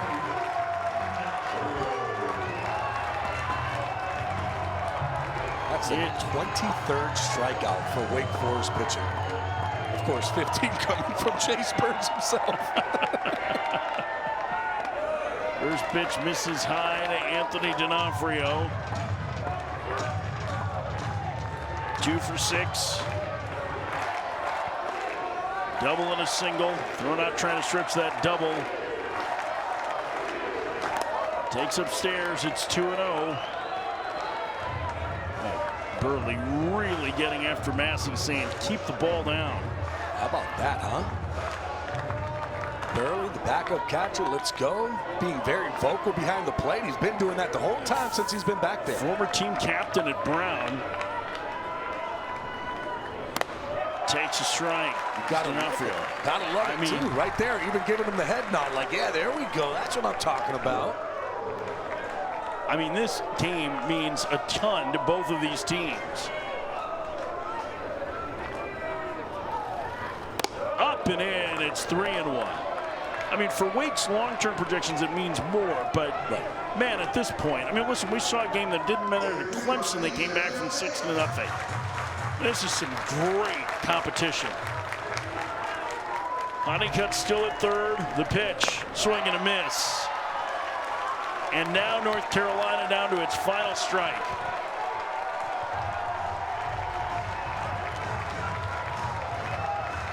Two outs, man at third, 9-5 Wake, bottom 12. Swing and a miss. Massey strikes out the side, and Wake is going to the semis.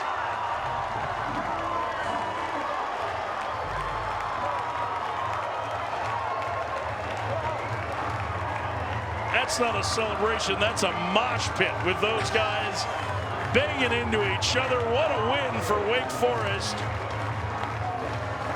Losing a 4-0 lead and winning in 12. And you got to see the excitement there by Massey, the passion. You know that this game meant a lot to them. You know that they knew that if they win this tournament, they're going to be hosting. And how about this on 3-2, going to the slider. Here's the energy. Now, here, if I'm a player, I'm not going into that one. That's a big man on the mound. Look at this right here. Bam! Oh, no way. But that's what I love right there. Right there with Burley, giving him the love. Nearly 5 hours of some of the most entertaining college baseball you will ever see. If you weren't a college baseball fan before tonight, you should be now. There's what the bracket looks like. Wake and Florida State at 1 Eastern. 5 Eastern, Duke and Miami in the semifinals of the ACC tournament tomorrow. It is a must-win for Miami to make the tournament. Wake and Duke both trying to keep hosting chances alive. What a performance. And we are about to be joined by the man of the night. A 2-out double in the ninth from Nick Kurtz to tie it. And then this is more than backside. Wow. Oppo 408, the game-winning 2-run homer in the 12th. And the man they call Nicky Nukes is with us. Nick, Mike Farron, Gabby Sanchez. You've played in a lot of really fun ball games the last 3 years. How's this one stack up? Yeah, I mean, this is a good one. You know, they swept us early in the season, so we had this one circled for a while. Especially, you know, Chase Burns definitely too is the only loss in the year. The only team that really got him, so I'm happy we were able to, you know, grit this one out for him today. Nick, I want to go to that at-bat that you had in the top of the 9th inning. It was a 3-0 count, gets all the way to 3-2. What was going through your head? Yeah, 3-0 coach gave me the green light, but I wasn't looking for the middle in pitch he gave me, and then 3-1 changeup wasn't something I was really looking for either. So at that point, I just got to battle and find a way to, you know, continue this game and hand the bat off to the next one. Well, and you certainly did, tying the game there, and then the 2-run homer in the 12th. First pitch. I hope you get to keep all those hats or those rewards. Sorry, I didn't know what you said there. I was just saying the game-winning homer in the 12th. Are those your rewards for it? You get to keep their hats? I guess so. I don't want any of these. They stink. I mean, jumping on the first pitch there, though, I mean, Peterson had a really good inning the inning before. Take us through that a little bit. Yeah, they've been throwing me first pitch heaters most of the night, but they've been, locating them well, and I got one that's, almost center cut of the plate, and, I didn't miss it. Looking forward right now, getting into the semifinals, you guys have a really quick turnaround. Yeah. What does it mean for you guys right now, knowing that, hey, if we go out and we win this thing, we're going to be hosting? Yeah, I mean, after a game like that, we're excited to play early tomorrow. A lot of guys are going to have to step up. A lot of arms are going to have to throw who don't really throw much, and it's going to be really fun. And we got a good Florida State team we're playing against, and had a great series against them early in the year, so it should be a good one. Well, this was a great one tonight, an absolute epic, and you had the two biggest blows of the game-tying double, the game-winning home run. Go ahead, Gabby. I got one more. What was the dance at second base? what is that one? I needed to ask you what was going on there. What is it? You got to show us. What is it? I ain't showing you guys again. No, that's not happening. That's actually from Billy, Coach Salento. He loves the new Shabuzi song, and he started ripping that dance. So that one's for him. That's great. Coaches are hipper than everybody else. Yeah. Nick, congratulations. Go sleep fast. We'll see you tomorrow. I will. Thanks, guys. Nick Kurtz, the hero tonight for Wake Forest. There it is. Dancing to the new Shabuzi song. That's second base. It's bad. I don't know what that is. Game-tying double. It's okay. I don't either. We're old. Bill Salento is clearly younger than we are. There's the bracket for tomorrow. Wake and Florida State. 1 Eastern. Florida State trying to get a top 8 seed. Wake hoping to host. And then later, Duke and Miami. Miami trying to get in the dance. Duke trying to host. It's going to be a big day. And our coverage starts at 1 o'clock Eastern. Coming up next, it's all ACC. Justin Walters, Danny Graves standing by. Now for Gabby Sanchez and our outstanding crew here in Charlotte. I'm Mike Farron. We send things to our set here in Charlotte.